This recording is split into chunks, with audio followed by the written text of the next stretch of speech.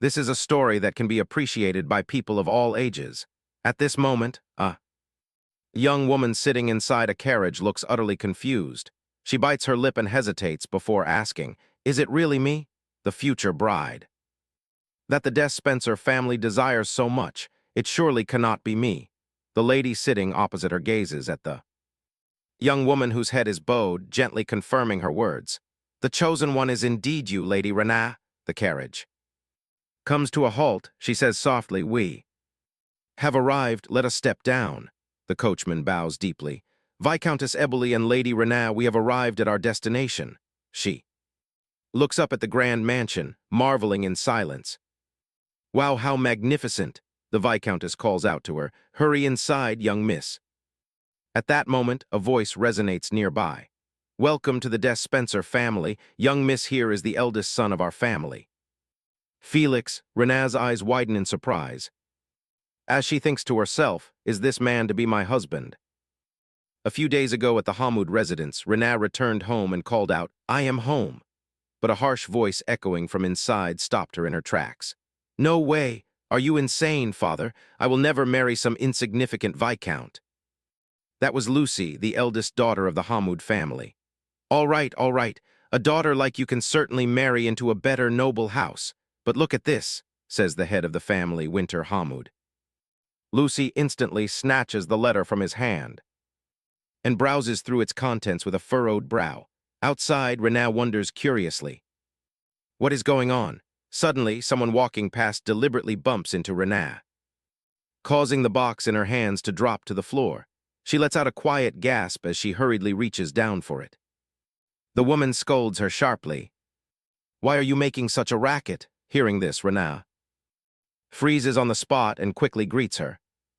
"Ah, you are back. Why are you standing right there in the way?" comes the voice of Countess Catherine Hamoud. Inside the room, Lucy questions, "What is this? Does it mean any daughter from the Hamoud house will do?"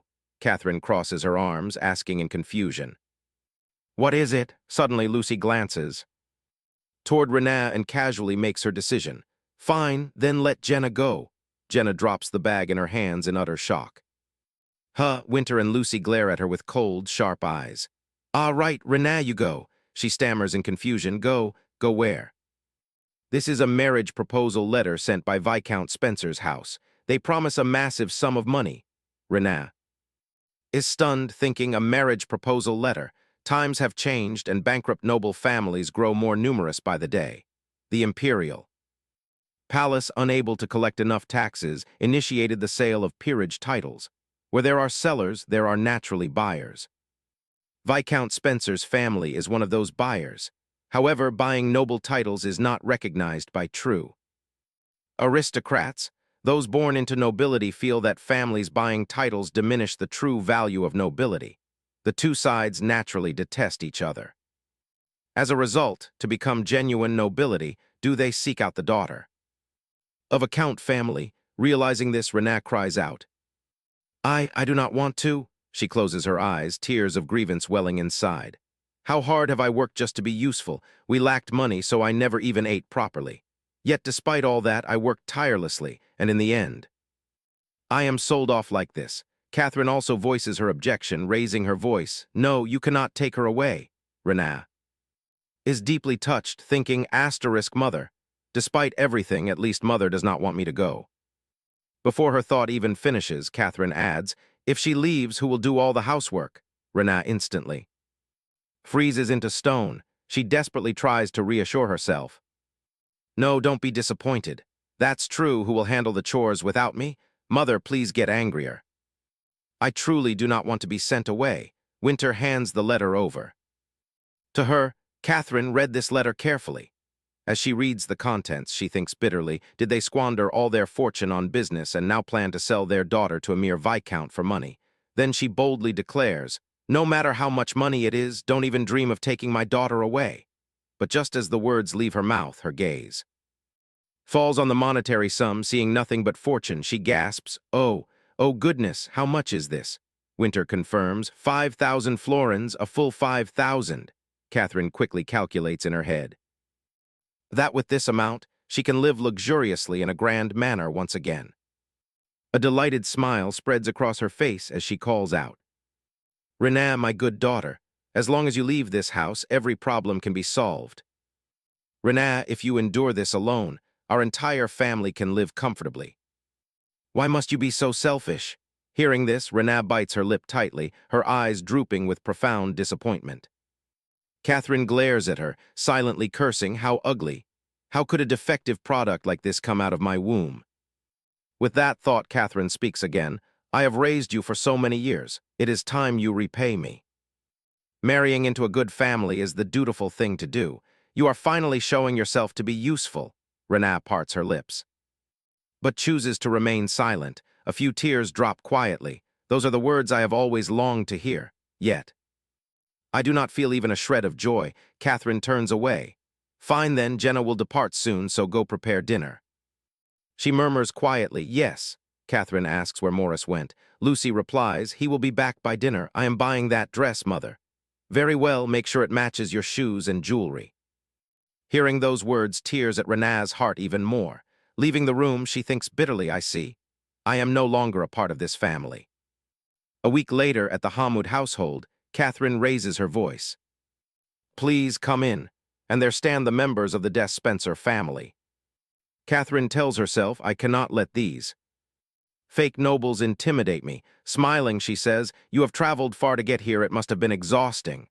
Renaa glances around in search, but Morris is nowhere to be seen. Even so, the Viscountess bows politely. "Thank you for agreeing to this marriage alliance." Renaa wonders to herself, is this Viscountess Eberly of the Des Spencer family?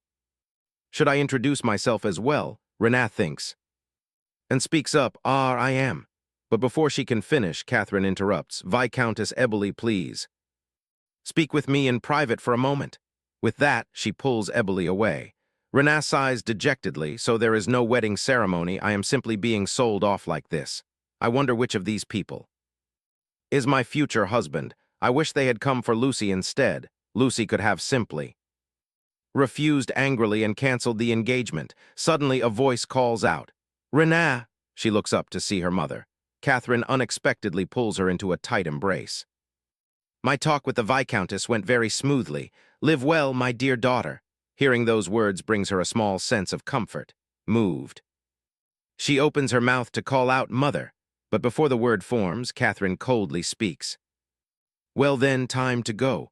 And without another thought, she carelessly turns around and walks away. Someone approaches her, offering, "Allow me to carry your luggage, Lady Jenna." Flustered, she tightly clutches her baggage. No need, it's quite light. I will head outside first."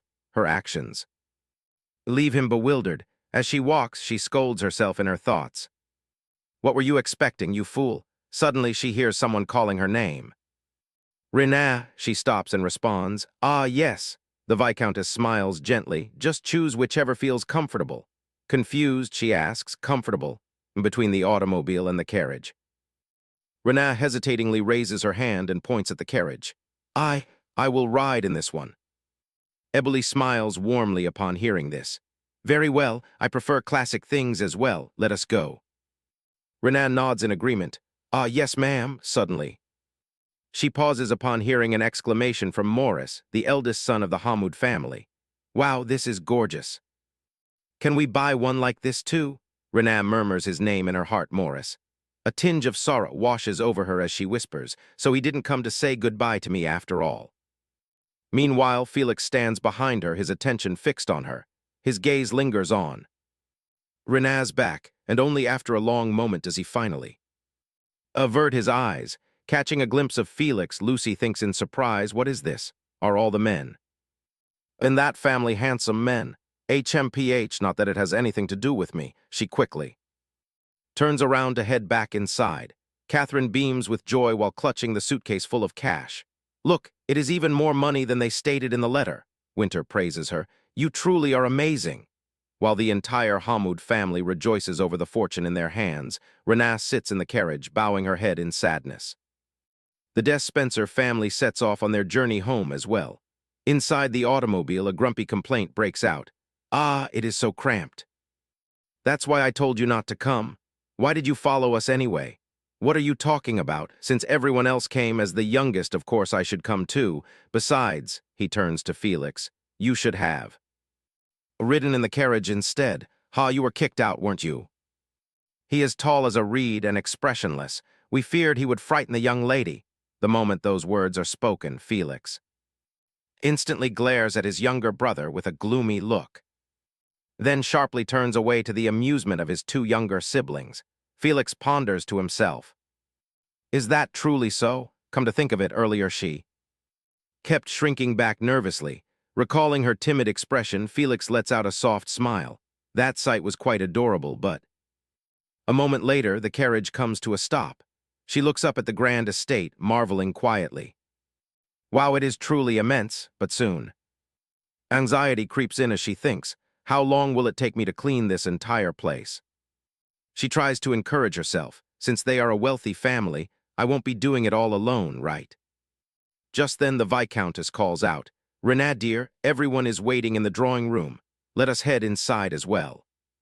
She quickly answers, ah, yes, ma'am. Then she steps indoors. The items here look extraordinarily expensive. If I accidentally break something, stop thinking about that. Her nervous fidgeting leaves the Viscountess bewildered. Come in, Lady Renee. I am Alex, head of the Des Spencer house. Renee gazes at him and thinks he is so handsome. And this is your fiancé, the eldest son of our family, Felix. Renee looks up at him for a moment, letting out a silent cry inside. Eek, he is so scary, seeing Felix's cold demeanor. Looking at her, Alex chuckles and says, then go ahead and introduce the rest. Felix introduces them. This one here is the second son, Eden. Over there is the youngest, Jaffer. And as for me, Lady Eboli chiming in, I am Eboli. That is enough for introductions. Shall we sit down now? Yes. Of course, with that, everyone quickly approaches their chairs and sits down, seeing everyone's eyes glued onto her. Jenna cannot help feeling scared, secretly thinking, everyone is staring at me. Eboli coughs a few times, then frowns and commands, stop staring. Renee must be very tired too. Let us leave family matters for next time. I will speak about the important marriage first. Cold sweat breaks out on her face in worry. Yes, the wedding will take place in 2 years.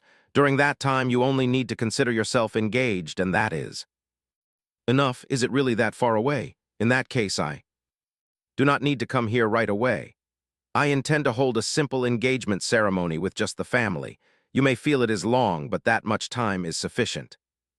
Could this be a test? Right, it must be a test. If I fail to prove my worth, I will be kicked out immediately. That absolutely cannot happen. I must try my best.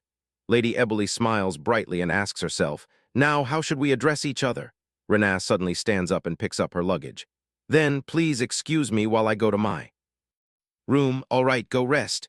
After confirming that Renee has gone up to her room, Felix's brows immediately knit together as he hurriedly stands up in protest.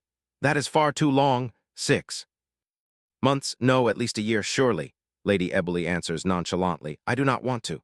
Mother, Renee might not even like me.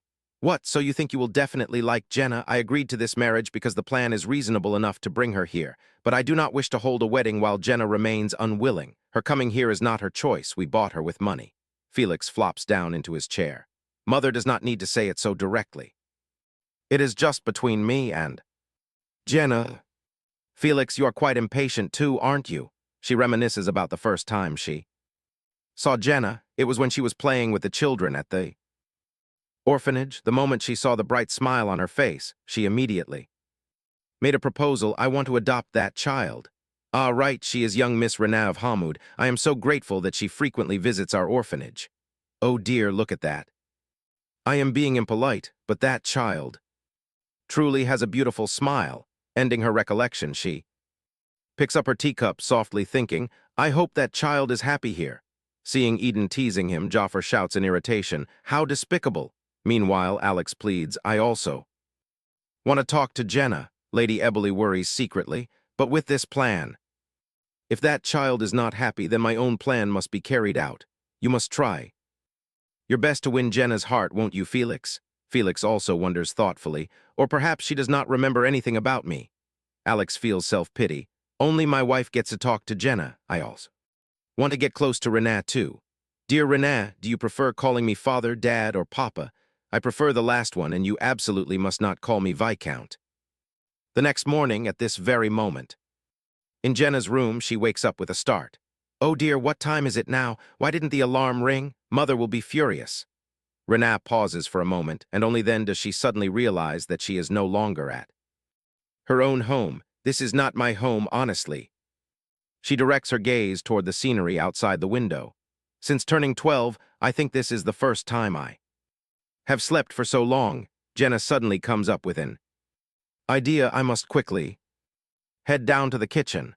Opening the kitchen door, Jenna politely says, "Please excuse me." Seeing her awake and walking in so early in the morning, the head chef cannot help but ask in surprise, "Goodness, why is young Miss here? Who is that?" "This is the new young lady our master mentioned to everyone." "Oh my, is it her?" "I am Mary, the head chef. Is there something that brings young Miss to the kitchen this early?" Jenna asks timidly. Is there anything for me to do?" Hearing her question leaves everyone stunned.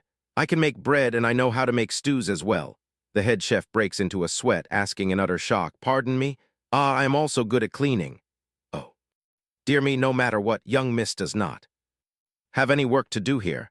If things go on like this, I will be kicked out." "That must absolutely not happen." Noticing an apron on the side, she immediately steps over, takes it down, and hurriedly runs off. "I will find something to do myself." Seeing this, the head chef calls out in panic, "Young Miss, wait. Oh, she is truly too adorable." Jenna puts on the apron and begins gently cracking an egg. A short while later, in the dining room of the Despenser mansion, all the dishes are laid out on the table. Seeing Jenna standing there without sitting down, Alex asks curiously, "Renat, why are you standing there?" Sweating nervously, she responds, "Pardon." Pulling out a chair for her, Felix offers, "Sit here." With a blushing face, she bashfully replies, "Ah, yes." "Are we having a meal together?" Felix suddenly asks, "Which do you prefer, milk or tea?" Stuttering slightly, she answers, "Milk. Milk, please." He smiles softly and says, "Okay." Flustered, she expresses her gratitude. Thank you." Chewing loudly, Alex gazes at Felix with a suspicious look. For a moment before clearing his throat and asking, "By the way, what is this?" Felix replies, "That is milk." Clenching her hands and blushing shyly, she explains, "Ah, I made that. If you do not wish to eat it, that is fine." Upon hearing her, Alex freezes instantly.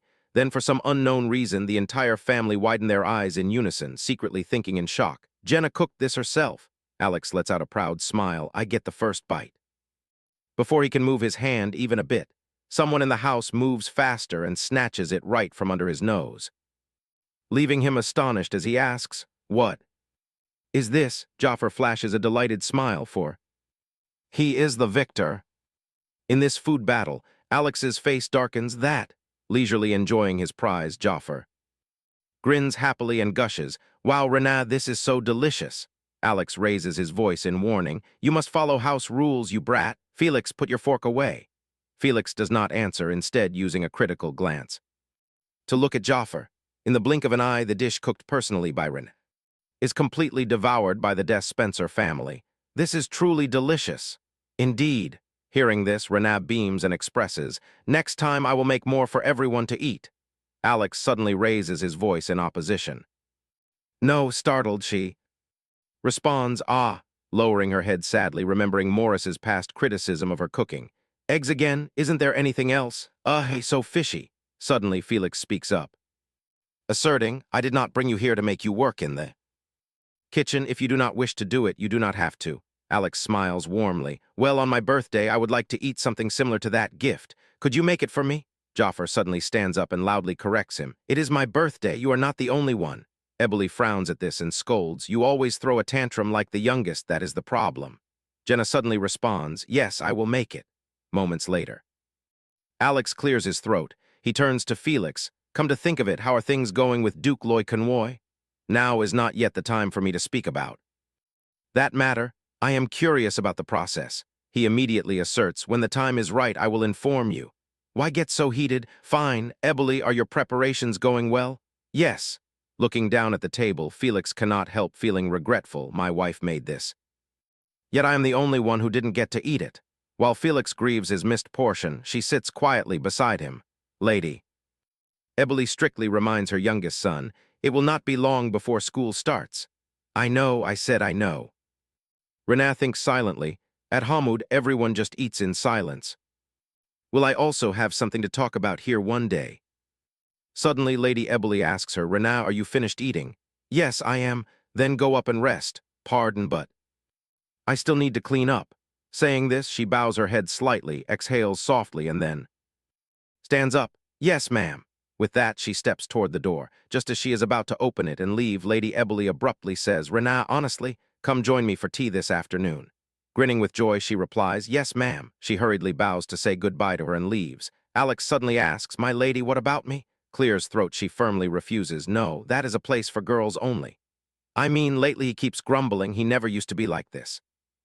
Alex's eyes tear up. But occasionally I drink tea with you too. Ignoring him, she continues thinking, though he was the first to mention adoption, bringing a daughter into the house is not a bad idea after all. Alex suddenly wails tearfully, My lady? She calmly continues her thoughts. They say as people get older, they turn into children. That afternoon, while guiding Renaa, the maid speaks up too. Direct her, Madam's room is a short walk from here. Yes, looking around, she is secretly amazed. There are so many unusual decorations. Ah, right, I have not introduced myself yet, have I? I am Jen, responsible for taking care of young Miss. Jenna, from now on, if young Miss needs anything, just call for me. Ah. Even if you do not pay attention to me. The maid tilts her head in confusion. Pardon? Flustered, Renaa stammers. Ah, no, if I need anything, I will call. Ah, yes, Miss Hearing. The knock at the door, Lady Eboli says, Come in. Pardon me, do come in. I apologize, please go ahead and drink first, I just need to finish this. Yes, ma'am. Gently lifting her teacup, she secretly marvels, what a lovely scent. Eboli asks, Are you satisfied with your room? I prepared it myself, though I am not sure what young girls like these days. When the weather is nice, feel free to redecorate it as you wish. Not at all, I love it very much. Recalling it, she adds, The wardrobe is a bit strange, though. There must be some mistake. Ah, right. It is indeed the wardrobe. No, actually, it is a whole dressing room. Oh, is the dressing room a bit cold? Then. Renaa hastily waves her hands to explain, Ah, no, no, it is not like that. There are so many things inside. I feel like I am being disrespectful toward someone else's room. She lowers her head slightly, remembering the shoes she took out to try on. Wow, so pretty. Since they are so pretty, trying them on a bit should be fine, right? Eboli explains, Oh. Dear Renaa, those are the gifts we prepared for you. Opening her eyes wide in confusion, she asks, Pardon? The coat is from Alex, the elegant items are from Felix, and the red dresses are from Eden. The cute handbags and accessories are from Jaffer. Everyone has different tastes, so I wanted to see who prepared the most interesting gifts. Thank you, Lady Eboli. Everyone put an effort together, so it feels a bit odd if I am the only one receiving your thanks. Renaa says with emotion, Thank you, Mother, hearing her call her mother, she smiles with delight. Then let us move on to the main topic of this tea time. Yes, am I truly welcome here? Jenna, is there anything you wish to do? Pardon. Times have changed now. We must teach a young lady skills so she can live independently. Renaa opens her eyes wide, thinking, Marriage is in 2 years? 2 years later. That's right, in 2 years I might be kicked out. Do I need to prepare from now on, in order to survive even if I am thrown out of here? Beside the large window, sunlight filters through the glass and a voice echoes from there. All right, so how far have your studies progressed? For history, knowing the basics is enough. Personally, I think it would be better if you study philosophy or psychology, or learning painting or musical instrument is fine too. Then we can frequently visit art museums and the theater. It will be so much fun. As if realizing something, she pauses and softly glances at Renaa. She lowers her face, looking extremely sad. Worried, she calls out, Renaa, if you do not want to, you do not have to. It is just that knowing the basics will be better for you. There are currently many enemies around the Des Spencer family. Stepping into high society like this will only leave this child hurt and losing her confidence. Renaa, I am not forcing you to do anything right away, but I hope you will find what you like by experiencing everything. Renaa softly answers, Yes, I will do so. All right. That concludes our tea time. You must be tired, so go back and rest.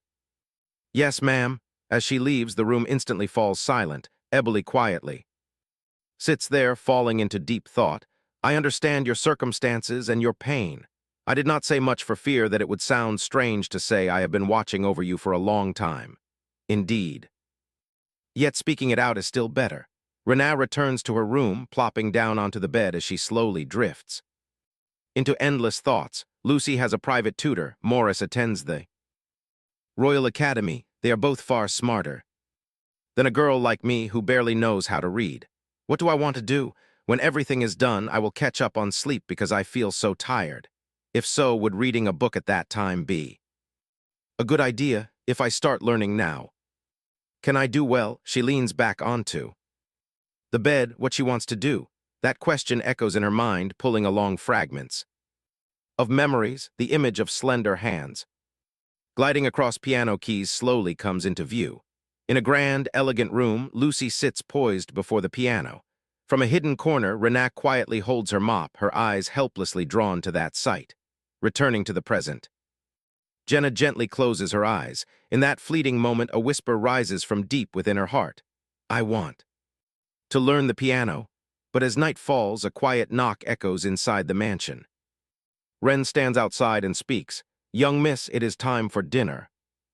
Please wake up, Lady Renaa. Renaa remains fast asleep, her face flushed red, receiving no answer. Ren immediately runs off to inform everyone. She cries out, my lady. The young miss seems to be in great pain. Hearing this, Eboli gasps in panic, quickly. Call Joshua. A moment later, the lady collapses onto the floor, sobbing uncontrollably. It is my fault. I pushed Renaa too hard. Renaa, my child, you do not need to do anything anymore. Joshua, the chief physician of Des Spencer, stands there with a tense and bewildered expression. He was clearly resting at home just moments ago before being dragged back here. That is right, he was dragged away right in the middle of dinner. Sir Joshua, the young mistress is in critical condition. When he heard that she was in critical condition, he even wondered if the two families had already organized a wedding. Could Alex, Felix, married already, since she is only the unmarried fiancée of Felix? It is not as if he was left uninvited to a wedding ceremony, so he steps off the carriage with relief and greets Alex. Alex even comes out to meet him. Alex, wait, hurry up. By the time he regains his composure, he is already here. Furthermore, even though he explained that it is merely a cold, they have been weeping like this for hours. He feels like crying himself. Joshua's gaze glances softly toward the lady. She is someone who would not shed a tear even if she caught the measles. Well, that is true. In a sense, a cold can be quite dangerous. He adds, taking a close look at her body and skin condition. The root cause is malnutrition. Various medicines and dietary supplements will be prepared and sent tomorrow. It really is just a simple cold, so please do not worry too much.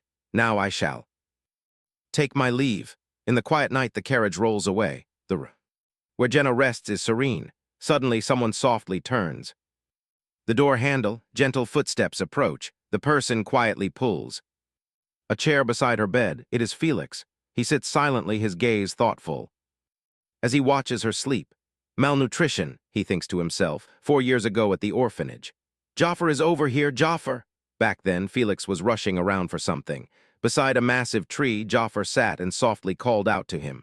Renaa, sitting beside him, also turned her gentle eyes toward him. Memories rush back. A tender little hand gently applies a bandage to a wound. This must hurt a lot. When you get back, sanitize it well, and it will heal quickly. Jaffer softly murmurs, thank you. Right at that moment, Felix and Eden approach. We owe you a favor. Do you know this child? Hearing this, Felix lets out a soft ah.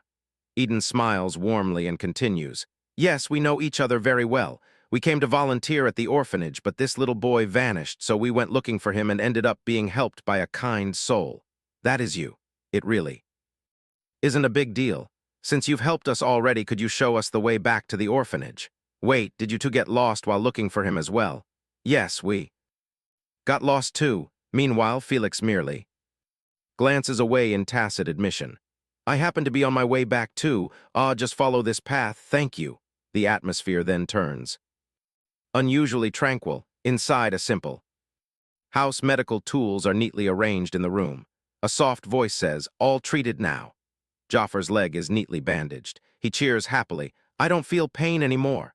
Jenna reminds him, if you volunteer in the future, be very careful when going into the forest behind the orphanage. There are many caves, and if you go deep inside, there are lots of snakes. Yes, I will pay attention next time. Standing to the side, Felix and Eden think to themselves that the picnic story was a lie. Joffer wanted to escape volunteering, so he tried to sneak off, only to end up getting lost. On the way, suddenly the door pops open and two young boys poke their heads in. Are you here, sister? Jenna is here. Startled, she turns toward the brown-haired boy who calls out, Sister Jenna, play with us. Their eyes sparkle with eager longing. Renaa smiles and replies, I see. I must clean up the medicines first, so go ahead and play without me, okay? Okay, we understand. Do you want to play with us? Sure, let's go, mister, come play with us too. Felix chuckles softly in reply. Should I? Hearing that, Jenna glances over and immediately speaks up. He is helping me clean up, so you kids play first. Okay, seeing her say that. Felix feels confused and thinks, did I promise that? By the window, soft sunbeams stream inside as delicate hands wring a wet towel. Water drops falling away. Renaa gently places the towel on his forehead. This medicine helps lower fevers, so you will feel better soon. Felix lies on the bed, his eyes shining with curiosity as he hesitatingly asks, How did you? No, I had a fever. I have never been caught in such a state before. Renaa smiles and softly explains, hiding an illness always comes to light somehow. When we are together, I notice your body temperature rising every now and then, like right here on your cheeks. Hearing this, Felix freezes, defensively protesting. They aren't that red. She simply chuckles, then tenderly advises, just close your eyes for 30 minutes, and you will feel much better when you wake up. I will tell the others we are tidying up the storeroom together, so don't worry about anything and just rest comfortably. Outside, children chatter and play, their innocent laughter echoing everywhere. Amidst the scene, a little girl raises her head. In high anticipation, Sister Jenna, come over here, so in 30 minutes I will come to wake you up, sleep well. Felix replies softly, thank you, feeling a strange, fluttery warmth in his heart. Later, because Jenna had duties, the director came to wake him up. Afterward, he occasionally visited the orphanage to sponsor or volunteer. Yet meeting again after such a long time feels like a miraculous, gentle breeze passing by. Time moves quietly along. On a bright, sunny day, Jenna holds something in her hands as she walks and chats with a little girl beside her. Their clear laughter fills the air. Seeing that familiar figure, Joffer's face lights up. Sister Jenna outside! Joffer and Felix stand together, watching Jenna step out. Suddenly, Joffer freezes, but time passes so quickly that in this moment, Renaa no longer recognizes them. Joffer's expression dims. Felix silently watches him, unsure of how to comfort him. Yet right after, Joffer forces a bright smile and speaks to cheer himself up. It's all right. Sister Jenna not recognizing me just means I grew up so fast. It's better if she doesn't remember me crying like a baby. Felix stands quietly beside him, thinking to himself that while it is a pity whether Jenna remembers or not, the warmth he receives from her remains unchanged. I promised to repay whatever I could for Jenna, but returning to the present. His train of thought remains unfinished. Renaa even pays attention to my pain. At that moment, Jenna softly lets out a hum. She thinks to herself, my head hurts so much. When did I fall asleep? All right, am I sick? I've never had a cold before. Right at that moment, she senses something unusual. Her hazy eyes glance to the side, where Felix sits quietly on the chair beside her bed. Seeing him, her heart flutters frantically. Since when has he been sitting there, and why is he here? Before she can find an answer, a sudden rumbling sound from her stomach makes her freeze. In total panic, both her hands clutch the blanket tightly over her stomach. Felix pauses, his eyes wide with surprise. He quickly smiles and asks, are you awake? Renaa shyly replies, yes. Felix moves to sit on her bed, softly reaching out his hand, gently placing his palm on her forehead. Your fever seems to have lowered a lot. Jenna thinks to herself, this is the first time someone cares for me like this. I don't know why I feel so flustered. Suddenly his voice cuts through her thoughts. Are you hungry? I will bring some food up from the kitchen. Let me fetch it, you just rest. With that, the door gently shuts. Silence returns to the room. Renaa marvels to herself. He left already. Long legs really move fast. Did I sweat this much? The kitchen is downstairs, so I must take a quick bath before he returns. The mansion shines brightly with lights. Felix walks quietly down the corridor, wondering, is warm milk okay, or would fragrant black tea be better? Thinking of that, Felix pauses and decides to head back to her room. He must ask which one she prefers. The door opens once again as he steps inside, calling softly for Renaa. He looks around the room, wondering to himself, where is she? Suddenly, his expression freezes, his eyes opening wide, in utter shock as if witnessing something he shouldn't have. Renaa stands in the corner of the room, her hands frozen mid-motion as she is about to undress, her fair shoulders exposed under the dim light. Meeting his gaze, she is completely stunned, her face flushing crimson, her heart pounding furiously. Before she can even think, a loud scream tears through the air, echoing across the entire mansion. Felix immediately slams the door shut, recalling how she could scream so loudly. Outside, Felix kneels on the floor while Eden and Jaffer scold him. Goodness, what did you do? Did you fail to restrain yourself and cause trouble? As expected of a big shot, it's a misunderstanding. Are you a pervert? Hearing the noise, his younger friends rushed over and grew angry. A new day arrives. Someone's voice softly sounds out. The injection might sting a bit. You bore the pain so well. Even if the medicine is bitter, please drink it all. Don't take it on an empty stomach. You are almost recovered now. Don't let your guard down. Suddenly, there comes a knock on the door. Aren't you bored staying in your room all day? Vitamin C is good, so Mother squeezed some lemon juice here. Have some with Jenna, okay? She isn't fully recovered yet, so don't sit too long. I understand. Jenna sips and exclaims, the lemonade is so sweet. Mother added honey and warmed it up so it's easier to drink. Is it tastier? Yes, it's delicious. In her heart, she thinks how these past few days she was sick and out of it, yet everyone treated her so warmly. Turns out telling her to eat high-calorie foods were carrying words from everyone that now float back into her mind. Don't fall ill. Still, you look much better today. I am so sorry. I should have paid more attention. Renaa, I won't ever make you regret coming to my house. Renaa, you don't have to do anything at all. Despite thinking this, without hard work, she cannot stand in her proper place. Ending her thoughts, she speaks, Mother, regarding what you mentioned last time, about studying. Yes, I agree. I will study very hard. You really don't need to push yourself. Health comes first, she hesitantly replies. I know so little that it feels embarrassing, so I want to learn more. As a family member, I cannot make everyone embarrassed. Hearing those words, the lady is stunned for a moment. Renaa's voice continues with determination.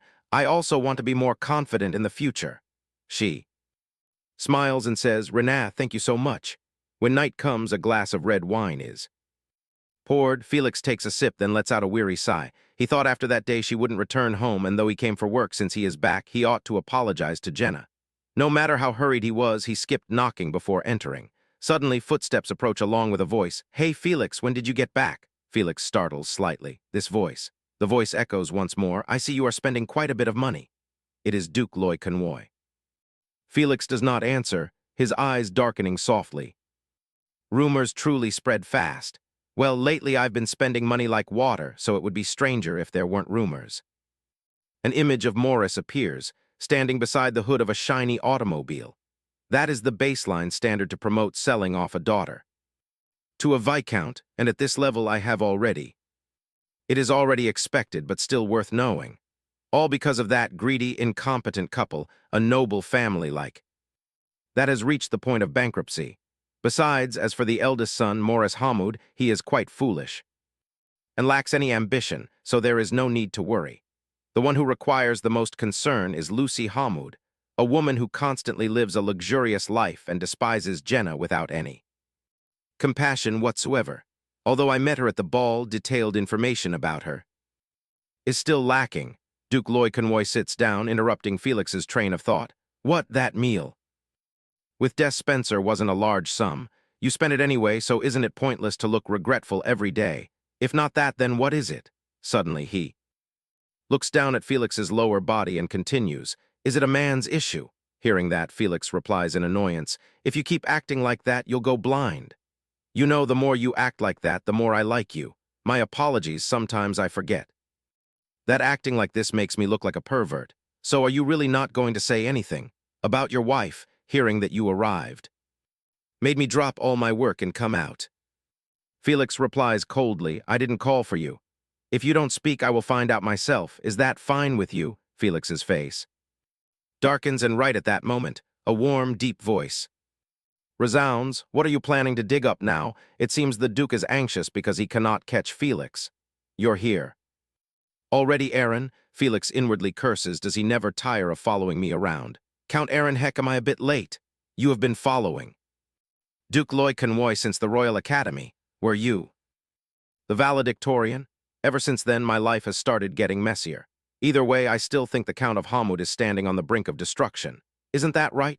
Indeed, if it's Felix, better families will step up to follow. The striking looks and brilliant achievements of the top freshmen at the Royal Academy. Yes, that is a unique achievement as a Viscount. He is the ideal young master who remains indifferent to everything. If the young ladies who adore Felix knew, there would surely be a sea of tears. Hearing those words, an image of Felix frowning in annoyance appears. Why is everyone like this? Will you bring her to the Pardon Festival, so we can meet her at the festival then? Unexpectedly, Loy's eyes lightly glance toward him. Felix calmly stands up and says in a low voice, You two seem to have much to discuss, so I will take my leave first. Loy hurriedly speaks up. All right, I won't mention it again. Let's talk business. Felix pays him no mind, his footsteps sounding rhythmically. Loy cries out in panic, Are you really leaving, aren't we? Close enough to talk about such things? Beside him, Aaron reassures, That kid's personality has been like that since he was young.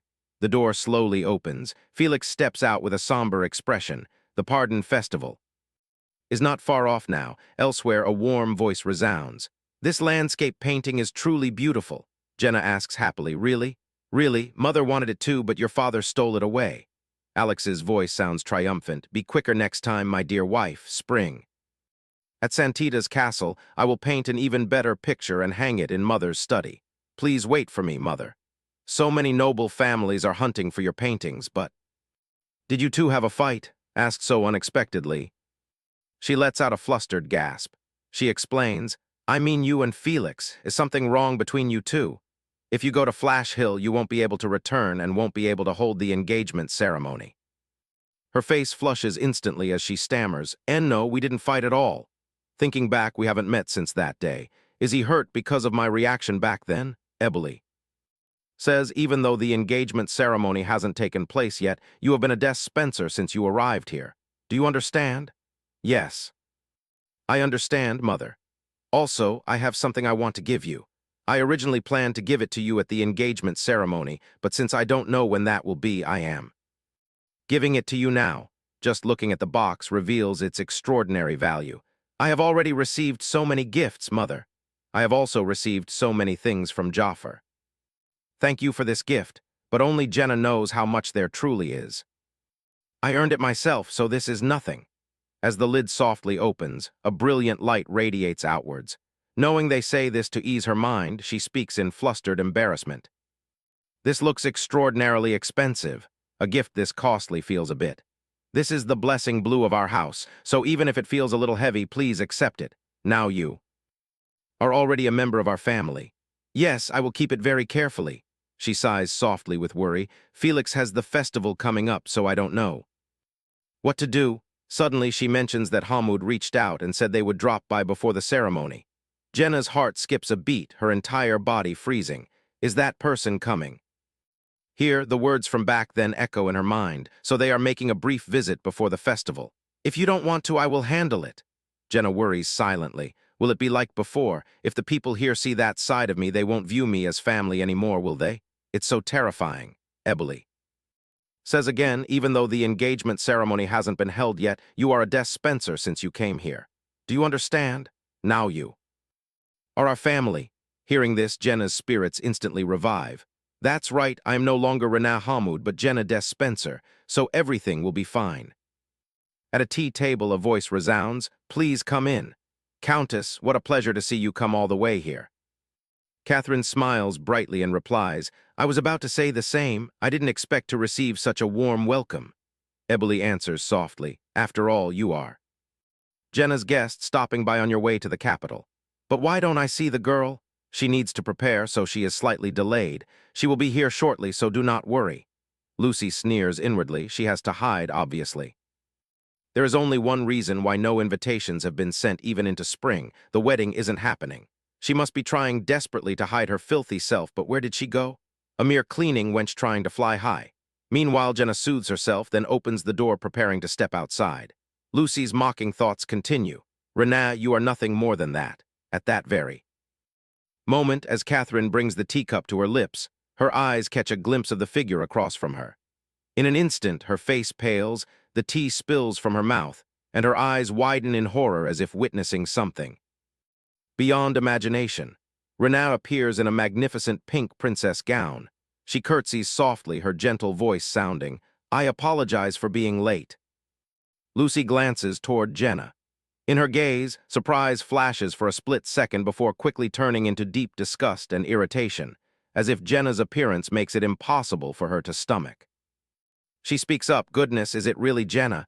Have you been well all this time?"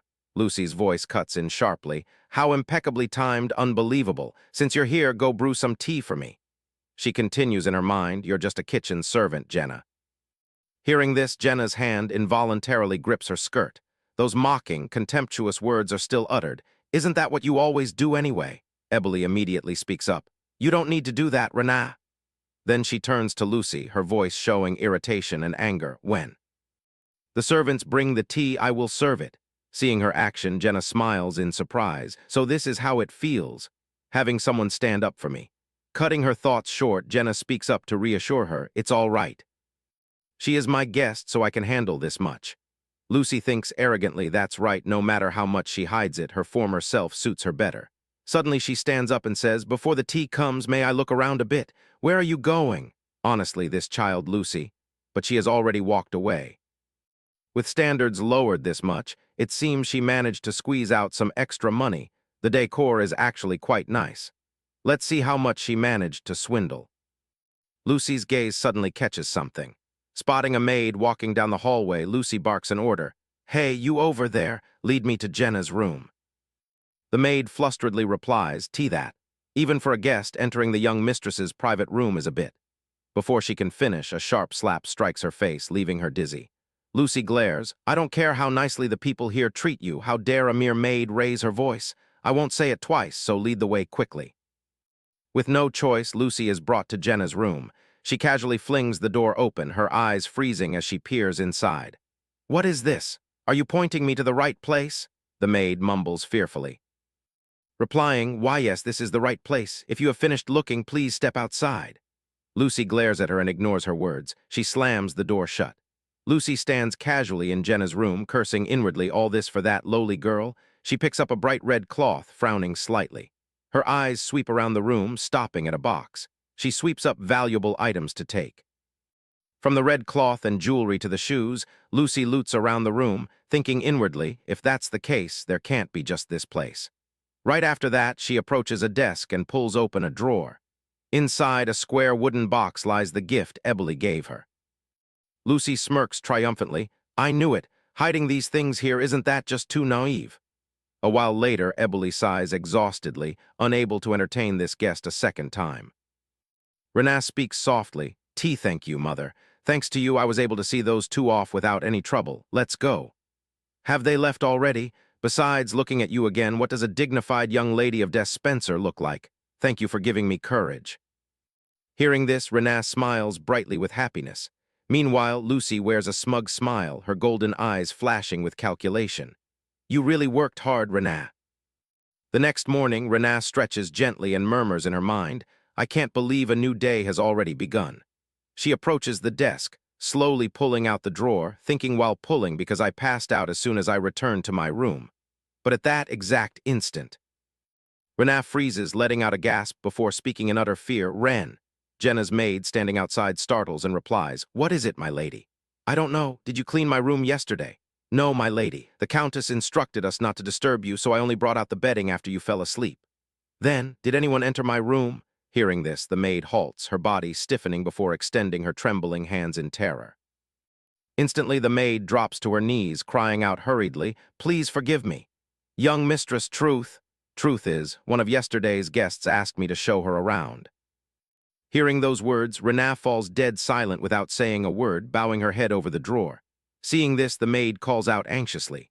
Lady Jenna, in a tired, soft voice, says, "First of all, do not tell anyone about this." Later, out in the garden, her gaze grows heavy, her hand gently lifting a flower. She recalls what just happened, the maid bursting into bitter tears, tears streaming down her cheeks. The maid's cheek was swollen. Lucy likely raised her hand against her for disobeying, just like how she used to treat her before. What should she do now? Silent tears trailed down her face. Eboli, I'm sorry. Eboli trusted me with all her heart and entrusted this to me. And yet I... A sob bursts out uncontrollably. I should have been more careful. I should have realized it right away. What if I can never find it back? Right at that moment, footsteps approach her. A warm, deep voice softly resounds, Raina. Along with it, a handkerchief is offered. It is Eden. He leans down and gently says, Here. Seeing Eden, Renaa hurriedly wipes away her tears. Seeing that, Eden hastily says, Don't wipe them like that. Renaa speaks in shy confusion, This is because. Seeing her expression, Eden sighs softly, then smiles and asks, Is life here really that difficult? Those words make her freeze, although she wants to say it isn't so if she tells Eden the truth. Before her thoughts finish, he gently reaches out and touches her hand. Renaa looks at him in surprise. Eden softly reassures her, If it's hard to say, you don't have to speak. Everyone has. I don't care how nicely the people here treat you girls. How dare a mere maid raise her voice? I won't say it twice, so hurry up and lead the way. With no other choice, Lucy is led to Jenna's room. She casually flings the door open, looking inside as her gaze freezes. What is this? Are you pointing me to the right place? The maid mumbles fearfully. Why, yes, this is the right place. If you have finished looking, please step outside. Lucy glares at her and ignores her words. She slams the door shut. Lucy stands casually in Jenna's room, cursing inwardly, all this just for that lowly girl. She picks up a bright red piece of cloth, her brow furrowing slightly. Her eyes sweep around the room and stop at a box. While she's at it, she sweeps up valuable items to put inside. From the red cloth and jewelry to shoes, Lucy loots around the room, thinking to herself, if that's the case, there can't be just this place. Right after that, she approaches a desk and pulls open a drawer, revealing the square wooden box containing the gift Eboli gave her. Lucy smirks triumphantly. I knew it. Hiding these things here, isn't that just too naive? A while later, Eboli sighs exhaustedly, unable to entertain this guest a second time. Renaa speaks softly. Thank you, mother. Thanks to you, I was able to see those two off without any trouble. Let us go. Have they left already? Besides, looking at you again, what does a dignified young lady of Des Spencer look like? Thank you for giving me courage. Hearing this, Renaa smiles brightly with happiness. Meanwhile, Lucy wears a smug smile, her golden eyes flashing with calculation. You really worked hard, Renaa. The next morning, Renaa stretches gently and murmurs in her mind, I can't believe a new day has already begun. She approaches the desk, slowly pulling out the drawer, thinking while pulling because I passed out as soon as I returned to my room. But at that exact instant, Renaa freezes, letting out a gasp before speaking in utter fear. Ren, Jenna's maid standing outside, startles and replies, What is it, my lady? I don't know. Did you clean my room yesterday? No, my lady. The Countess instructed us not to disturb you, so I only brought out the bedding after you fell asleep. Then, did anyone enter my room? Hearing this, the maid halts, her body stiffening before extending her trembling hands in terror. Instantly, the maid drops to her knees, crying out hurriedly, Please forgive me. Young mistress, Truth. Truth is, one of yesterday's guests asked me to show her around. Hearing those words, Renaa falls dead silent without saying a word, bowing her head over the drawer. Seeing this, the maid calls out anxiously. Lady Jenna, in a tired, soft voice, says, First of all, do not tell anyone about this. Later, out in the garden, her gaze grows heavy, her hand gently lifting a flower. She recalls what just happened, the maid bursting into bitter tears, tears streaming down her cheeks. The maid's cheek was swollen.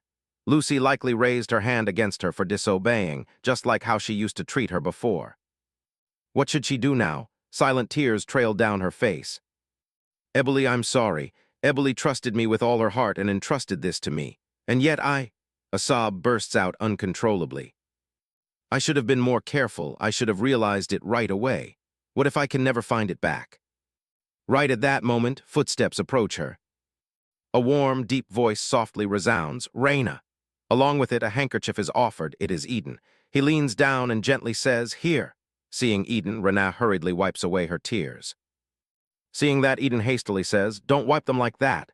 Rena speaks in shy confusion, This is because." Seeing her expression, Eden sighs softly, then smiles and asks, "Is life here really that difficult?" Those words make her freeze, although she wants to say it isn't so if she tells Eden the truth before her thoughts finish. He gently reaches out and touches her hand. Rena looks at him in surprise. Eden softly reassures her, "If it's hard to say, you don't have to speak. Everyone has. There are days when one simply wants to cry. Today is such a day for Jenna, isn't it? If so, it is all right." Jenna's eyes widen. At that very moment, a smile blossoms across her face, while Eden's voice carries a flustered tone. "Rena, please do not cry. Did I make her cry a second time?" Rena gradually recovers her bright smile. "Thank you, Eden, thanks to you. I feel calmer now. I will wash the handkerchief and return it to you. You know the blessing blue, right? I lost it." "What, that?" "Yes, to be exact, my sister took it." Immediately, Eden curses under his breath. Suddenly, Jenna grows quiet and pensive. As long as Lucy likes something, she does whatever it takes to obtain it. In a way, I also hope it is not like that. As her words fade, her head hangs low. Eden calls out to Rena with worry. Suddenly, Rena sits upright, determination burning in her eyes. "So I will retrieve it. Although I do not know if I can enter the Hamud estate, if I meet her face to face, I can probably get it back right." Hearing this, Eden chuckles softly. "If you only need to meet Lucy, there is no need to go all the way there. You can meet her in the capital during the festival." "That is right. Is there no one at the festival?" "I almost went to a deserted mansion. So let us go to the festival together to find the blessing blue. Though I cannot match my older brother, I will cheer you on." Hearing this, Jenna laughs cheerfully. Right after, Eden gently squeezes her hand. "Honestly, I feel so relieved. When you did not cry earlier, everyone is worried you might suffer living alone in a strange place. So if things feel difficult, please speak out just like today. Promise me that today is the last day you cry alone. We are family, after all." Her cheeks flush a delicate pink upon hearing his words. After a moment, she replies softly, "All right." At his desk, Eden quietly pens a letter. "I have escorted her as you requested, but keep in mind if things continue like this. After 2 years, the person walking down the aisle may no longer be you." On the other side, Felix finishes reading the letter, an expression of displeasure clear on his face. Duke Loy Convoy, reading a newspaper, suddenly speaks up. He is not wrong. Time flies fast. Hearing this, Felix slams the letter onto the table in irritation. "Do you even know what you're saying right now? Hey, Felix, come to your senses. Although I do not know what happened between you two, running away is not the solution. Of course, these might just be ordinary matters, but if you wish to see her, you had better show up in person this time." Felix remains silent, offering no response. Meanwhile, an indescribable sadness weighs upon Rena. Eden asks her in concern, "Are you truly all right? Your complexion looks pale, if it is because of the carriage." "We can slow down." Rena quickly reassures him, "No, it is not that. I am simply overly nervous." She lets out a soft sigh, whispering to herself in her heart, "This time I must get it back no matter what." She recalls the times she hid from Eboli. Where is Rena? "Ah, well, the thing is," returning to reality, tears slip down her cheeks as she silently apologizes. "Mother Eboli, even if you scold me, please scold me to your heart's content." Suddenly, Eden's voice breaks through her thoughts. "That night you two did not just talk, right?" She looks at him in surprise. "Pardon? Surely throwing a few punches would make you feel better, isn't that right?" Rena replies in flustered confusion, But throwing punches is not." Without letting her finish, Eden continues, "We have to take revenge. Come, throw all your force into your fist and swing it. L like this. Rena, as much as you have suffered. Your fist should match." Just at that moment, a sudden commotion erupts. Startled, the coachman brings the carriage to a sudden stop. "Are you two all right?" Inside, Eden is kneeling on the floor, holding her hand tightly. The sudden mishap turns both their faces crimson. Eden stammers hurriedly, "And no, it is nothing." He then gently warns her, "Swinging your arm out the window like that is very dangerous." She replies in embarrassed shock, "I am so sorry." Eden then gently releases her hand. Renaa cups her warm cheeks, her face lingering with a bright blush. Eden speaks up to break the awkward silence. "Renaa, look outside. It seems we have arrived." Following his gaze, she peers out the window. Instantly, her eyes light up with wonder and awe at the grand spectacle before her. Within the estate grounds, bustling crowds move gracefully toward the grand hall. Jenna's voice rings out, filled with excitement and astonishment. "It is the Pardon Festival. I hear this is the grandest festival in the world. It is truly amazing." Eden sighs softly, muttering to himself, "He must have arrived by now." While Renaa marvels in excitement, Eden briefly thinks of Felix. Even if it feels a bit much, he simply lacks a bit of proper grand etiquette. Does it really need to go this far? Cutting his thoughts short. He knocks on the carriage wall and instructs the driver, "Head straight to the square." Renaa asks in surprise, "Not the hotel, but the square? Father and mother must be waiting for me. We can go sightseeing later." Eden smiles warmly and clarifies, "It is not the central square, but the square of the Saparan Palace." Inside, guests arrive one after another, each clad in exquisite and luxurious attire. Eden offers a reassuring smile. "Do not be afraid, my brother is inside as well." His words make Jenna freeze. "It has been a whole month since I last spoke with Felix. We have not spoken a word since that day. Will things really be all right?" Gently taking hold of Eden's hand, he softly speaks her name. Placing a comforting hand on her shoulder, he says, "Do not overthink now. Just go on ahead. I will wait for you right here." Jenna steps inside with a smile. Eden thinks to himself, "When she heard my brother was here, she looked more anxious than relieved." Just what happened between her and Felix? What if she truly hates my brother? Renaa steps inside, her heart pounding frantically as her eyes sweep the room, searching for someone. Suddenly, her gaze lands on Lucy, who is chatting and laughing amidst the crowd.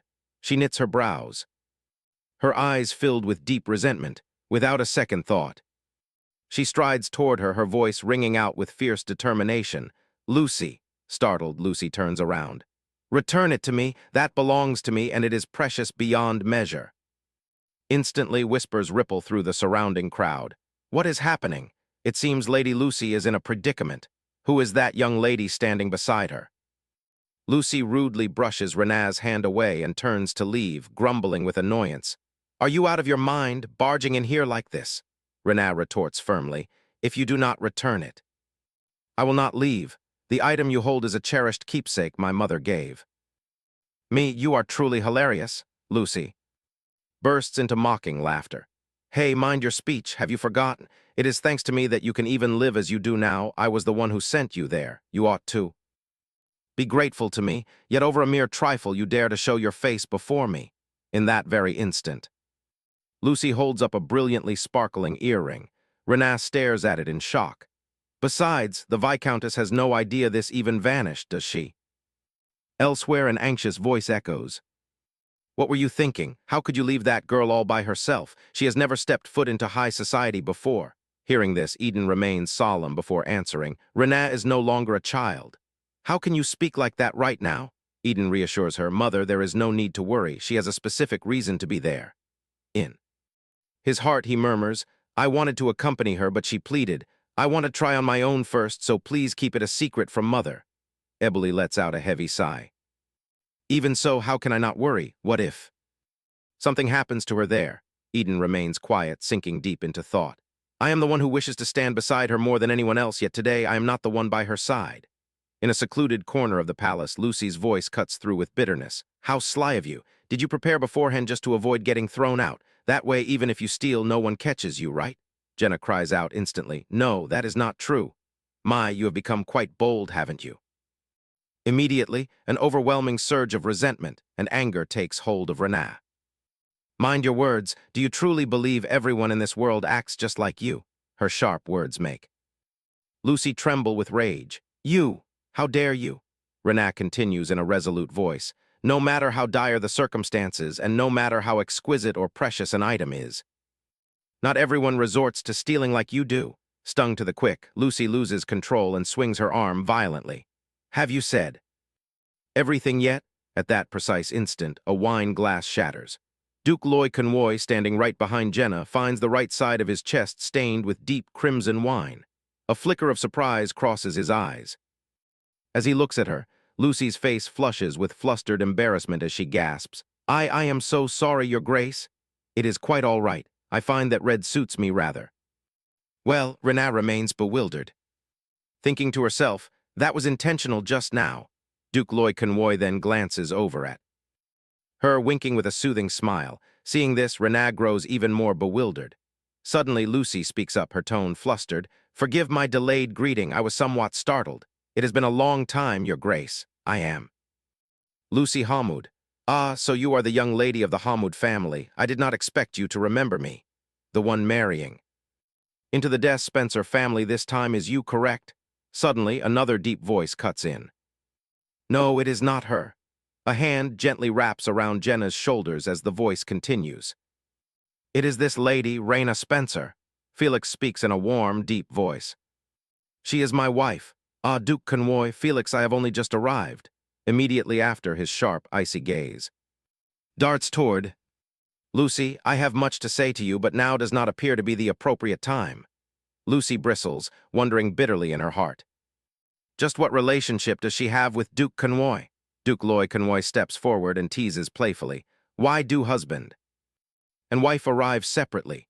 No, I managed to cross paths with the Duke earlier, but in the end it was ruined because of that wretched girl. She stands there in silence, watching the three of them. Her hand tightly grips the fabric of her skirt, and she abruptly turns on her heel and storms off.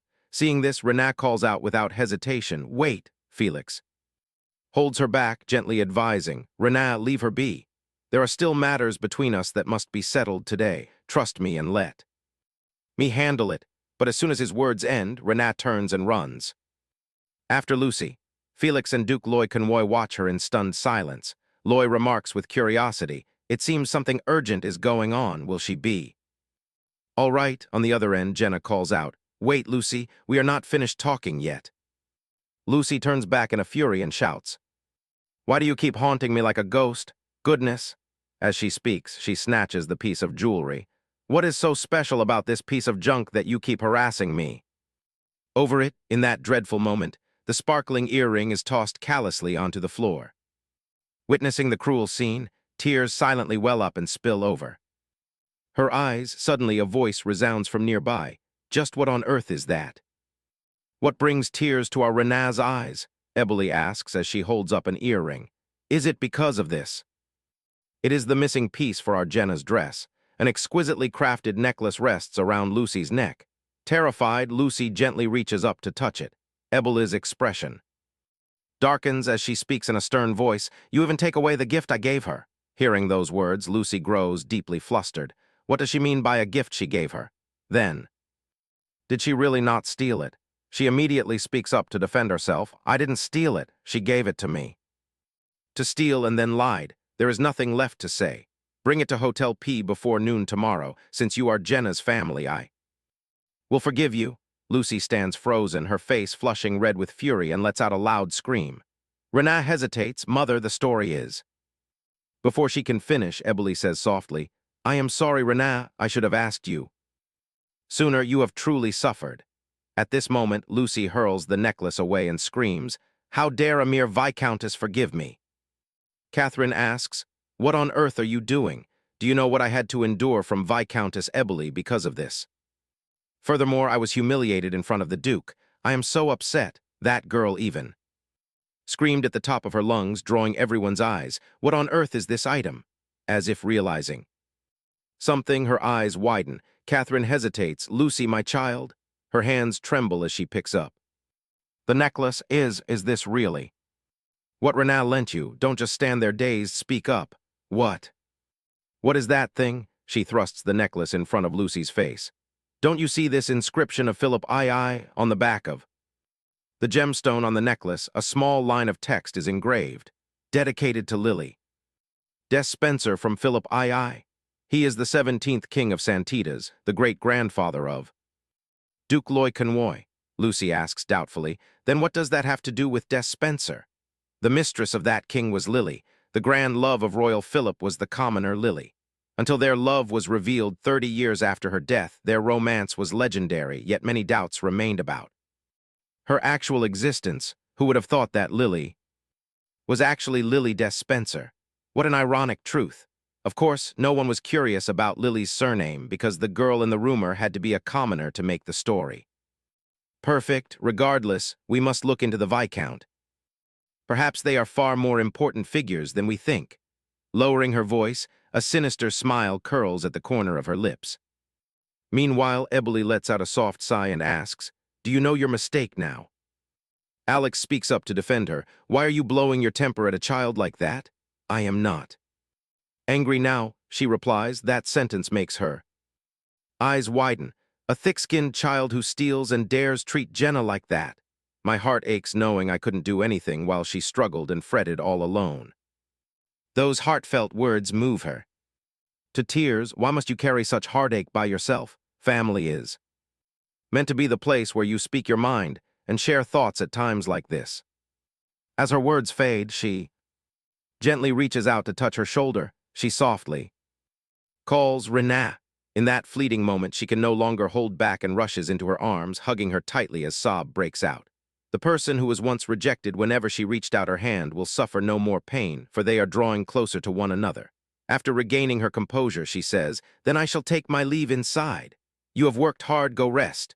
Renat steps outside and takes a deep breath. At the same time, right beside the door, Felix leans quietly against the wall. "Did everything resolve smoothly?" she gasps in surprise, exclaiming, "When did you get here? To be honest, I was worried about you, so I waited here. If you don't wish to see me, I apologize." I see." Suddenly, he reaches out to stroke her hair. "Renat, could you give me a little of your time today?" Her face flushes bright crimson as she recalls the party earlier. That moment was truly dangerous for her heart. Felix had announced firmly, "This is my wife." Felix continues, "It has been a long time since I last visited the capital. It would be a shame to spend all our time worrying about such matters. If you could just pretend to be tricked and come with me, how wonderful that would be." When night falls, Jenna and Felix take a walk together, looking toward the market stalls. Jenna overflows with excitement, her face lighting up with a brilliant smile. Felix stands beside her, smiling softly as he thinks, so this is how she looks when she smiles brightly. Felix clears his throat, gently to regain his composure. Renat suddenly exclaims, "That place over there looks magical too." Saying so, Renat prepares to walk over. Suddenly, Felix gently grabs her hand. His action makes her freeze in surprise as she turns around. He says, "It seems you keep forgetting about me. Let us hold hands as we walk." Hearing this, Jenna lowers her head, her heart beating furiously, her cheeks burning red with embarrassment. And so, hand in hand, the two walk together. In her heart, she wonders, wasn't he angry with me? Thinking back, he wasn't angry at all. He has always been indulging my every wish. Is this a good sign? A moment later, she sits on a bench, looking up at the sky with a soft sigh. Suddenly, something soft presses gently against her cheek. Felix holds a cotton candy stick with a smile on his lips. "Let us rest for a moment. Earlier, I saw you eyeing this. Truth be told, this is my first time eating it." In that fleeting moment, memories flood back. Back then, a little boy walked by, his gaze catching the fluffy white cotton candy. Immediately, a group of lively children swarmed around her, innocently asking, "Sister Jenna, have you ever eaten cotton candy? Does it taste good? What is it like? Tell us how it tastes. It looks like a cloud and it's sweet." As the memory fades, a gentle smile touches her lips. "All right, now I can tell them its true taste." Renat takes a small bite, her eyes widening in wonder, and then she exclaims, "So that's how it is." "Felix, let's share this." He quickly leans closer, taking a bite straight from her hand. In that heartbeat, their eyes meet. As expected, it is far too sweet for me. Shyly, Jenna turns her head away, stammering, Then I'll just eat it myself." Felix stands dazed, unable to comprehend at first. But then he recalls how his gaze had inadvertently lingered on her rosy lips just moments ago. Realization strikes, and his entire face turns crimson. Wait, just now, if I hadn't been careful, things would have gotten out of hand. And so the two sit side by side in quiet awkwardness. A moment later, Jenna thinks to herself in an atmosphere like, this I can probably ask him now, right? She speaks up, well, Felix, back then did you happen to see anything? Felix asks in surprise, me? When was that? His entire body stiffens. I'm sorry, I didn't mean to. Look, but somehow, this is clearly just an excuse. Actually, when you were sick, did you wake up? You could have slept a bit more. I had to prepare breakfast. Renaa. Before everyone else woke up, I saw you crying, unable to take care of yourself. Renaa, wake up. I'm sorry, mother, I'm sorry. That image etched deeply into his mind and made him want to cherish her. That day, in her fitful dream, she called out to her mother, begging for forgiveness. I'll wake up early, so please don't scold me. I couldn't even apologize for not paying attention sooner because I was afraid I would hurt you, you who always try so hard to pretend everything is fine. So, now I will do my absolute best. I should have apologized, but in that moment I ran away like a fool. Renaa, if I say I did it for your sake, you might hate me even more. I am sorry for not telling you sooner. Hearing this, she bursts into laughter, a wave of relief washing over her heart. If only we were a little more honest with each other, we wouldn't have to worry about drifting apart. Ah, me too. I'm sorry for running away back then, and thank you for being honest with me. We can forgive each other, can't we? Felix pauses for a moment upon hearing those words, then gently places his hand over her small one. That expression is something I cannot help but fall deeply in love with, he thinks. In that exact second, their thoughts echo in unison. I will go with Felix. I will take Renaa to the festival. That's wonderful. The next day, Jafar rushes over and tightly hugs her. Renaa, I missed you so much. Me too. Wait, move back a bit so I can take a good look at you. It has only been half a month, yet you've grown so much. Right, you're even taller than Jenna now. Does this mean I can escort you to the upcoming masquerade festival? Jenna thinks to herself, a warm smile lingering on her lips. At times like this, he really is just a child. Suddenly appearing from behind, Eden tugs Jafar back by his clothes. That's enough. Don't cling to her so much, you'll make Jenna uncomfortable. Jafar replies angrily, what's uncomfortable about it? Unlike someone else. I'm just being honest with my feelings. Flustered, Eden scolds, you brat, if you have time to talk. Nonsense, go fulfill your escort duties. With a sulky face, Jafar walks away with Jenna. Felix speaks softly, Eden, thank you for keeping an eye on her while I was away. This time will be quite a challenge. Eden's hands clench tightly. If I hadn't done so, I would have been left behind already. Besides, it seems there was help from someone else too. For a moment, Duke Loy's image flashes in Felix's mind, making him feel a sudden pang of guilt. Eden's voice continues, keep this in mind, brother. If you continue like this, Jenna's heart won't stay directed at you forever. Let's see. From now on, I won't let anyone take her from me. Does that mean you acknowledge me as a rival? Then you'll have to work hard for that, because I am not the one who decides it. A sudden memory floods back.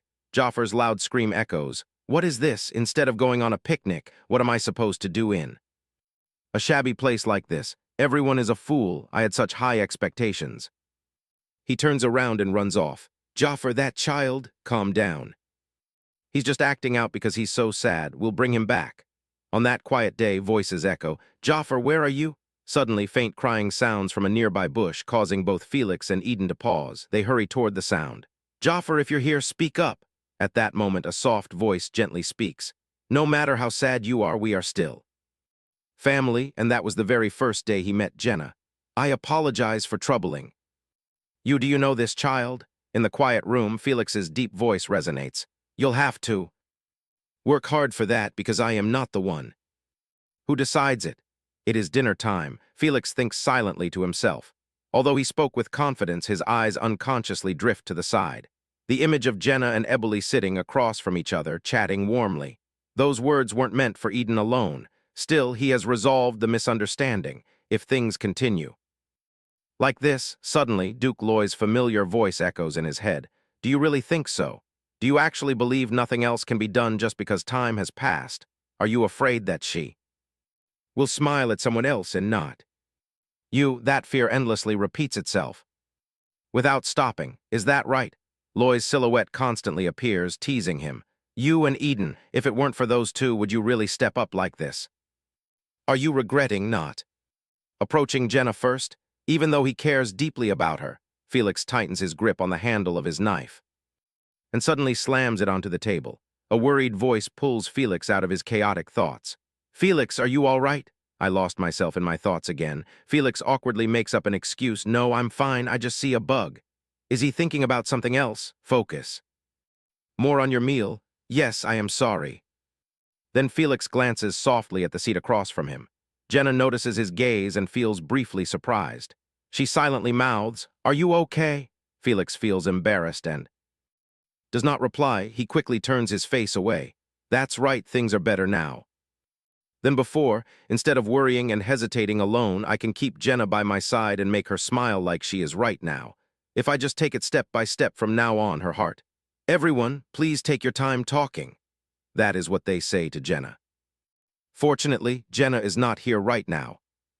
Suddenly, Eboli speaks up. All right, while we are talking, let me ask, why did you two leave Jenna alone back then? Felix quickly replies, Renee is not a child anymore. Even if she is no longer a child, she never receives proper care from her parents. She is only just opening her heart, yet she suffers so much hurt in that treacherous place. Mother. Jenna clearly intends to resolve this on her own. Stopping a child from doing what she wants is not how you protect her. She needs a certain amount of confidence to break free from her past. That is why I entrust her to you, so she can gradually experience the world. But what if we just leave her on her own? Isn't that far too contradictory if things stay like this? Let her leave for Green Lake. Both Eboli and Alex instantly leap up in anger. That is impossible. They will soon run out of money, and those Hamuds will find some way to approach Jenna again and hurt her. Even if she runs away like that, since it is an experience she must face anyway, then wouldn't it be better to overcome it together? How are you and I any different? What Jenna needs to overcome isn't just her past, but accepting that the Hamuds are no longer her family. Then what about the pain she suffers when forced to surrender what she has protected all this time? It would be better if she goes far away. That is why it is better for her to stay with us. Your father and I will be her solid support. I want that child who has never held a single expectation to know that we exist in this world. 2. But that is selfish. What we are doing is forcing her under the pretext of goodwill. If our home becomes a suffocating place for Jenna, then how are we any different from the Hamuds? Originally, Jenna does not choose to come here on her own either. Please do not forget that. The tense conversation finally subsides.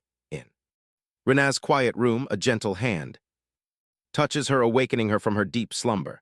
Little one, time to wake up. Rena sits up, rubbing her eyes as she asks, Mother, how long was I asleep? Is it late? Her hand accidentally brushes against a bouquet placed beside her. Rena hastily cradles it. Did you bring this, Mother? Felix brings it for you. Her cheeks flush bright red instantly. She recalls the vendor's words from back then, a bouquet of pure white blooming during the Pardon Festival. By custom, giving a tulip bouquet is to ask for forgiveness. Is that the meaning of this bouquet? Holding it like this feels like holding a cloud, like sweet cotton candy. Memories of the festival night suddenly flash back, causing her face to turn red. Eboli watches her reaction and feels slightly surprised. It seems that boy goes to the festival with Jenna. Things appear to have progressed a little. What good fortune. A few seconds later, she calls out to Rena, shouldn't you open the other gift? As well, I prepare it for you. Hoping you will like it. Rena opens the box and gasps softly, do you like it? I love it so much. Now get ready and let's go. It is your very first ball. As the luxurious carriage rolls down the road, Eden's voice echoes.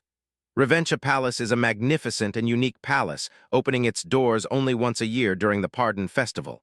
How fortunate that Jenna's first ball is here. Please be careful when stepping down. Eden, does what I am wearing look strange? Because this is my first time. Eden takes her hand to reassure her. How could that be? At all, you are breathtaking. So beautiful that I feel immensely proud to be the first to see you. She blushes, thinking to herself, thank goodness. I want to look proper in front of him. A few minutes earlier in another place. Hey, what should we do about this? 2 hours have already passed. When on earth is your wife coming? Felix's face darkens, exuding an intimidating presence. Is that what we should be worrying about right now? But a teasing voice cuts in. Does she really want to spend this boring time with Duke Loy Convoy? Recalling that moment, Felix angrily grasps the invitation. I think going to Nisa during summer break sounds quite nice. What do you think? The note explains. We need to discuss matters, so please arrive early. A location in Despencer Bay. After reading it, Felix lets out a soft sigh. Are you teasing her by sending a letter? Like that, unbelievable. Thanks to that, I get to see her rare sleeping face. Are you actually planning to help? Don't you know all my efforts are for you and your wife? Show some affection, you aren't helping at all. Just stay out of it, you ungrateful fool. Just then, Lucy softly interrupts their conversation. It is Duke Loy Convoy, isn't it? May the blessed sunshine of the Santitas festival reach you as well, your grace. Loy glances over at Felix with a look that says, watch this. Then he speaks up. Ah, the Lady Hamwood I met back then. She smiles brightly and tells him, please just call me Lucy. Looking at your grace's magnificent presence, not only Reventia Palace, but even Lethe Palace is so fitting for you. Hearing this, Felix scowls in silent contempt. Lethe Palace. She is indulging in an absurd pipe dream. She boldly takes the initiative to approach him, even mentioning Lethe Palace where only royalty resides. He doesn't expect her to be so foolishly greedy. Loy lets go of her hand. Lucy, although those words sound quite pleasant, please whisper such things softly to me next time. Remember that. Lucy blushes in embarrassment and hastily changes the subject. But what is everyone doing here so early in the morning? We are waiting for Viscount Felix's wife. Her face freezes. What? Are they waiting for that girl? Loy and Felix resume their conversation. You should send a more direct letter, your mind only comes up with useless ideas. Lucy fumes silently. How infuriating. Otherwise, since this morning things would be chaotic over having to return that item. Suddenly, Loy asks, ah, right. Come to think of it, Lady Lucy, you are Lady Jenna's sister, aren't you? What was she like as a child? She must be adorable. Right, a laugh escapes her lips, causing Felix to turn his annoyed gaze toward her. I am sorry, but that is something I can't even imagine. She is the type of person who is practically invisible. She has always been quiet, so she isn't particularly pleasant. Hearing this, Felix clenches his fist in deep irritation. He sternly warns her, you shouldn't speak like that. Mind your words, my lady. At the entrance walkway, they walk in together. Eden smiles reassuringly. My brother goes ahead to wait so you can see him soon. The moment the words leave his lips, Eden suddenly freezes. Seeing his reaction, Jenna looks bewildered and silently wonders, what is it? Before their eyes is Felix, standing face to face with Lucy. Witnessing that scene, her heart suddenly tightens. Why is Felix together with Lucy? Lucy is different from me. She has charm and is always surrounded by people. So even Felix, on that day. Felix puts his arm around her shoulders. This is Renat Spencer, my wife. Returning to the present, Renat trembles and silently scolds herself. You fool, I will not run away anymore. Her eyes narrow, gleaming with determination as her feet step firmly forward. He already says I am his wife. Felix clenches his fist tightly as he listens to her mocking expression. She is the type who is practically invisible. She has always been quiet, so she isn't particularly pleasant. As soon as Lucy finishes speaking, he angrily warns her, you shouldn't be like this. Watch your tongue. My lady, what is this? Why is he acting as if he knows everything? The two are so engrossed in conversation that they fail to notice Loy staring at them in amazement. He murmurs in amusement, this is truly spectacular. Memories of enjoyable tea times between them flood back. Duke Loy Convoy thoroughly enjoys himself lately, all thanks to his close friend who shows up in various entertaining ways every day. Ever since that shocking marriage news, Loy recalls Felix during their academy days. What on earth does passionate love mean to a guy like Felix? And judging by that reaction, Felix must know his wife. Much longer than expected, Loy steps forward and speaks up. Hey, everyone is talking about things I don't know. How sad. May I hear the details about that? Lucy calculates in her heart. Even if the Viscount knows something, endlessly talking about her isn't good. I can't let such minor matters ruin this opportunity. How can I capture his attention? Suddenly Loy exclaims, right on time, the main character of our story arrives. Jenna is hurriedly running over, followed by Eden's calling voice. Wait, wait for me. Her running footsteps come to a sudden halt. But what should I say once I get there? Is that something I can demand answers to right from the start? It's only been a few days since I opened my heart. Suddenly, a loud call startles. Renaa, oh Renaa! Felix freezes, softly calling out, Renaa. Loy excitedly waves his hand over. Here, over here. Renaa and Eden approach. The atmosphere turns tense. Loy cheerfully suggests, well, now that all our main characters are gathered here, shall we move to another spot first? A moment later, fingers tap against a teacup resting on the table. Renaa lowers her head, screaming internally. What on earth were you thinking, Renaa Spencer? A wave of embarrassment surges over her, making her die of shame. It is all a asterisk. Misunderstanding. Loy looks at Renaa with amusement, murmuring, it seems Lady Renaa is having adorable thoughts again. While waiting for you, we were talking about your childhood. Renaa trembles, stammering, Is that so? I don't want to talk about it. I'm afraid of how everyone will look at me if they find out. Renaa keeps her head lowered, completely unaware of the worried gaze from Felix. His expression darkens as she continues, It isn't anything special, it is just ordinary. A sharp voice cuts in, just ordinary, surely there is something. Loy sighs internally, seriously. It really is hard to get along with the Hamuds. Meanwhile, Loy pulls his gaze away from Renaa and shifts it toward Jenna. Is she flustered? Is she paying attention to Felix? Loy raises a finger with a knowing smile.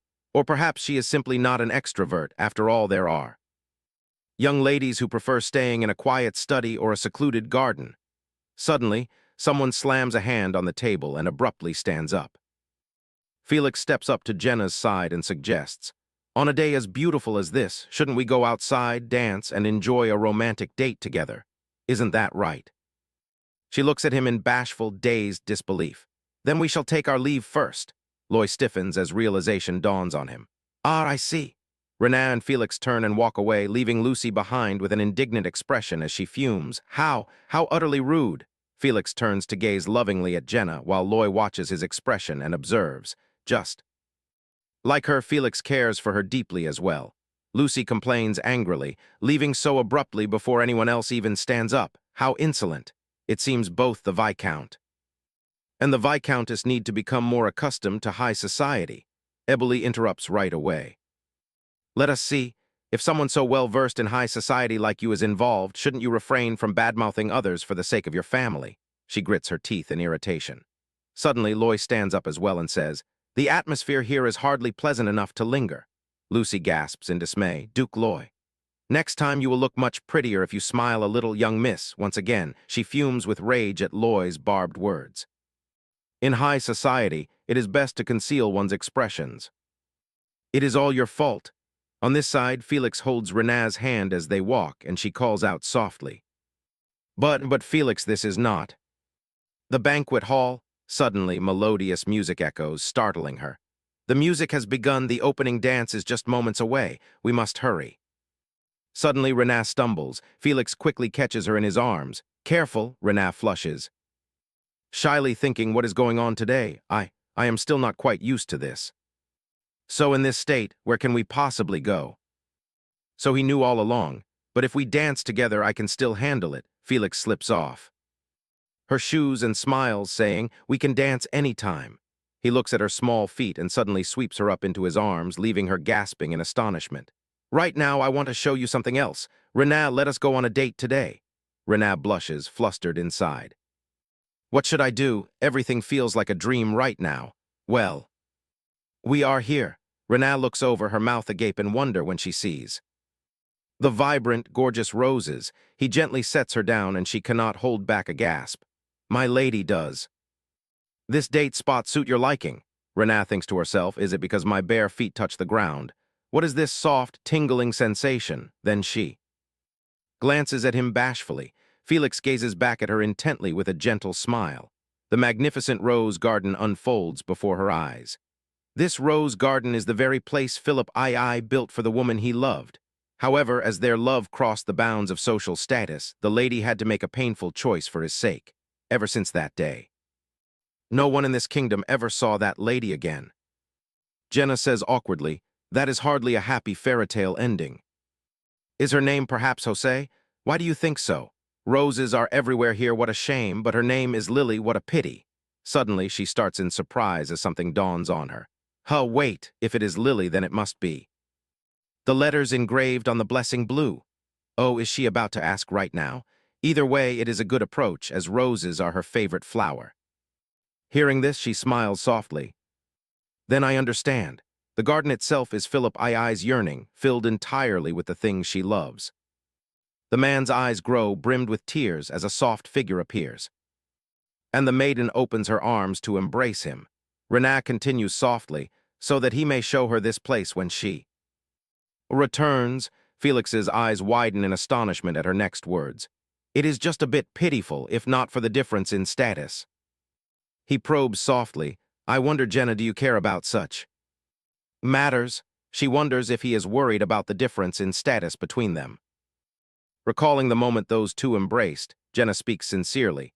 Honestly, I do not give much thought to such things. It is a pity their sweet time could not last longer, yet they still shared their hearts with each other. At first, when the Des Spencer family treated me so kindly, I assumed it was because of the Hamoud name. But it turns out everyone treats me with genuine warmth, and so do you, Felix. From the beginning, I never cared about high or low rank, instead of weighing who stands higher or lower. I prefer to focus on spending precious time with those who matter to me, just as I always have. Should it not be so? He does not reply, reaching out instead to touch Renaa's cheek. Unexpectedly, Felix places a soft kiss upon her cheek. Renaa gasps in a flurry of panic. That is a lovely story, but perhaps I got too carried away and nearly ruined the romantic atmosphere of our date. To set the mood for our date, shall we share a dance right here? My lady, yes, certainly, afterward. The two dance in the flower garden, looking breathtakingly romantic. After that day, Jenna lies on the lush green grass. I enjoyed such a peaceful time. I never imagined that spending a day together and sharing identical feelings could be so wonderful. This household, along with the Des Spencer family. No, our family has grown so much warmer. Suddenly, someone rushes in. Calling out to everyone, Alex pants, breathless as he announces, Duke Convoy is coming. All of a sudden, when on earth is he arriving? Alex holds up an invitation. Eboli takes the letter, panicked. What? The 27th? Next week? There is even an official proposal from the Convoy family. It seems you have done many good deeds lately, my dear, all good things. Come at once. Felix thinks with annoyance, remembering Loy slyly saying, As my friend, what scheme is he planning by coming here? Renaa looks at him in confusion and gently pokes Felix's shoulder, whispering, Isn't it a wonderful thing that both father and mother look so happy? In truth, it is an utter nuisance. Hearing this, she blinks blankly unaware, while Jenna giggles softly despite Felix's helpless grimace. It seems he has been pestered by him before. It is not something to laugh about, he grumbles inwardly. He is clearly coming here to cause trouble. Just then, someone claps hands, saying, Well now, since it is already settled. There is no choice. Let us prepare the grandest banquet. At this moment, a maid announces in a flustered tone, It is nearly finished, my lady. As you requested, the curtains have been replaced. Once you take a look, let me know so I can find the suitable flowers. Eboli replies, Everything looks fine. Tell Amanda to place the order right away. Eboli thinks to herself, this is a tremendous opportunity. Though I know my son does business with the Duke, an official visit like this is an entirely different matter, given the immense influence of the Duke's house. It is difficult for them to publicly side with any single family. Fortunately, this decision comes through Academy connections, yet even a single visit like this brings immense prestige to the Viscount's house. If this ball goes smoothly, suddenly the maid beside her reminds her, Viscountess, those are the documents requiring approval. Yet her mind swells with excitement. This will surely bring wonderful fortune to that child. Meanwhile, Jenna rests her face flat on the desk. A servant walks over and asks, What troubles you, young lady? Oh, it seems you are terribly nervous about the party. Do not worry, Lady Eboli is working tirelessly on it. Yes, yes. Deep down, she thinks to herself, asterisk goodness, I am acting like such a fool. Even if father and mother do not realize it, Lucy will surely come, since Duke Convoy is visiting as well. If I tell Felix right away, he will simply agree and accept it. But those two were truly so happy, how frustrating. She helplessly complains out loud, Your Grace, if only you were not coming at all. Meanwhile, at the Hamud residence. Wife, look, we no longer have to worry about money. Catherine puts on her coat, getting ready to leave. Winter asks in surprise, Where? Where are you going? You quickly wash up and get ready to head out. Ah, no, that is not important. Catherine points her finger directly at his face and shouts, It is 1,000 times more important than that scrap of paper. Goodness, why are you shouting? Lucy approaches to report, Duke Convoy intends to visit Renard at the Des Spencer house. Huh, but why? Even if he is a duke, what connection do they have? Suddenly a screech echoes in Winter's ear. Are you seriously asking that now? If we go there and flatter them, our family status won't plunge. Catherine turns to Lucy. You arrived just in time. That girl Renat can finally be of use at times like this. A duke is still a duke, and most nobles will gather there, so go and find a fine young man to marry. From the start, the duke and I. Before she can finish, Catherine interrupts. Oh, my head is going to burst. Stop your foolish daydreaming. Is there truly no suitable match beside the duke? Lucy remains hopelessly delusional as she speaks. Mother, really, do you not realize that no accomplished fiancé has stepped forward yet? The closer our relationship is, the greater my reputation becomes. A luxury carriage comes to a halt while her voice lingers. Therefore, while the Duke stays at the Des Spencer estate, time will surely be on our side. A short while later, Loy spreads his arms toward Felix with a bright grin. Do not do this, honestly. Is this how you treat a guest who comes to enjoy the summer? If you have any conscience left, look outside. Everyone is near death from exhaustion because nobles from all over the kingdom are gathering here thanks to you. But if I did not do this, I would not even be allowed to set foot inside. Felix screams in frustration inside. Of course, because of you, Jenna is also exhausted. Suddenly, Loy turns his head and says, I planned my vacation, but my mind was filled with Jenna. So I shall stay for about a month. Please take good care of me, my friend. Felix groans inwardly with annoyance. He is a pain from the very start. Outside the banquet, guests mingle in bustling crowds. A lady holding a wine glass stands before a family portrait. Alex approaches with a warm smile. Are you interested in paintings? I heard the Viscount possesses deep knowledge of fine art, yet from what I see, this is merely a simple family portrait. I wonder if there are other artworks. Of course, rumors can often be exaggerated. Another artwork? Naturally, coincidentally, the masterpiece of the century painted by my daughter happens to be in my study. 2. Young ladies nearby gasp and whisper upon hearing this. A daughter? Does this family not have only 3 sons? Aaron and Loy overhear and remark. At the tea party, I heard that the Viscountess adores her eldest son's fiancée so much that she calls her that. The rumor spread throughout high society, which is why everyone comes out of curiosity today. Looking toward Alex, who is enthusiastically inviting the lady, Come, please follow me, he adds with a chuckle. He must be eager to show it off, though he seems a little overly excited. A short while later, Loy mutters, Still, what kind of artwork could it be that has everyone buzzing? Loy's eyes catch Aaron tiptoeing away, and he calls out in annoyance. Even you? Aaron hastily defends himself. I cannot help it. I am curious too. I just want to take a peek out of boredom. Suddenly he bumps into someone. Aaron gasps hurriedly, Oh, I am so sorry. Renat answers politely, No, it is my fault for walking in a hurry. I am terribly sorry for greeting you so late. Welcome to the Des Spencer estate. Ah, Miss Jenna, you arrive at the perfect moment. I happen to be on my way to view Miss Jenna's artwork. Could you kindly lead the way? She asks in surprise. Ah, so those people earlier. Suddenly she turns and runs off. I am so sorry, please excuse me. Miss, she dashes down the hallway and throws the door open. Alex smiles warmly and says, Oh, I was just about to call for you. The group of nobles standing before the painting turn to glance at her. Alex continues, Well, everyone, the creator of this marvelous work has arrived. Renat stands fearfully under the critical gazes of the crowd.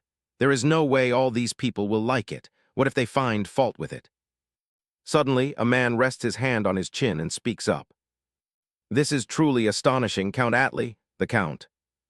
Turns around, smiling in admiration. Viscount, this is truly a gift of genius. The surrounding crowd rustles in agreement. Even Count Atli calls it a masterpiece. The Viscount said earlier that this painting was created in less than a year. It radiates such warmth and pure joy. It is a brilliant piece that conveys the artist's heart, wishing that anyone who beholds it will find happiness. Jenna flushes with embarrassment. Indeed, looking at it brings me peace of mind. I never imagined she could produce such an artwork. Suddenly, applause breaks out along with enthusiastic praise.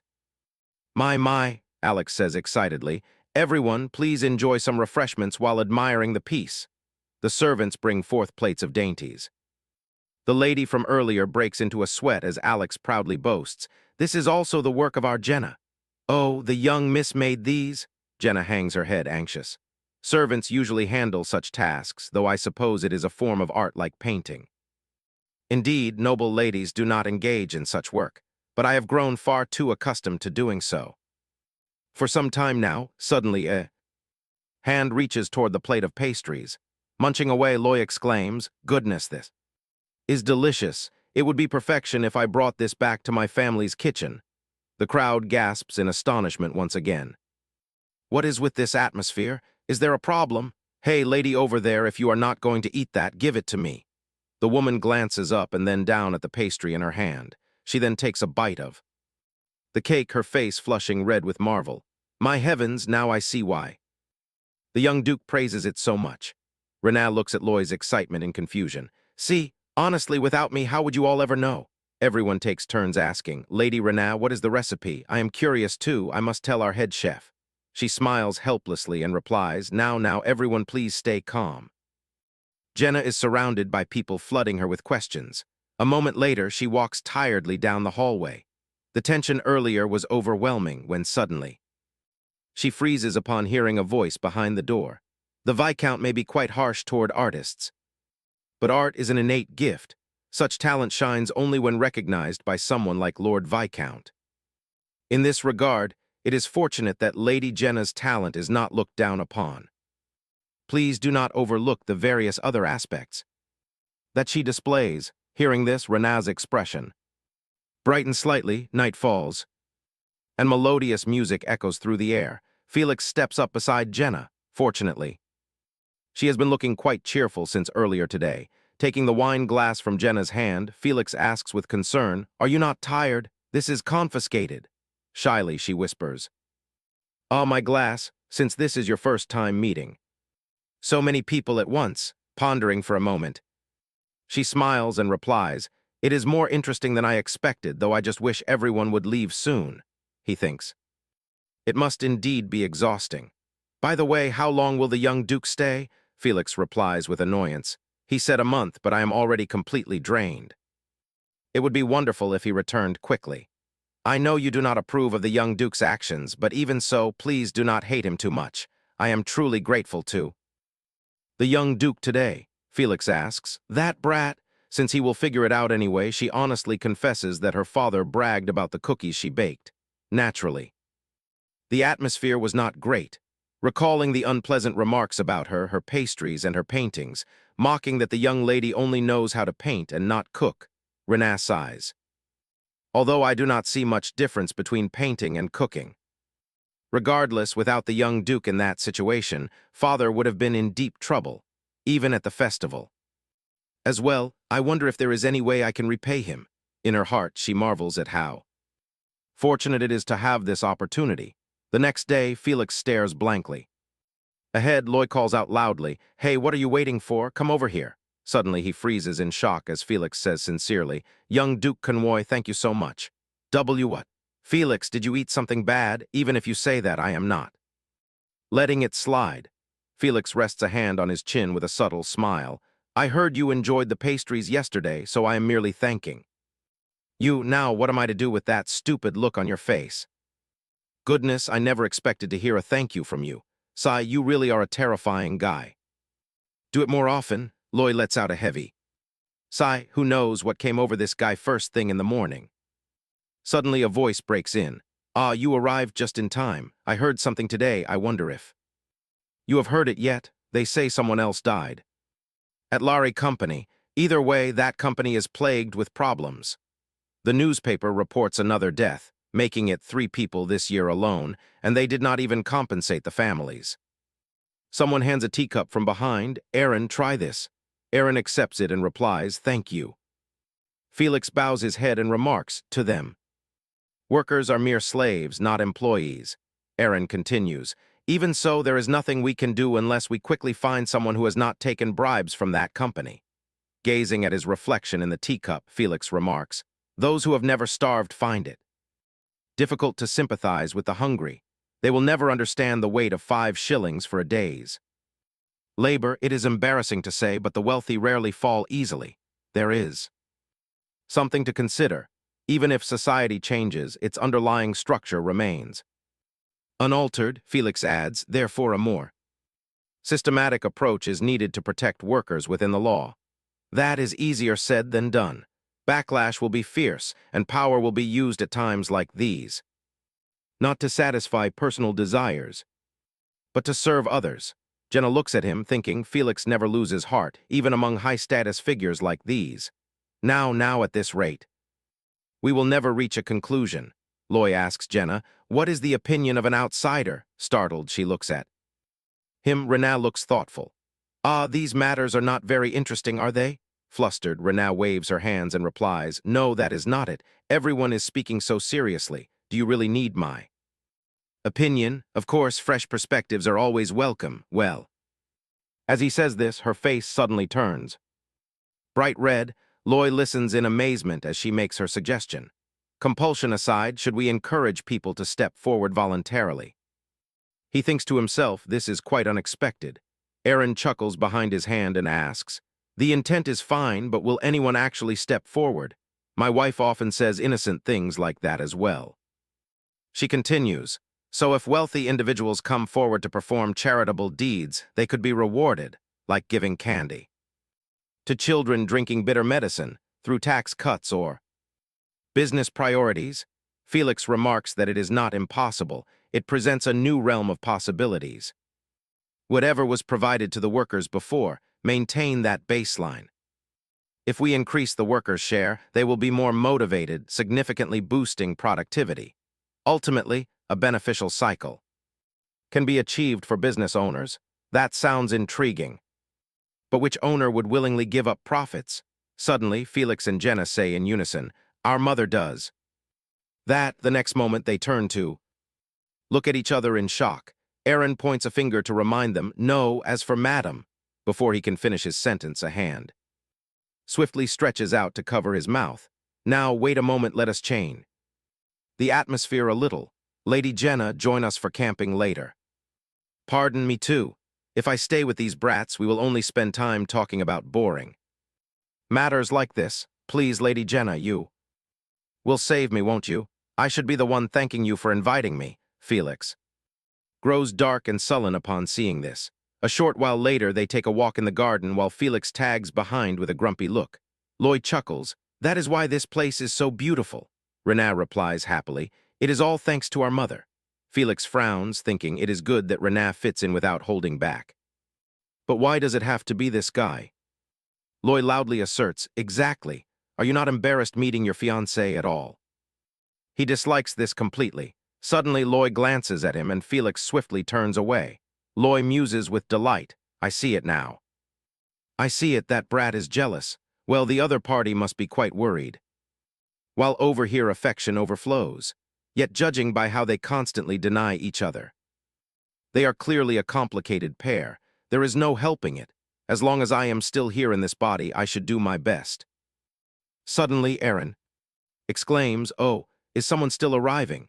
It seems an entire family is traveling together, considering how large that carriage is. Suddenly, her expression turns fearful.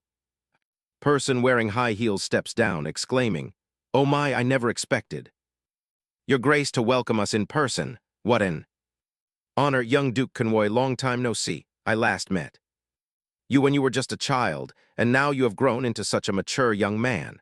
Anyone looking at us would think I am the host. Catherine laughs and adds, everyone knows this was made possible thanks to the young Duke. Felix frowns as he listens to them chatting. How long do you plan to stay?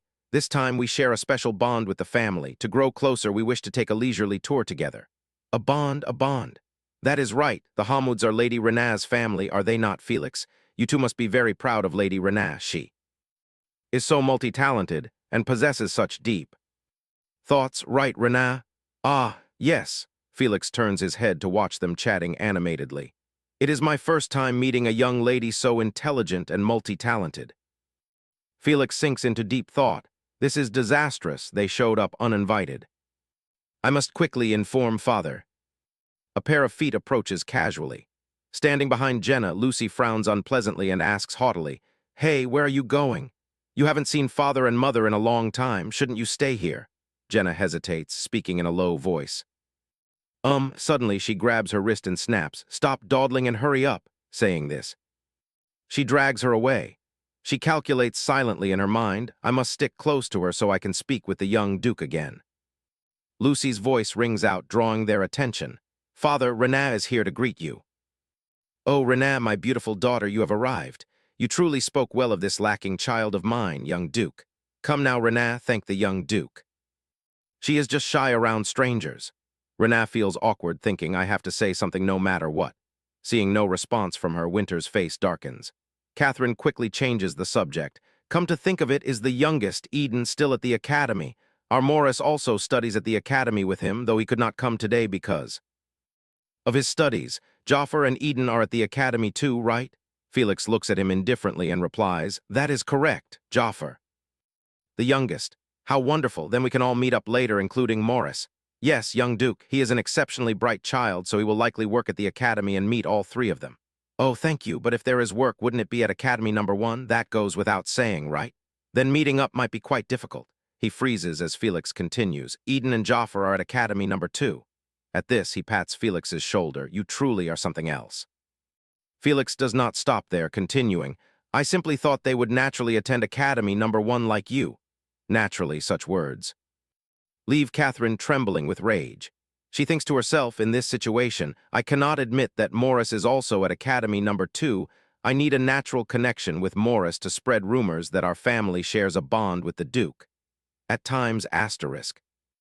Like this, someone do something. Rena that. Useless girl as well. Suddenly someone hurries over. Alex pants, catching his breath. Goodness, if you had contacted me, I would have come to greet you earlier. Jenna as well.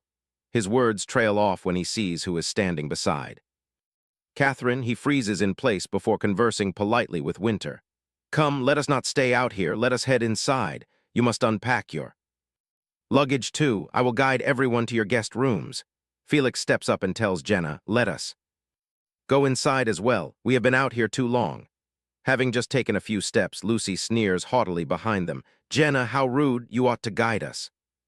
Instead, she freezes, stammering, Felix speaks in a low voice. Not at all. The Viscount will personally guide everyone so nothing will be lacking. Otherwise, does it mean the Des Spencer house is failing to host properly? What are you talking about? Kane calls out coldly. Lucy, come here quickly, the Duke is coming inside as well. Hearing that, she turns around, follows him, and mutters, completely speechless. Jenna bends over with a tired sigh. Seeing this, Felix asks anxiously and tenderly, Are you very tired? No, not at all, I am fine. I want to show them an image of me living well, but it seems it isn't going as planned. Go up and rest. I will bring dinner to your room. Thank you, but even so, when I feel better, I will come down. Suddenly there is a voice calling out, young master, his grace. The Duke is looking for you, he replies. Immediately, I am coming right now. As soon as Felix sees Duke Loy Convoy, he shouts out, Now do you intend to go back? What is it this time? What is the problem? Because of your vacation, a whole swarm of pests has gathered. I thought they would quietly leave. Usually I only stay with you, so did you think I would? Know that so many people would come. If what happened today occurs again, there will be no such thing as staying for a month. You won't even need to unpack, you can just pack your bags and set off. Why on earth is everyone making such a fuss around him? He throws the pillow onto the floor. A generous person like him simply has to endure. Even so, something is truly strange. Clearly, the morning atmosphere is pleasant.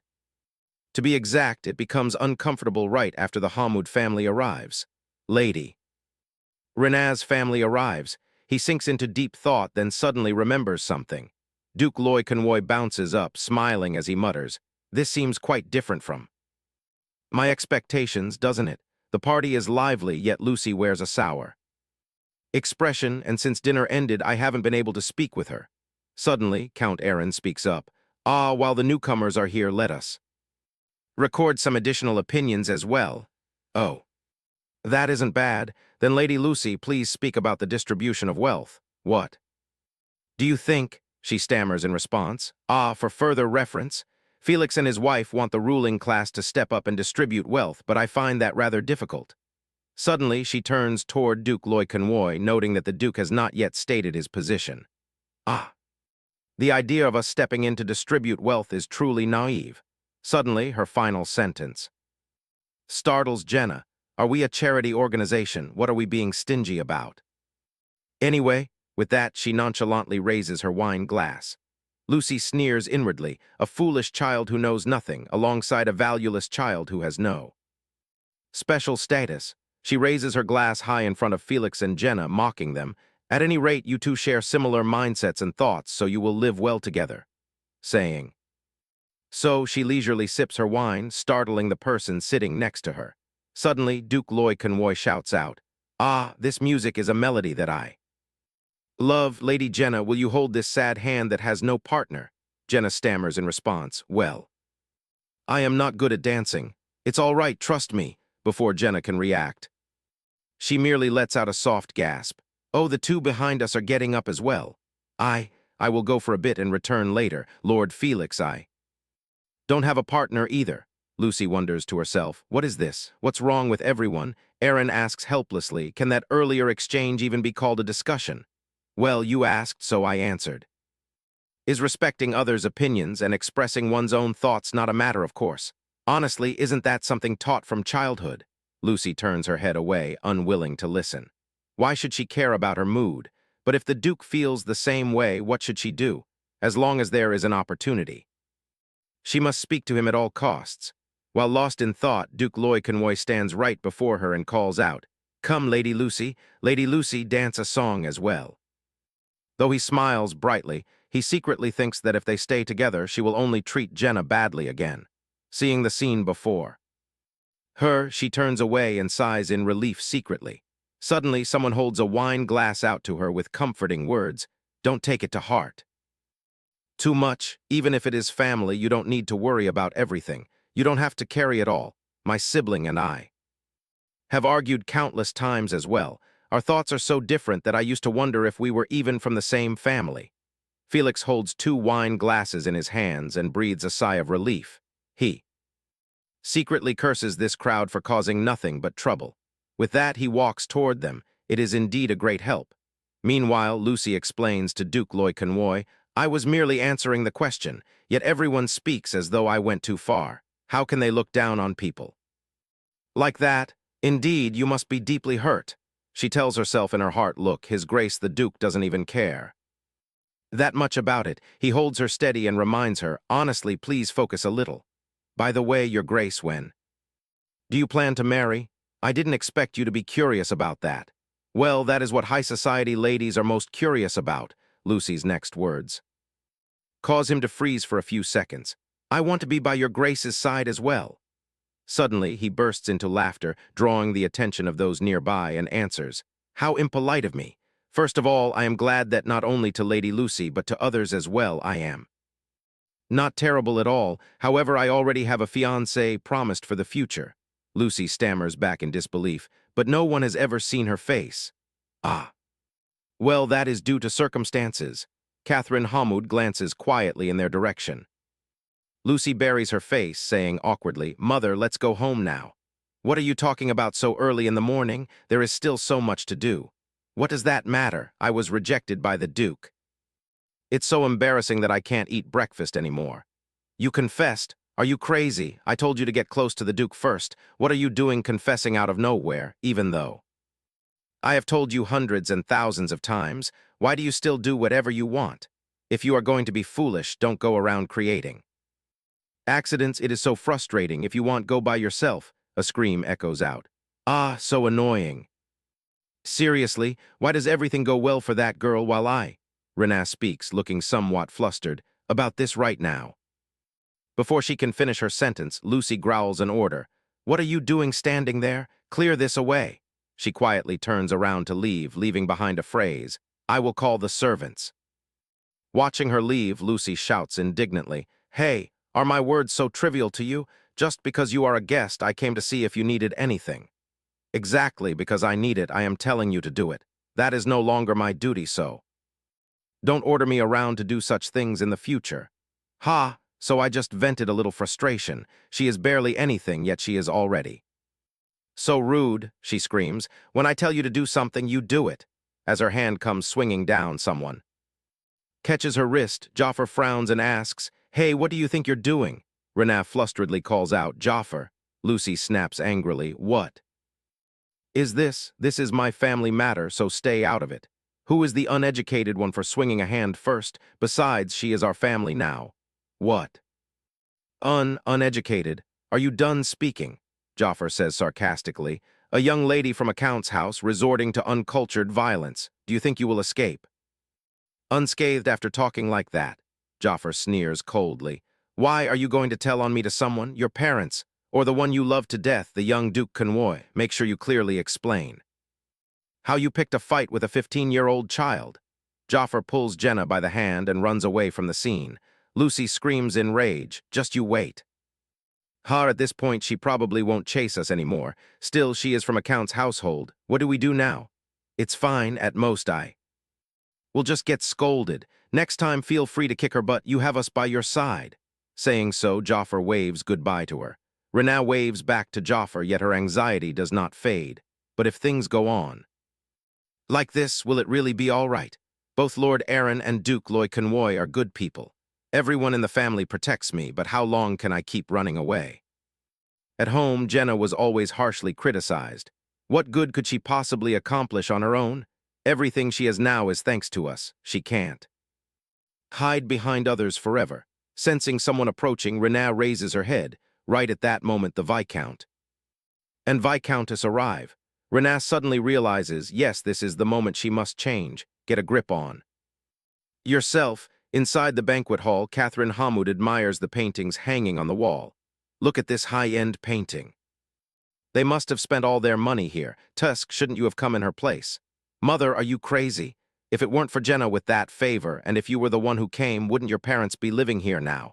Are you serious, Mother, me having to live with these brats? Then what else can we do? You haven't received a marriage proposal from anywhere. It truly was such a hasty decision. That come on brat. When she trailed after the Duke, I should have stopped her even if it meant hitting her. She is already 20 years old. If this year passes just like this. All right, in a moment I will have a talk with Jenna. Hearing that name, Lucy immediately turns around to look for Jenna's figure. She is consumed by jealousy because Jenna enjoys better relationships. Everything that girl enjoys should be mine. I am the one who was supposed to have it. The more Lucy thinks, the angrier she becomes. Lucy stumbles as she runs out of the banquet hall. I don't want to believe it at all. Who could have known? This grand mansion, the wealth, even the connections are actually mine. It is no different from throwing away pure gold with my own hands. Lost in her thoughts as she walks, she unknowingly wanders back into the banquet hall. The moment she spots Alex, Lucy quickly hides. Arg, it's the Viscount. The nobles surrounding him are asking questions. How have things been lately, Viscount? I heard you are expanding your business aggressively. I was so surprised to hear the news, haha. Oh, on top of that, you even take care of charity work, Alex replies cheerfully. Oh my, honestly. I am practically flying all over the place like this. If I didn't mention it, people would probably be quite sad, wouldn't they? Actually, there is a reason I work so hard. At this. It's fine, at most I will just get scolded. Next time, feel free to kick her butt. You have us by your side. Saying so, Jaffer waves goodbye to her. Renaa waves back to Jafar, yet her anxiety does not fade. But if things go on like this, will it really be all right? Both Lord Aaron and Duke Loy Conwoy are good people. Everyone in the family protects me, but how long can I keep running away? At home, Jenna was always harshly criticized. What good could she possibly accomplish on her own?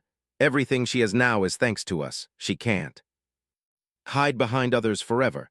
Sensing someone approaching, Renaa raises her head. Right at that moment, the Viscount and Viscountess arrive. Renaa suddenly realizes, yes, this is the moment she must change, get a grip on yourself. Inside the banquet hall, Catherine Hamoud admires the paintings hanging on the wall. Look at this high-end painting. They must have spent all their money here. Tusk, shouldn't you have come in her place? Mother, are you crazy? If it weren't for Jenna with that favor, and if you were the one who came, wouldn't your parents be living here now? Are you serious, Mother, me having to live with these brats? Then what else can we do? You haven't received a marriage proposal from anywhere. Ah, it truly was such a hasty decision. That come on brat. When she trailed after the Duke, I should have stopped her even if it meant hitting her. She is already 20 years old. If this year passes just like this, all right, in a moment I will have a talk with Jenna. Hearing that name, Lucy immediately turns around to look for Jenna's figure. She is consumed by jealousy because Jenna enjoys better relationships, everything that girl enjoys. It should all be mine. I am the one who is supposed to have it. The more Lucy thinks, the angrier she becomes. Lucy stumbles as she runs out of the banquet hall. I don't want to believe it at all. Who could have known? This grand mansion, the wealth, even the connections are actually mine. It is no different from throwing away pure gold with my own hands. Lost in her thoughts as she walks, she unknowingly wanders back into the banquet hall. The moment she spots Alex, Lucy quickly hides. Arg, it's the Viscount. The nobles surrounding him are asking questions. How have things been lately, Viscount? I heard you are expanding your business aggressively. I was so surprised to hear the news, haha. Oh, on top of that, you even take care of charity work, Alex replies cheerfully. Oh my, honestly, I am practically flying all over the place like this. If I didn't mention it, people would probably be quite sad, wouldn't they? Actually, there is a reason I work so hard. And at this, even more. Recently, I gained a daughter-in-law, so if I want to provide for her and future grandchildren, there is still much to prepare. Ah, do you intend to let your daughter-in-law inherit as well? Alex answers without hesitation. Of course, I already look into everything. KR, Plaga, Vesser, Vespera. I prepare villas for my daughter-in-law in all these places because she naturally loves to paint, so I want her to do whatever she desires. Eboli says it is better if she inherits the business, but whatever that child wants to do, I support her completely. Lucy hears every single word spoken by Viscount Alex. People remark on how Alex dotes on Renaa. Ah, the Viscount is truly something. I am so jealous of your daughter-in-law. Overcome with bitter jealousy, Lucy grits her teeth and whispers tightly, something I do not possess. Wait, spring arrives and there is still no invitation, which means only one thing. They have not even held a wedding yet. I have not lost yet. I still have a chance. The guests in the banquet hall begin to thin out. Jenna feels both tired and sleepy. She is a bit exhausted, but she only needs to endure for a few more days. Felix softly pokes her cheek. If you are too tired, go up and rest, he says. She hesitates and replies, but earlier the Duke invited us to play games together, so. Jafar suddenly appears from behind. Ah, we can play games later. Seeing Jenna startle, Felix softly scolds his younger brother. Jafar, now, sister, leave this place to my brother and go rest, Jafar says as he pulls her up by the hand. She hesitates, but if Felix is left alone. Felix quickly reassures her, I am fine, make sure to take her back safely.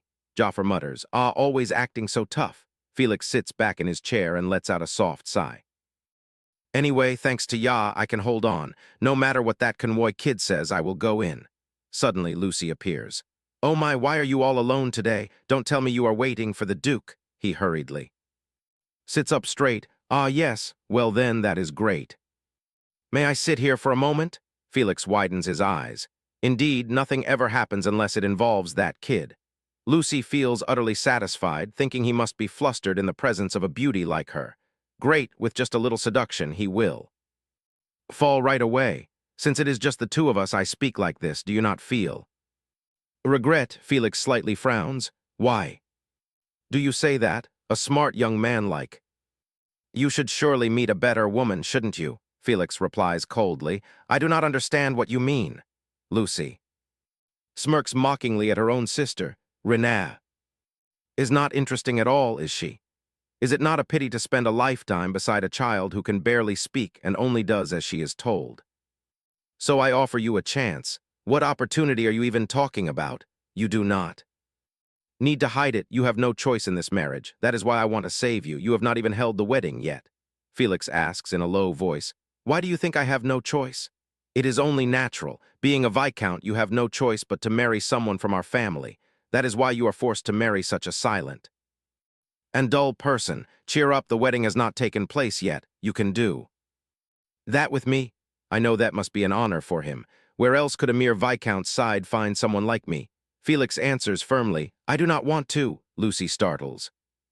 What did you say? Felix forcefully shakes off Lucy's hand from his face. He warns her. Coldly, if that is all you have to say, then. Wake up. Lucy watches blankly as Felix's back disappears. Did I hear? Wrong, what on earth?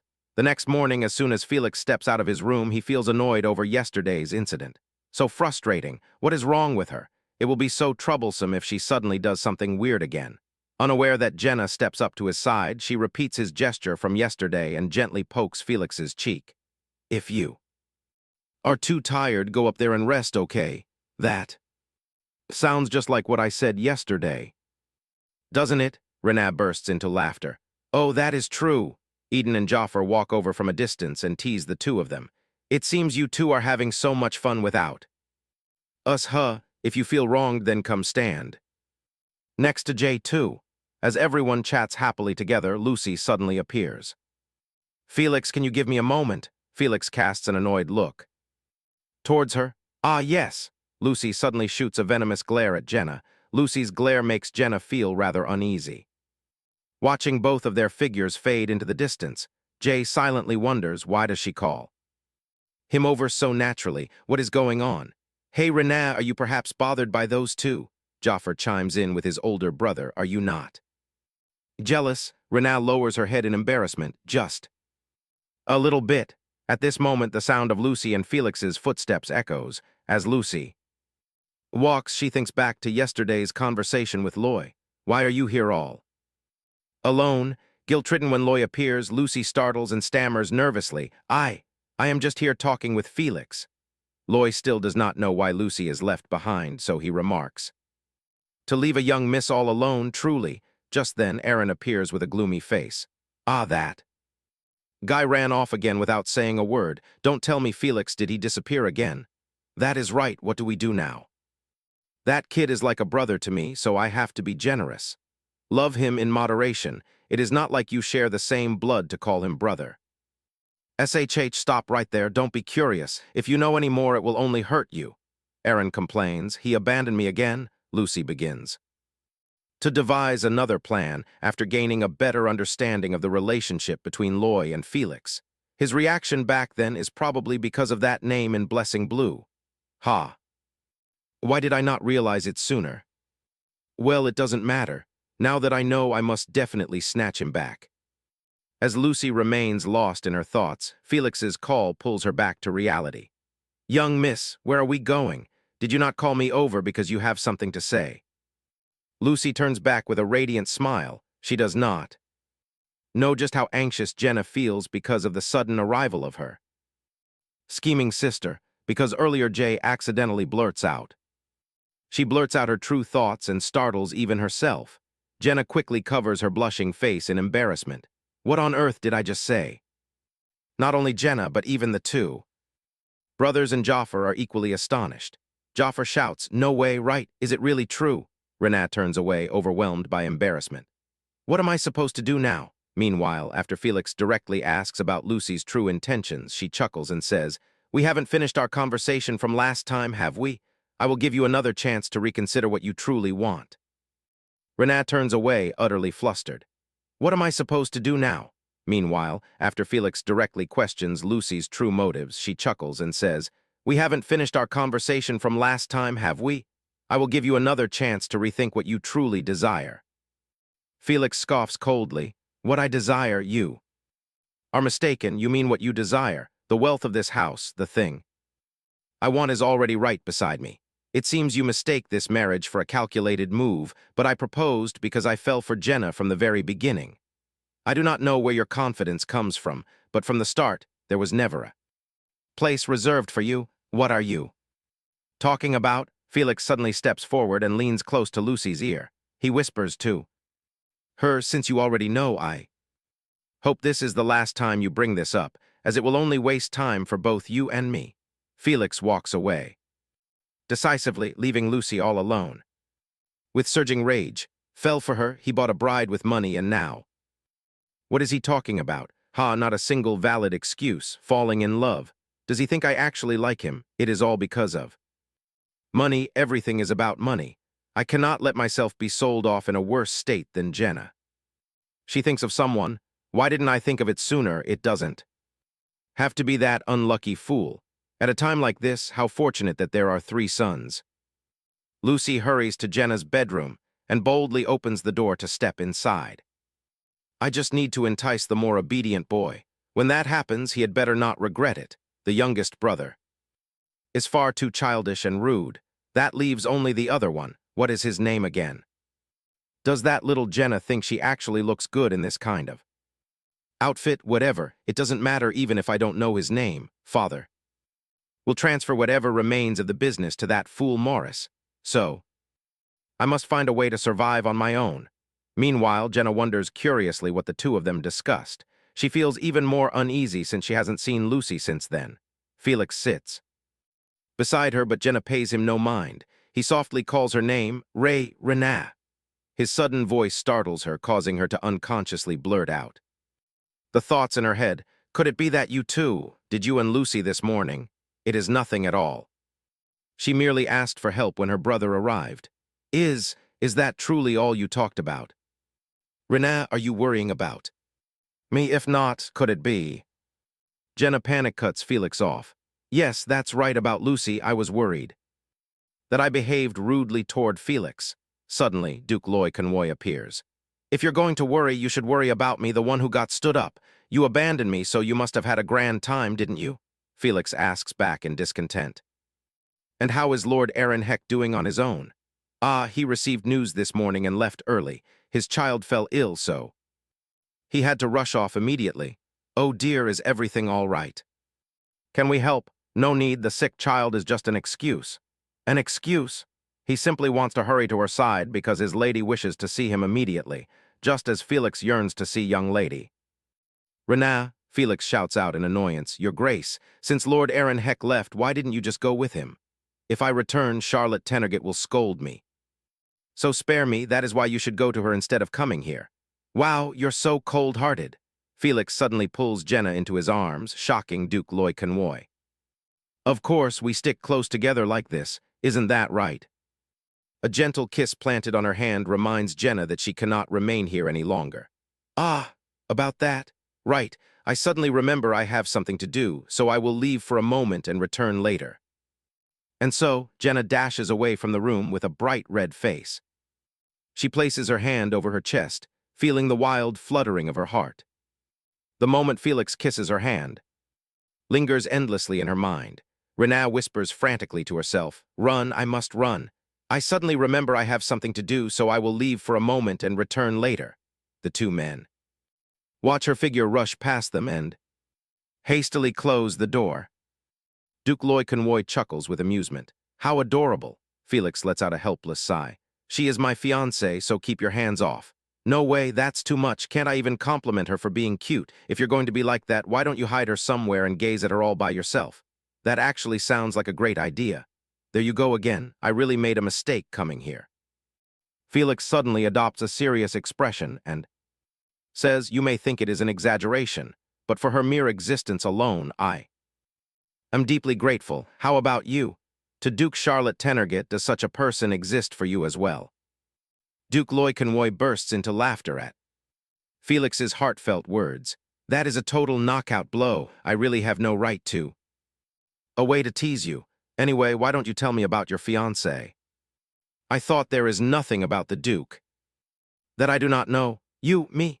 You are someone who cares deeply about history, not just Benedict's, but also the federal nations. You love art, wine, and whiskey, though you prefer beer above all. You possess an ambition to explore new things, paying more attention to the working class than I expect. At times, you use your family background as a weapon against incompetent flatterers who lack even a shred of ability. Duke Loy Convoy chuckles mockingly in helplessness. You know me so well, yet you never even think to learn about my fiancé. It is not research. These are simply things I naturally come to learn after spending so much time beside you. Duke Loy Convoy turns his head away sheepishly, avoiding Felix's gaze. He stammers out, "You really are something," Felix advises him earnestly. "However, if your feelings for that lady match mine, you should pay closer attention." HMPH, pay attention to what? Are you saying I neither reject those who come nor hold back those who leave? What kind of reputation is that? I am so wrongly accused. Even you think of me like that? Right in the middle of the party, you. Go outside with those young ladies yourself. They are Charlotte's friends, they do not want to marry like this and cry to me, asking me to introduce them to better families. Ah, the rumors say otherwise. Fine, what good does my frustration do here anyway? You must also understand my difficult situation. Meanwhile, Jenna stares at her cards with a blank mind. So, increase by 5 shillings, Felix beside her softly marvels. It is only fun when there is real money at stake. She hesitates. Even so, that amount can buy 10 eggs and 10 potatoes. I cannot win this way. Although she works hard to master the rules, for some reason, she longs to perform well when she sees everyone grow serious. She wants to show a wonderful side of herself to Felix. The others only place small bets because they care about her, yet she cannot back down from this duel. She must win big. Jenna slams 2 cards down and an announcement immediately echoes. Renaa wins. Felix excitedly wraps his arms around her. You are amazing. Did Jenna secretly learn card games behind our backs? Duke Loy Convoy grumbles in dissatisfaction. Ah, there is truly no beating Jenna. This couple devours everything. I have. Eden laughs aloud and reminds him, if the Duke keeps losing like this, won't you end up living here forever? Just then, Lucy suddenly approaches Eden. Hello, Eden, forgive my rudeness, but may I interrupt? This is an important matter, so I hope you can spare me a moment. Eden reluctantly responds to her, very well.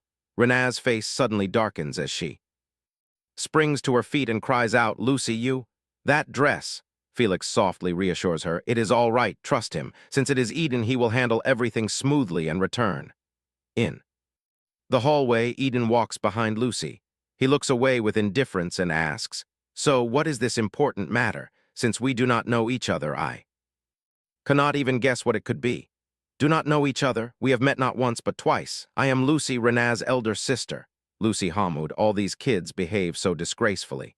Eden asks coldly, very well, Lady Lucy, so what exactly is the matter? Do you have any discomfort recently? Lucy muses in irritation, what is with this reaction? How tactless, or is he deliberately making things difficult for me? It is nothing else. Do you think I am someone who deserves to be treated like this by you? She suddenly drapes her arm around Eden's neck. I hear you still do not have a fiancé. It seems you have yet to decide on a marriage partner. In that case, marry me instead. He suddenly bursts into loud laughter to her utter surprise. Haha, Lady Lucy, I only ask just in case, regarding your proposal just now. Did you consult my brother? Lucy growls in fury. What does that have to do with anything? As the eldest daughter of a count, I am expressing my desire to marry you, yet you still cannot read the room. You always trail behind Duke Loy Convoy, so there is no reason for you to suddenly propose to me. Even if, as you say, I am a second son. Fine, talk all you want. As a second son, shouldn't you know your place even better? Even so, I swallowed my pride to offer marriage, so what is with that attitude? Eden silently judges her. What a rude, shameless woman who looks down on others without hesitation. Jenna must have suffered greatly beside someone like this. With that thought, Eden remarks, you are no different from how you were at the festival, young lady. Furthermore, that habit of always coveting what belongs to others. Ah, or should I call it your nature, that truly remains just as it was before. Lucy screeches in rage. It is all because of that wench Jenna. She deceived me. If you keep blaming others and spewing such worthless words, I am leaving. Even now you should apologize to Jenna, she suddenly says triumphantly. Let me tell you something interesting. The person you took with you is not a count's daughter, but a brat who lives like a maid. If I cannot have it, neither can you. Renaa, you people are merely protecting an empty shell. Eden looks at her in disgust and disdain. Lucy continues excitedly, marrying a girl like that. Eden abruptly leans close to her face and sneers. You seem quite jealous of Jenna, do you not? Then you should follow her example instead of stealing a dress meant as a gift for her younger sister. Lucy shoves Eden's hand away and counters angrily. What? I bought this dress at a boutique. Eden smirks. Do you know that I personally tailored that dress? Eden points at the outfit she is wearing. If you do not want to be humiliated like at the festival, return that dress to its rightful owner. It is not made for you to wear. Lucy trembles with rage. Every single member of this house is cursed. Eden turns away without a second thought. Thank you for noticing. And then he quickly returns. It seems you had quite a good time while I was away. Eden Joffer is displeased by his delay. What is it? What took you so long? It is nothing. A guest lost their way along the hall, so I simply guided them. Eden hastily changes the subject. What is this? Did you swap places with the Duke? Hearing this, Loy says languidly, do not speak of it. It is her first time, yet she corners me like this. Renan nervously waves her hands. It is just luck. Next round, surely next round. Morris suddenly cuts into the conversation. May I join? Duke Loy Convoy looks at Morris with aversion. Who are you? You seem like someone I do not know at all. It is an honor to meet you, Duke Loy Convoy. I am Morris Hamud. If it is Hamud, are you Lady Jenna's younger brother? Morris flashes a bright smile. I play cards a bit myself, so if you let me join. You will not regret it, Winter interrupts. This is my son. Though he is young, he has some talent. Pray let him try a hand. What can we do about this? There are already many players at the table. Catherine schemes in her heart. Without hesitation, she pulls Renat up. What are you doing? You should be sensible and step aside. Felix stands up in fury. What? But Loy holds his hand back, shaking his head to signal him not to act rashly. Winter brazenly adds, indeed, card games are for men, besides intruding upon the gentleman's domain is impolite. But Loy disagrees. That cannot be. Lady Jenna has won quite a lot of money from me. The atmosphere suddenly drops. Renat asks Catherine in confusion, what are you doing right now? You are the rude one to the Duke. Return it to him at once. Suddenly, Loy slams his hand on the table and shouts, enough, I am utterly speechless. Do you think I care about a few shillings? Winter hastily explains, no, it is not that. It is because Jenna, she has no shame. But Loy loudly cuts off Count Hamud. The Count stammers, replying, yes, yes. Loy commands in a cold tone, get out, take everyone outside. Hearing those words, Winter feels dizzy, watching the whole family leave. Loy looks on with profound disdain. Some people only understand when you lose your temper. Are you all right, Renat? I am fine, just a little surprised. You should not have stopped me back then. Then should I just let you cause trouble with the Count's family? But you saw how they treat Jenna. Already, she holds tightly onto Felix's arm. Felix, I am fine, I will go. And return right away. I am sorry for showing you such an unsightly side, but I want to speak my mind directly and receive an apology from them. Trust me once more, I will handle the talk well. With that, she turns and leaves. Loy regrets his reaction toward Jenna's family. I should have held back a little more. Doesn't this bring trouble upon Jenna? Eden is also slightly hesitant.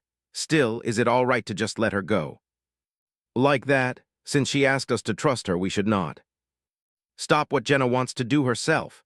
Jenna's words echo in his mind. I still have things to say. I will surely resolve this, so please trust me and let me go. Jenna is only just starting her journey. Meanwhile, Catherine wonders this is not how it is supposed to be. During the introduction, everything was fine, so where did it go wrong? Jenna runs up behind them and calls out, Mother, wait. Suddenly, Catherine utters a cold phrase that freezes her in place.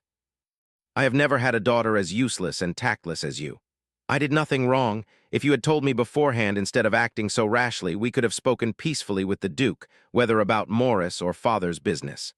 Catherine curls her lips in disgust. How laughable. Who do you think you are? What can someone who was just working as a kitchen servant do? A thing like you? We are still family. I endured and held back so much for mother's sake, watching your every look and gesture. I only want to help, even if just a little. Truly, that is all. Catherine raises her hand high. What makes you so special to yell like that? But Jenna resists and catches her arm. Mother, do not. Strike me. I'm a human being, too. Catherine flings her hand away. Are you talking back to me? Looking at Jenna's trembling form, she shows no surprise. I expect nothing less from a wretched thing like you. I need help from neither you nor the Duke. She then pulls Winter and Morris away. Let us go, Morris. Your father prepared everything for you, so do not delay. Jenna can only hang her head. I thought everything had changed so much. Yet to mother I am still just a useless daughter. Memories of Catherine's cruel mistreatment flood back, along with the terrified expression from those days. Yet Catherine no longer seems as terrifying as she once did.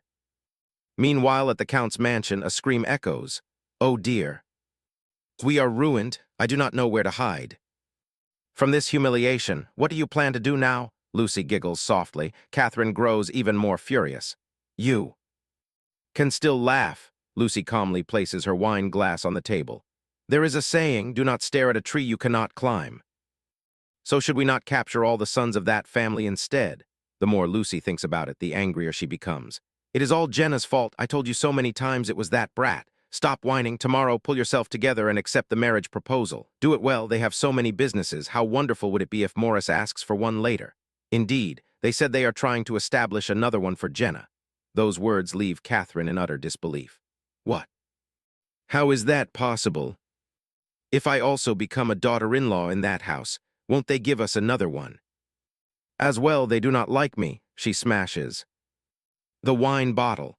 Right from the start, they said they sent the marriage proposal letter because they took a liking to me. Catherine stands astonished. Heavens above, so. What, you should have told me sooner. Turns out she is useful after all. Should I send her something so she can quickly bear a son? Lucy calls out angrily, Mother. But Catherine only wears a cunning smile. If so, won't that family give us everything? Meanwhile, at Desk Spencer, Renaa becomes much calmer. I should act as normally as possible. When she returns to the room, Eden quickly stands up. Felix steps forward, asking with deep concern if she is hurt anywhere. Jaffer asks anxiously, are you all right? Eden chimes in, how did it go? Looking at this scene, he secretly thinks they look just like puppies waiting for their owner to return. I am truly fine. Anyway, the game is over, right? We can just play again next time. As long as Lady Renaa comes, we always welcome you. I am sorry for my family's mess. However, Felix's expression darkens. No matter how she is treated, they are still her family. Felix gently lifts her face. Renaa, this is not your fault. You do not need to apologize. She lets out a bewildered gasp. They ask her again if she is truly all right. She stands dazed, realizing they are all genuinely worried about her. That is right. Renaa did nothing wrong. Come to think of it, it is that woman's fault. Feeling everyone's care, she comfortably leans into his hand. They are worried she might get hurt. Thank you all for worrying about me. Having such a wonderful family, I am truly fine. Sometime later, a maid rushes in breathlessly. Ren happily brings over a dress and calls out, Young Miss, what is the hurry? Is this the dress? I can still see it. Renaa immediately pulls back the curtain to look at the person in the courtyard. Ren explains, since your sister left first, I packed her luggage. In the meantime, the clothes arrived. She gazes at her through the window. Ren excitedly adds, either way you were upset over these, please take it, I will alter it later. But Renaa does not reply, only clutching the dress. In her hand, suddenly she utters a phrase that leaves Ren baffled. Should I apologize to whom? Surely not to your sister. Renaa stammers in reply, no, not to her. I should apologize to Eden. because this dress is something Eden gave me, yet I could not even take proper care of it, let alone wear it beautifully, so I am a bit worried. Ah, my little lady, does your heart really have to be so? Kind, how about we do this, instead of worrying about how to apologize? Why don't you ask the young master out for dinner? Then you can show them how you cherish the gifts your family gives you. Everyone in the household will be thrilled to see it. After that, Renaa strides away. After searching for a while, Renaa calls out in confusion, Eden, Eden, where are you? Unbeknownst to her, Catherine is lurking behind her. Suddenly, she reaches her hand toward her. Catherine grabs her hand. Oh, my Renaa, I happen to be looking for you as well, she asks in surprise. Why are you here, mother? Can you spare a moment? Because of what happened yesterday, there is something I want to tell you. Let us talk for a bit. Afterward, she sits gloomily on the chair, dragged along once more. Catherine maintains her warm demeanor. Where are you off to in such a rush? I have something to do, so I am looking for my family members. Catherine asks curiously, who? The Des Spencers? They treat you well, do they not? Renaa hesitates. Yes, they are all kind to me. Unaware of what Catherine is scheming upon receiving that answer, the corners of her lips turn up into a subtle smirk. I am sorry, we should have treated you well too. My gentle Renaa, you must have been so exhausted. Hearing these words, a chill runs down her spine. Renaa clenches her fist, trying to remind herself. How strange. Lucy no longer bothers me and Mother cares for me more, even though Mother says the very things I have always wanted to hear. I do not feel happy at all.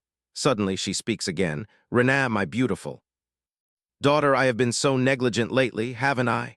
This act makes her uncomfortable. She would rather Catherine hate her deeply as before, which would feel much more comforting. Mother, please excuse me. Suddenly, Jaffer appears out of nowhere and pulls her away.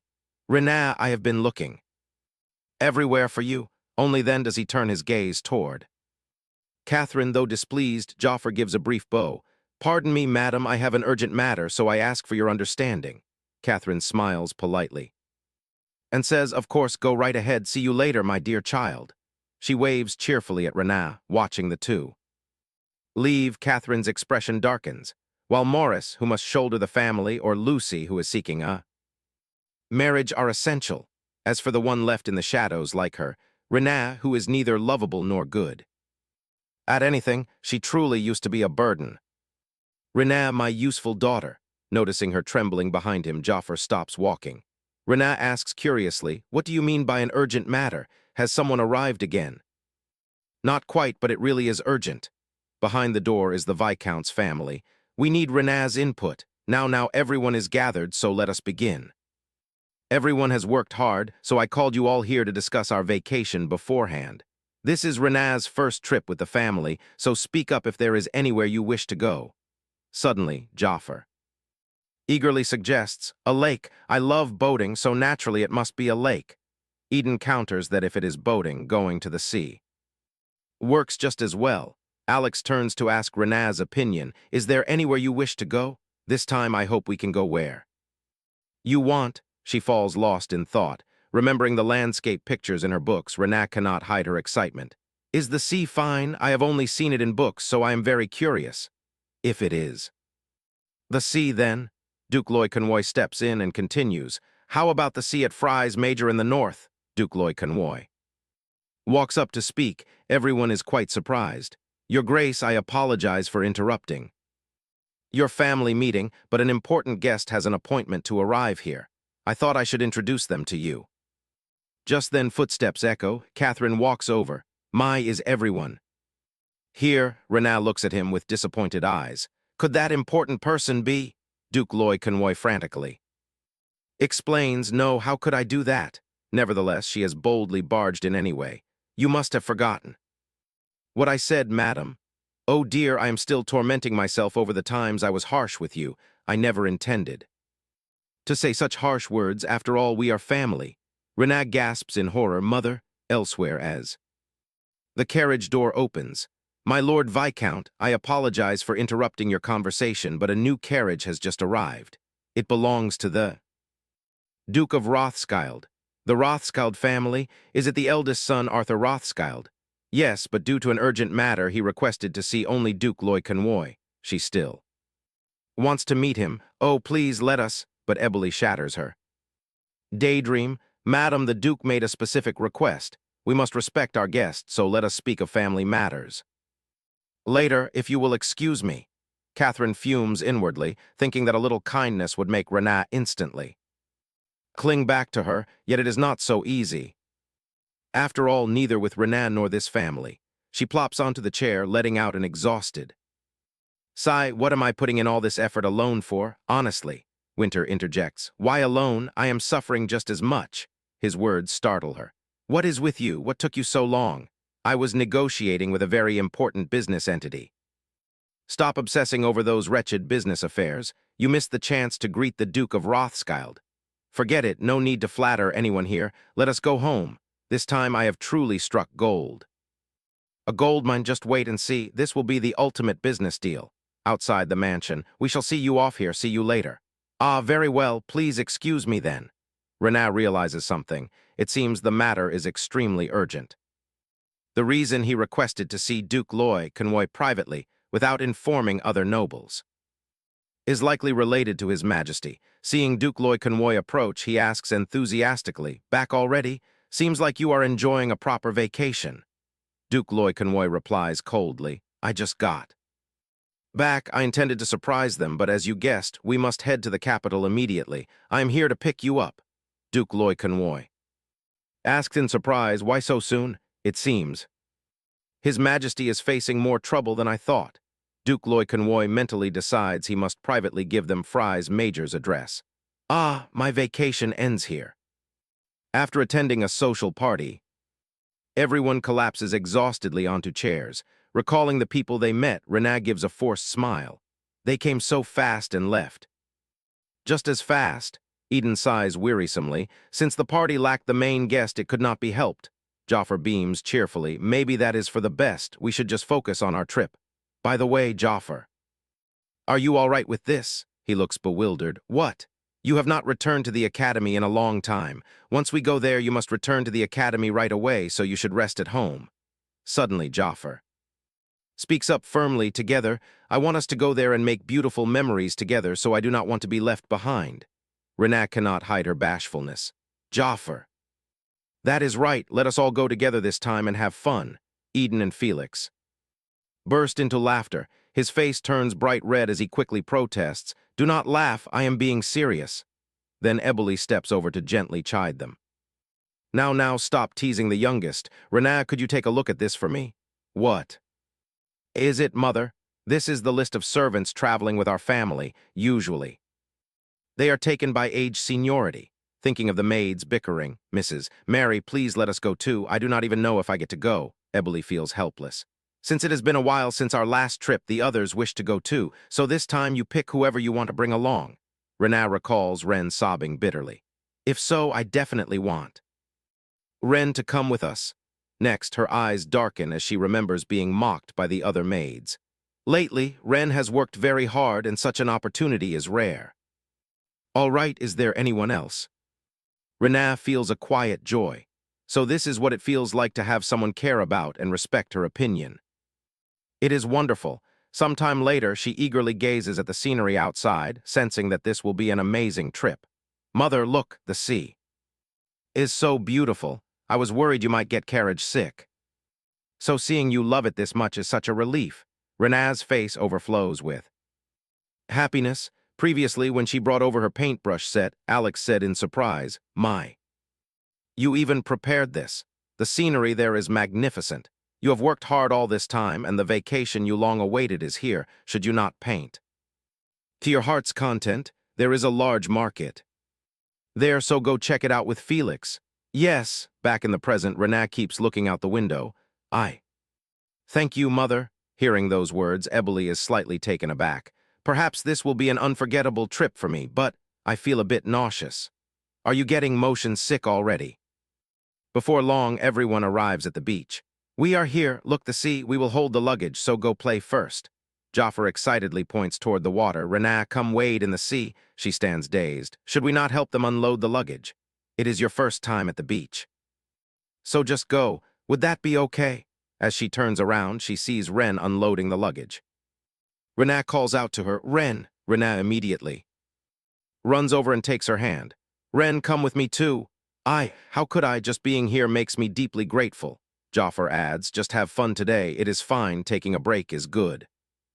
"For you too, I understand." And so the three of them joyfully. They splash water on each other. Rena finds a large seashell. Jafar laughs with delight, thinking it looks like a biological specimen.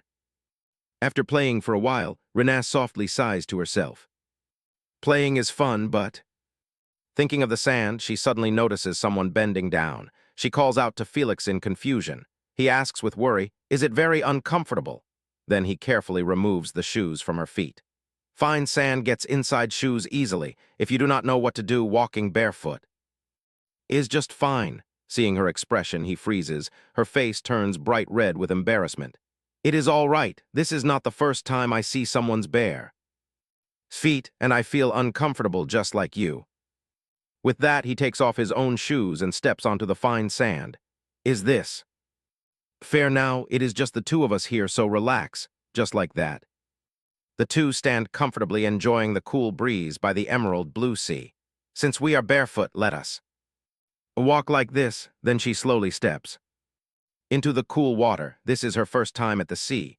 Rena exclaims with delight, "It is so refreshing," seeing the smile lingering on her lips. Felix feels lighter than ever, happy that she can laugh so naturally and brightly.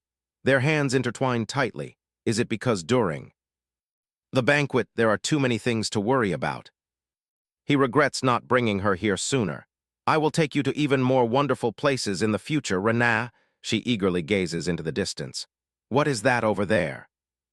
Sometime later, the carriage comes to a stop. Blindfolded, she curiously asks, "What is it that I cannot open my eyes for?" Now, we are here." He slowly counts down. 3, 2, 1. Felix releases his hands from her eyes.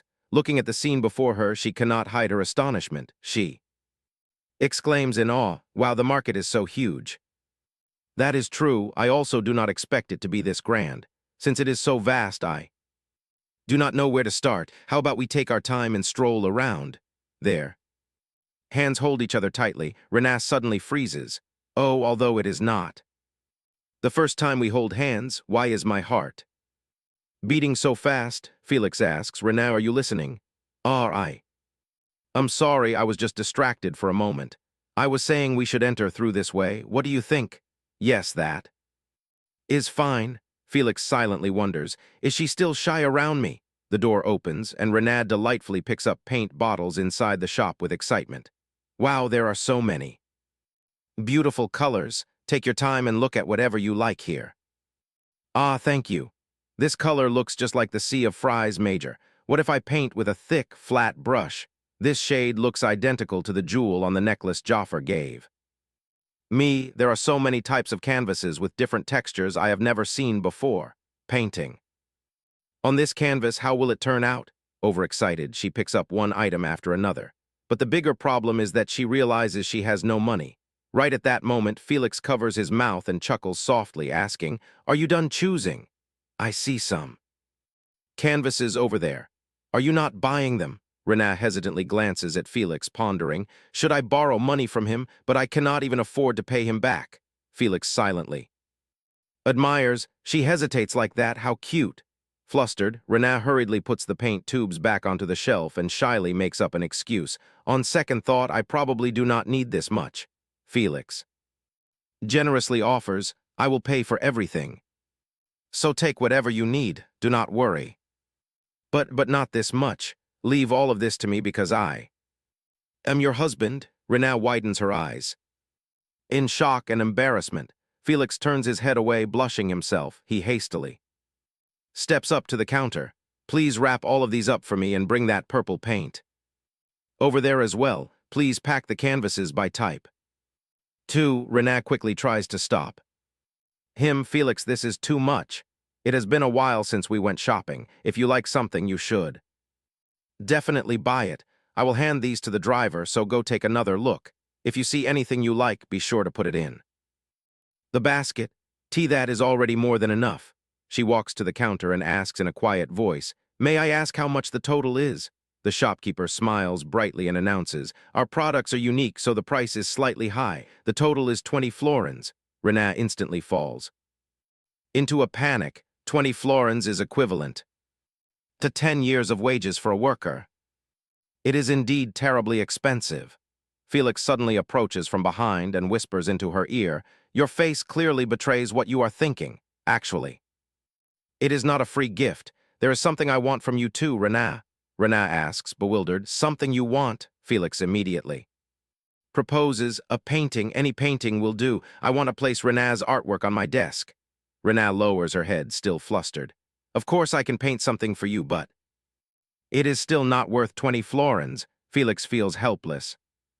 Then there is no other way. From now on, go on dates with me. Afterward, the two of them head to a luxurious bakery together. Renat exclaims excitedly, wow, this is my first time visiting a bakery. Do you like this place, my lady? She looks around curiously and replies happily, yes, I always wanted to come here once. Thank you, Felix. Renat, pick whatever you want to eat. Everything looks so beautiful and delicious, making it hard to choose. We cannot finish too many anyway, so I will pick two. I will take this one. Felix looks at the waiter and politely places the order. I will have this, some macarons, and the lemon cake as well. Yes, sir. Please wait a moment, we will bring them out shortly.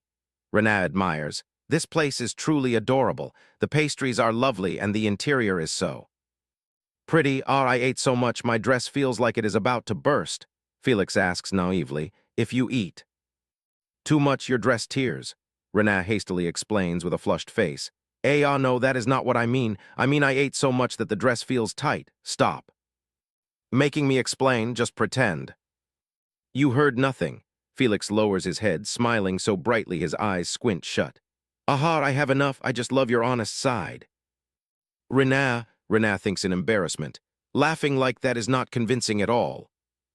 Felix speaks up with a suggestion. Once we finish, let us go pick out some pastries to bring back for everyone. Yes, let us go. I wonder which cake Mother would like. Oh, everyone loves black tea, so how about an Earl Grey cake? That is a great idea. Everyone will be thrilled. Renat, go wait in the carriage first. I will have it packed and bring it out. All right, outside the bakery, Renat sits in the carriage with a blissful face, her fingers softly tapping against the door. Have you been waiting long? Not at all. I just got in. But Felix, out of all the times I have gone shopping, today is the happiest day for me. Thank you for coming with me. Night falls and Renat sleeps in her room with her eyes closed tightly. The sky outside suddenly pours rain heavily, startling her awake. Renat looks out the window and mutters, the rain is so heavy, even though the sky at the market was clear just a moment ago. But at least I do not need to fear things like rain anymore, I keep thinking. About back then, the deafening sound of thunder sends a summer chill through her, making her legs tremble. That night, when no one came to help her, things are different now. At times like this, closing the window is enough. Renat decisively and swiftly closes it's shut. She stands dazed, looking at the window with wide eyes. The rainy view outside feels completely separated from her cozy little world inside. Once the window is closed, everything grows quiet. There is no need to fear these things anymore. Now is different from back then. At any moment she can open the door and meet everyone. Renat suddenly reaches out to pick up a tube of paint, then quietly sits under the window in the rain to paint. The next morning, Felix knocks on the door. Renat, are you awake? What about breakfast? His voice suddenly halts as the scene before him shows Renat collapsed exhaustedly on the bed. Did she paint all night? It is my first time seeing this. Painting? It seems she stayed up late to paint. Renat created this painting. Felix returns to the dining room. Please do not wake her up. It seems she stayed up all night painting. Alex asks with interest, oh, have you seen the painting? Yes, it is a mysterious and wonderful painting. I am so glad Renat found something she loves. Whenever I think about the time before we knew of her talent, my heart aches. Eboli mutters beside him, will she become a painter? Eboli, you must not force your ambitions on her. You know that too. But who knows, maybe she likes doing business with those things, Felix says helplessly. We will only know that in The future, Rena's thoughts might change too. Isn't that a dangerous statement? Who knows, maybe her feelings towards you will change as well. Felix suddenly pauses. He becomes immersed in doubtful thoughts. Rena's thoughts. About me? Eboli scolds irritably. Eden, what are you talking about? According to what he said, it could happen, Jaffer adds. Even though he is the older brother, his personality is a bit twisted. What do you mean, a bit? Just say outright that he is completely off. Track. Some time passes quietly. Rena wakes up and approaches the painting with complex feelings. I thought everyone saw it while I was asleep. A new painting completely different from the others. Alex's joyful voice suddenly echoes in her imaginary thoughts. You painted a picture filled with courage. You worked so hard, my child. Father has seen it too. Oh, a letter. How long has it been here? The content of the letter reads, something came up so I had to leave early. It is a pity that I could not stay with you until the end. Once I finish my business in the capital, I will likely return to Nice on the same day. I wish you wonderful memories in Fry's Major, Rena. I secretly peeked at the painting. It is so magnificent that it surprised me greatly. Rena happily reads every single line. Shyly, she hastily buries her embarrassed face in the letter. So Felix saw it too, but business in the capital. This is her first trip yet. She cannot see him for a while. It is not like we will never meet again. Rena, let us go outside. They walk together to a beautiful blue sandy beach. Are you going to paint the sea scenery today? Rena replies cheerfully. That is right, but mostly because the weather today is just so lovely. Is the easel set up properly like this? She asks, satisfied. Yes, just right. Something suddenly scurries past, causing her to turn her head in panic. Was that a flower crab just now? Elsewhere, Alex clings boredly to the window under Eboli's judging gaze. He turns his head with a pitiful expression, suggesting they go out there to enjoy the scenery. She adamantly refuses. Alex still feels lingering regret, but Eboli reminds him not to disturb the children's play, urging him to come drink tea with her, her eyes softly glance at the scenery below.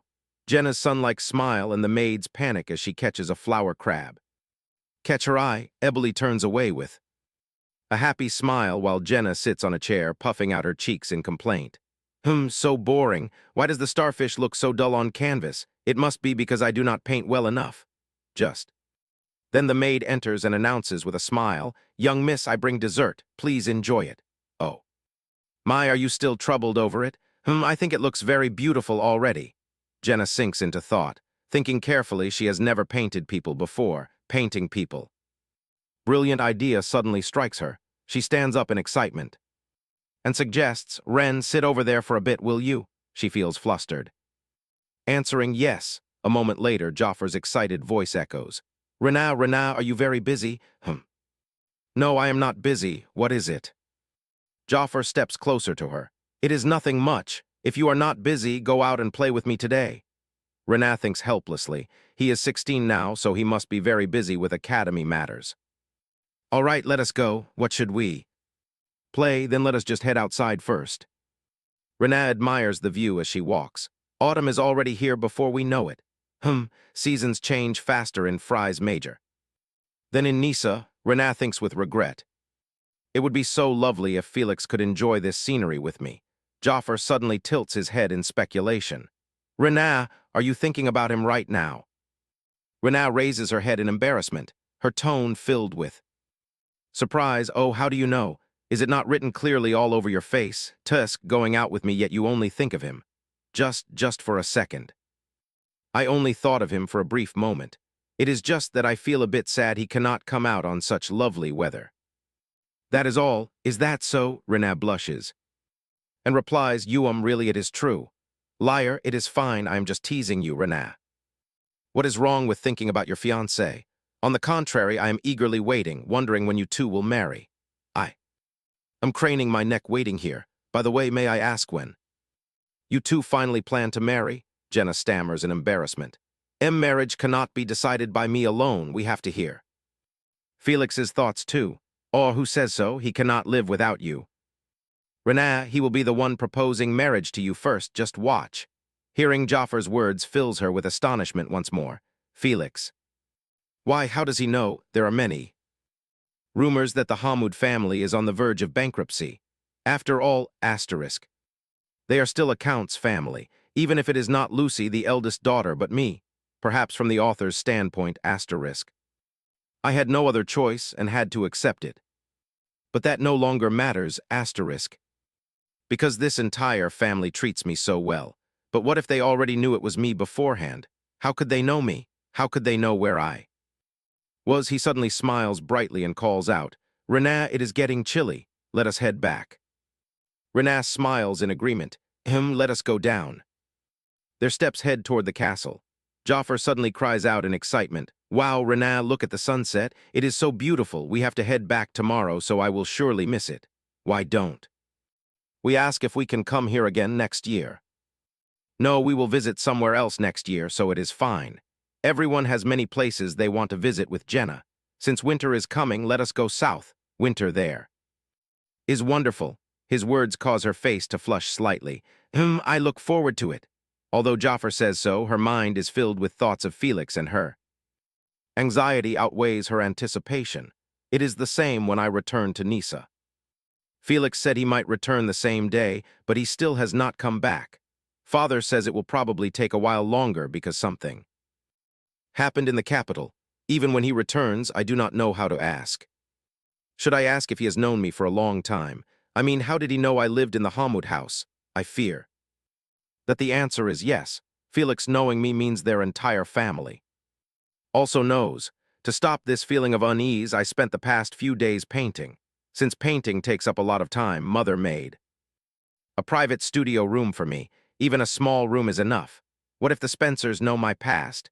Even if they know those truths, they will still welcome me as a family member. They will still wait for me, so I cannot hide it from them forever. Jenna stands before a door and silently resolves, no matter how embarrassing it is, I must speak clearly in person, even if I still need a little time to get ready. Right at this moment, a servant's voice suddenly sounds out. "Young miss, the master is looking for you." "Father," Renaa quickly replies to her, "I am coming." "Father, it is Renaa, I heard. You were looking for me?" "Oh, Renaa, you are here." "Renaa, I am sorry." She feels flustered and hurriedly asks, What is it?"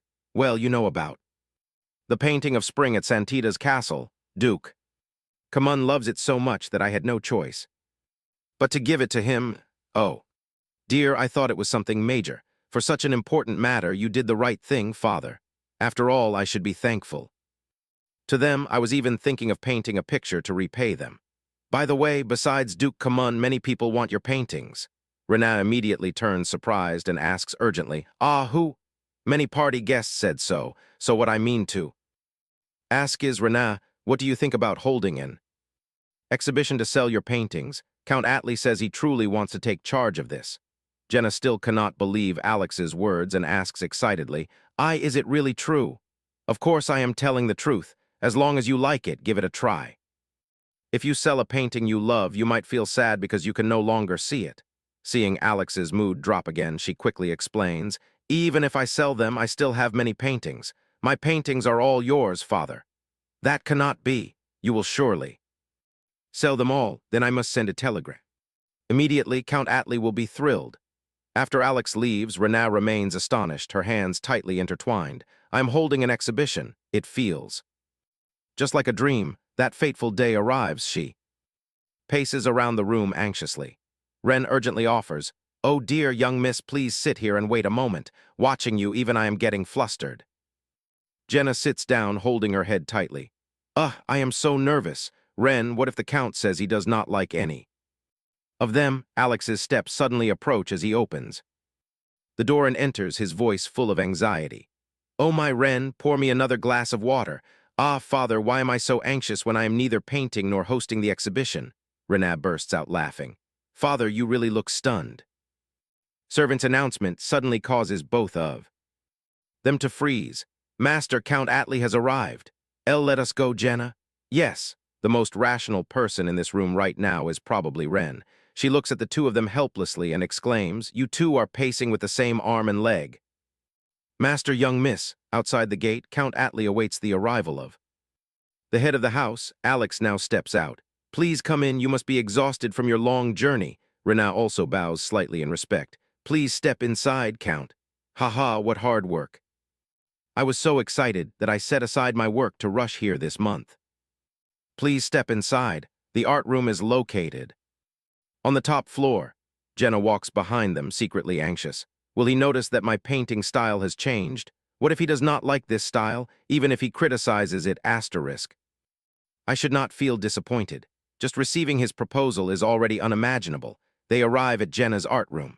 Alex hurriedly opens the door and respectfully says, "It is this room." Count Atlee gazes at the room filled with paintings in amazement. He softly admires, "Oh, Lady Rena, you have created so many works recently. May I take my time looking through them?" Rena cheerfully agrees, "Of course, please take all the time you need."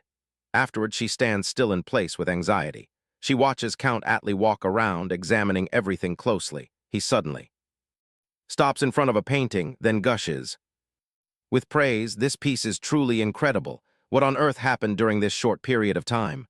I thought you only painted delicate and soft pieces, yet you also paint such bold and sophisticated works. In particular, I want to buy this piece, Stormy Night asterisk. As an organizer, I should not be selfish, but I truly want to own this piece." Rena and Alex happily exchange glances in excitement. A moment later, Count Atlee leaves with lingering regret. "I am very pleased today. Once I return home, I will have plenty of work to do. Please do not overexert yourself." "Count, ho, how could I?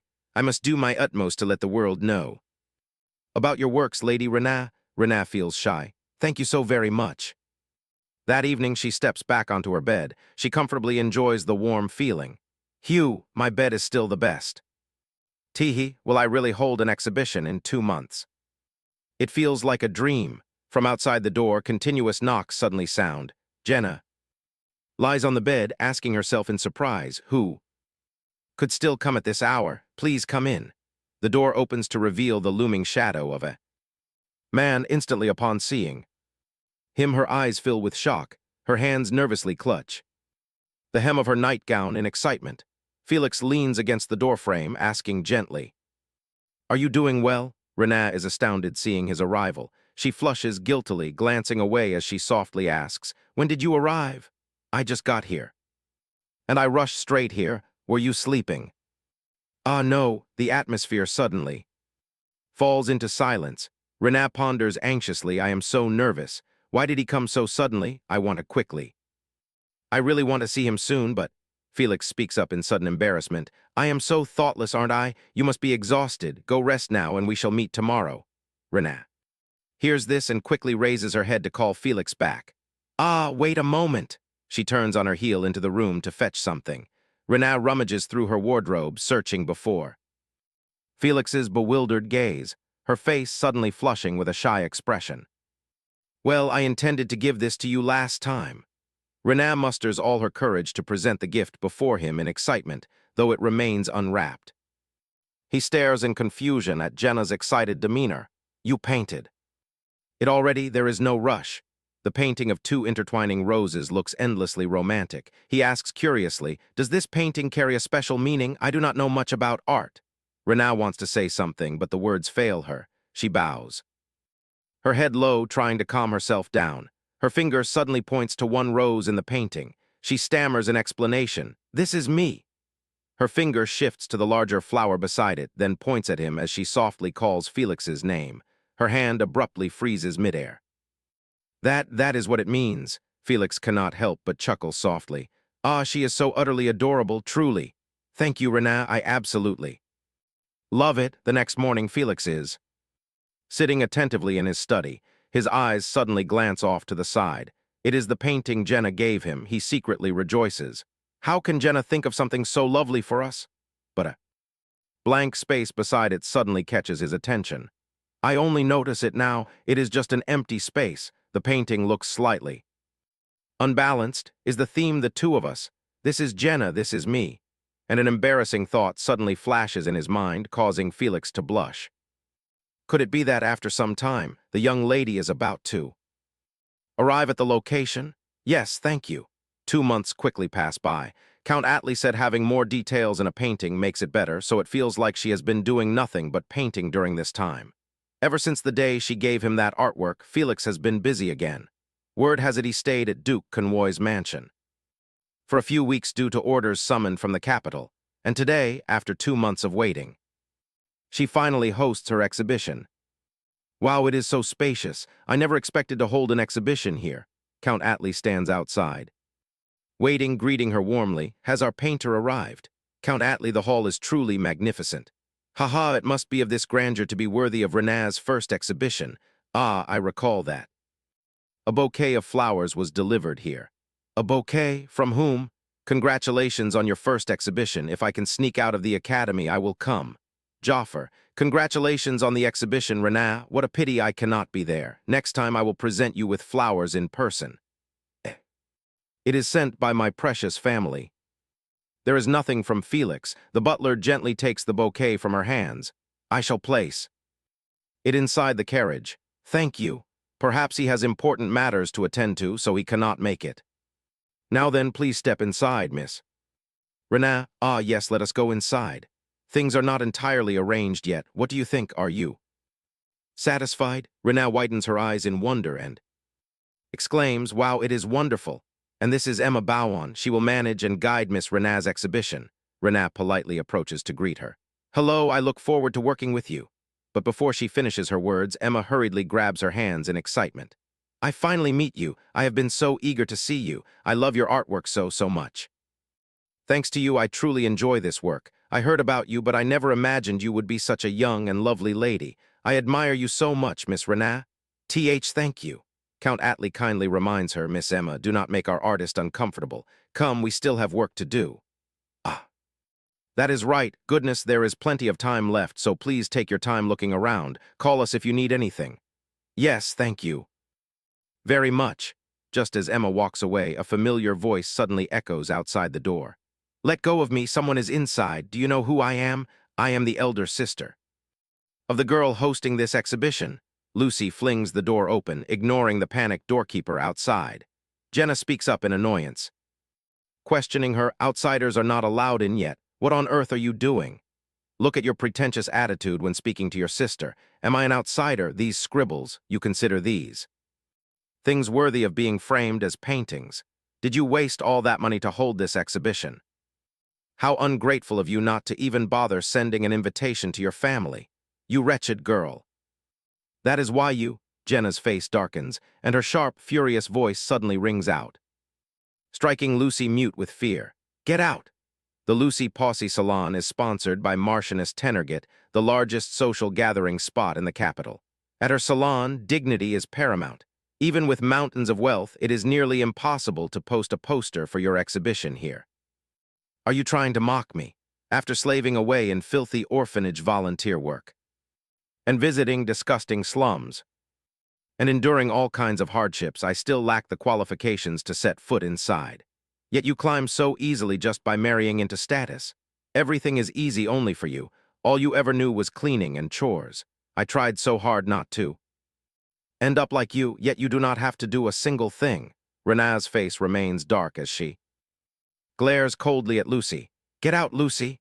Lucy widens her eyes in disbelief, her mouth opening to say something, but she quickly regains her composure, reassuring herself. Suddenly, a sinister, arrogant smirk breaks across her face. I knew you were stupid, but I never expected it to be this severe. Do you think you can do whatever you want now? They asked a girl like you to paint? Are they insane? I am embarrassed by a maid like you who only knows housework. You pathetic fool. Every man in that house knows exactly what you used to do at home. Rena knits her brows tightly in annoyance. Lucy grows even more gloatingly triumphant.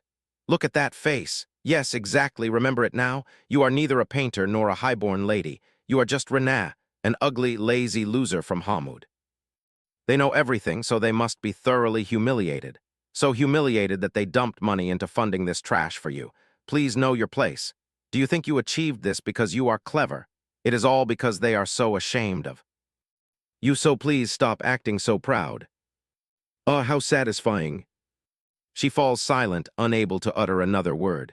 How dare you speak to me like that? A gold digger. Just try opening this exhibition. I will tell everyone the truth. Rena suddenly speaks up in a quiet, firm voice. I feel disgraced that you are my sister. Whether it is coming from Hamud or sharing the same blood with you, I am utterly ashamed. Enraged, Lucy raises her hand toward Jenna, screaming, "You wretched girl!" But without yielding an inch, Jenna catches her wrist firmly in an iron grip. Jenna sternly warns Lucy, "You are just like mother. Do not swing your hand so carelessly. I will not let you strike me any more." Lucy's face darkens as she stares at her tightly squeezed wrist. "Why is she so strong?" Rena asks. "What is wrong? Does a mere hold hurt that much? Do you finally understand a fraction of the pain I endured?" She then releases her grip, sending Lucy tumbling to the floor. "I could make you suffer far worse than this, but do you know why I do not? Because I refuse to become a person like your mother." Fury utterly consumes Lucy's face. "What are you talking about? You disrespectful brat, how dare you do this to me? Do you think you will walk away unharmed?" From behind, someone suddenly steps forward and sarcastically taunts. "My, what a loud voice you have. You must be in peak health, how enviable, and here I thought I would be the first to arrive. Did I lose? Who are you? It is not even open yet. Who gave you permission to barge in?" "Me. Ha, I am Charlotte Tenergit, and who are you to speak to me so rudely?" Instantly, Lucy freezes in place, her eyes wide with shock and terror. "Charlotte Tenergit, why must it be right now? Duke Gabriel Tenergit has 3 sons and 1 daughter, among whom Charlotte is the youngest daughter and the cherished precious jewel. Of the Tenergit family, poor in health since childhood, she has rarely made public appearances. She departed shortly after appearing briefly at the debutante ball. Some even joke that she is the most powerful figure in Tenergit because her parents and brothers adore their youngest daughter so dearly. In society, countless young ladies long to befriend her. She is the very reason Lucy saved every coin to gain entrance. Word is her health recently improved, so she occasionally visits the salon. Lucy never ran into her at the salon, so why now? Jenna bows politely and speaks. "I apologize for the rudeness you had to witness. I am Jenna Dispenser. Thank you for visiting." Lucy suddenly changes her tone to an eager, flattering smile and cuts in. "I apologize for not recognizing you. I had no idea you were the daughter of the Tenergit family. Allow me to introduce myself. I am Lucy." Hamud, but Charlotte merely passes by her coldly. Walking straight toward Jenna, excitement lights up her face as she takes Jenna's hands.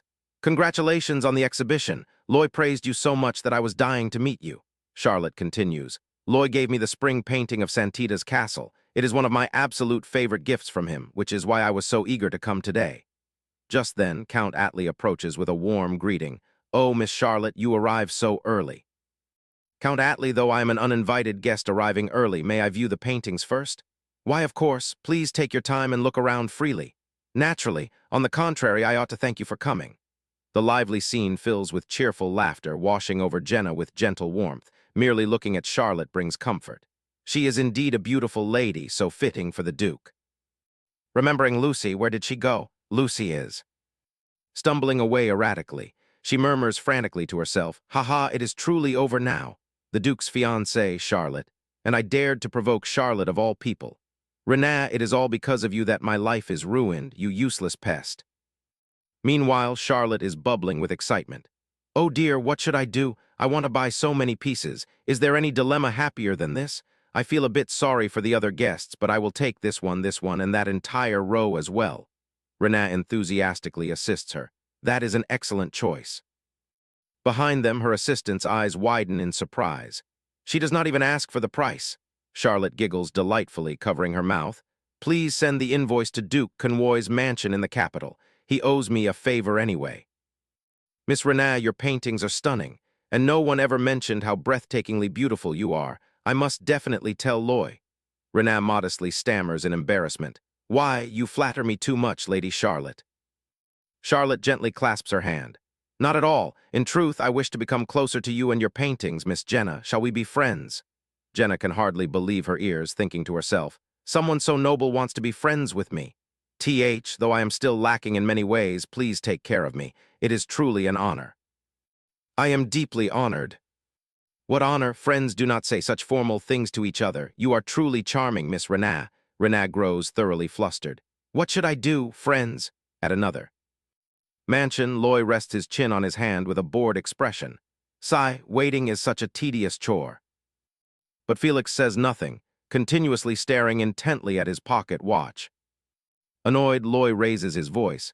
Your silent reaction is quite terrifying. At least speak up and voice your frustration.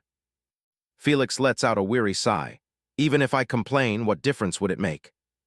Right now in the capital, not only the royal family but also members of parliament are convening, as if an urgent matter has arisen.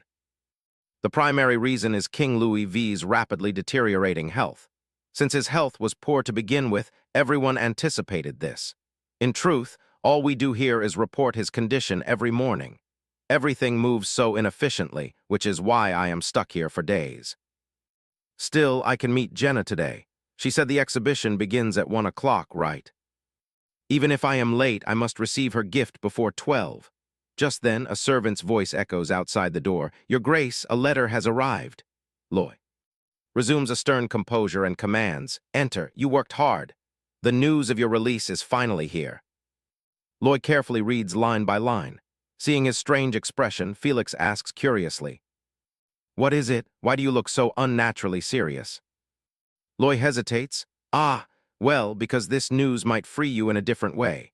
Charlotte arrived at the exhibition before it opened today. Word has it that Jenna and Lucy Hamoud got into a physical altercation. Felix immediately leaps to his feet. I shall take my leave first. I knew he would react like this. He didn't even hear me out. Goodness. But Felix has already departed in cold anxiety. Loy gazes closely at the letter, reflecting, Miss Renat was never a weak child. A postscript at the bottom reads, she firmly stood her ground without backing down to malicious people.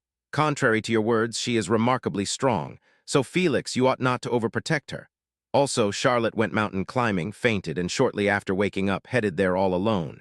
He suddenly realizes something and freezes. I am in no position to advise Felix. I must arrange my schedule as soon as possible if I want to keep up. Can I even survive with this much anxiety? Felix's hurried footsteps rush into the exhibition hall. He flings the door open, calling out in distress, Renat! Seeing him, she stammers in shock, Felix, why are you here? He tightly grasps her hands, scanning her entire body. I heard. What happened? They said Lucy came here. Are you hurt anywhere? Did she strike you? Or do anything to you? Are you all right? Renat thinks in bewilderment. Did he really rush all the way here out of worry for me? He continues to inspect her body. There are no scratches here, though her finger seems slightly injured. Renat blames herself. He is so busy, yet because she is unreliable, even though she promised nothing like this would happen again. Every time something occurs, she causes him to sneak away from work. She said she could manage on her own, that she would handle it herself. She wants him to feel at ease. Suddenly plucking up her courage, she shouts aloud, I won. Felix is taken aback by her words, his eyes widening in surprise. Renat excitedly recounts, I didn't get hit even once, even though I faltered a little when I heard Lucy's words. She tried to strike me, but I stopped her. I also said everything I wanted to say. I won. Felix wants to say something, but he suddenly bursts into laughter at her reaction. You are so amazing, I probably couldn't do that. You are truly wonderful. Renat, hearing this, her heart swells with joy and she boasts proudly, yes, of course. Whose wife am I after all? This is nothing. The atmosphere immediately plunges into awkwardness. Renat blushes in embarrassment. Felix is not doing much better either. Renat hurriedly tries to explain, but Felix smiles in satisfaction and speaks. I heard everything. I will never forget this for the rest of my life. Felix suddenly remembers something. He abruptly stands up. Renat asks in confusion, what is wrong? I forgot your gift. For you, Jenna repeats in bewilderment. Wow, after planning so much, this useless guy still manages to forget it. She chuckles at his reaction. I thought it was something serious. It's all right. Just having you come here is already a huge joy, Felix. He still looks down sullenly. Tomorrow there will definitely be a present. Jenna sighs helplessly, thinking he acts just like a puppy. Yes, I will wait for it, Felix. Jenna happily lies on her bed, tightly hugging the gift Felix gives her with a look of pure bliss. The exhibition, filled with anxiety and trembling excitement, ends in resounding success. After learning that the young miss of the Tenerget family bought many paintings, the nobles flock in to purchase art en masse. As a result, even on the very first day of the exhibition.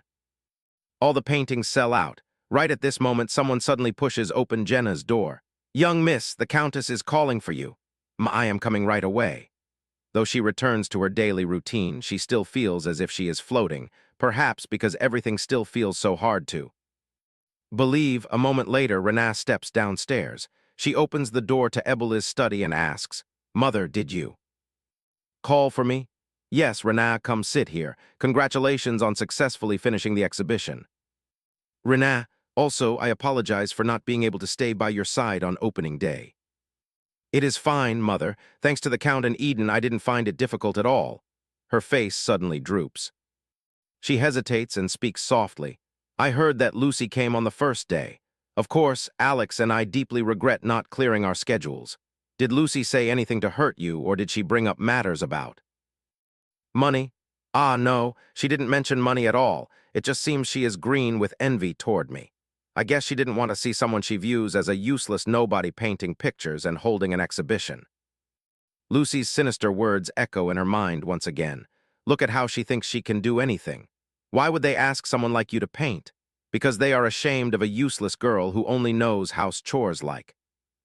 You fool, she tells herself silently. Lucy must think that she will be hurt and shaken by those words forever. If it were the past, she certainly would be. However, right now, she is not, Eboli says angrily, with such utterly absurd reasoning. What did she say to you?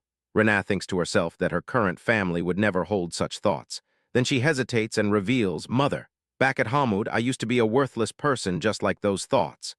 Eboli's eyes widen in surprise as she confesses this.